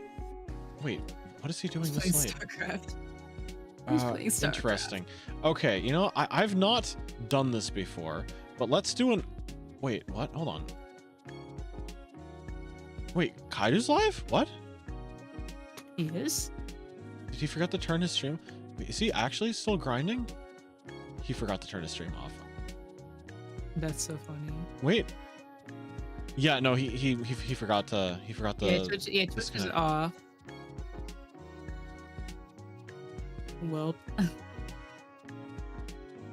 Yeah, no, Ian is like actually live. Okay, you know what? Let's do an unofficial raid because like I'm not a partner yet, but actually with all of you here, you might have given me enough. No, nowhere near enough view hours, but it's pretty neat. Oh no, so YouTube has a requirement where in a year you need a certain number of view hours to like break the partner threshold. Oh yeah.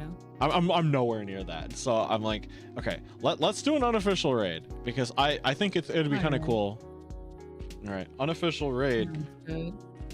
Unofficial raid to Ian, who is playing StarCraft.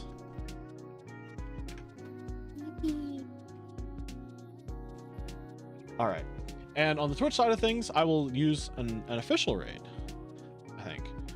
Yeah. All right then. A lot of stuff got done, and it was fun just hanging out. Until we meet again, see you all soon. Bye-bye.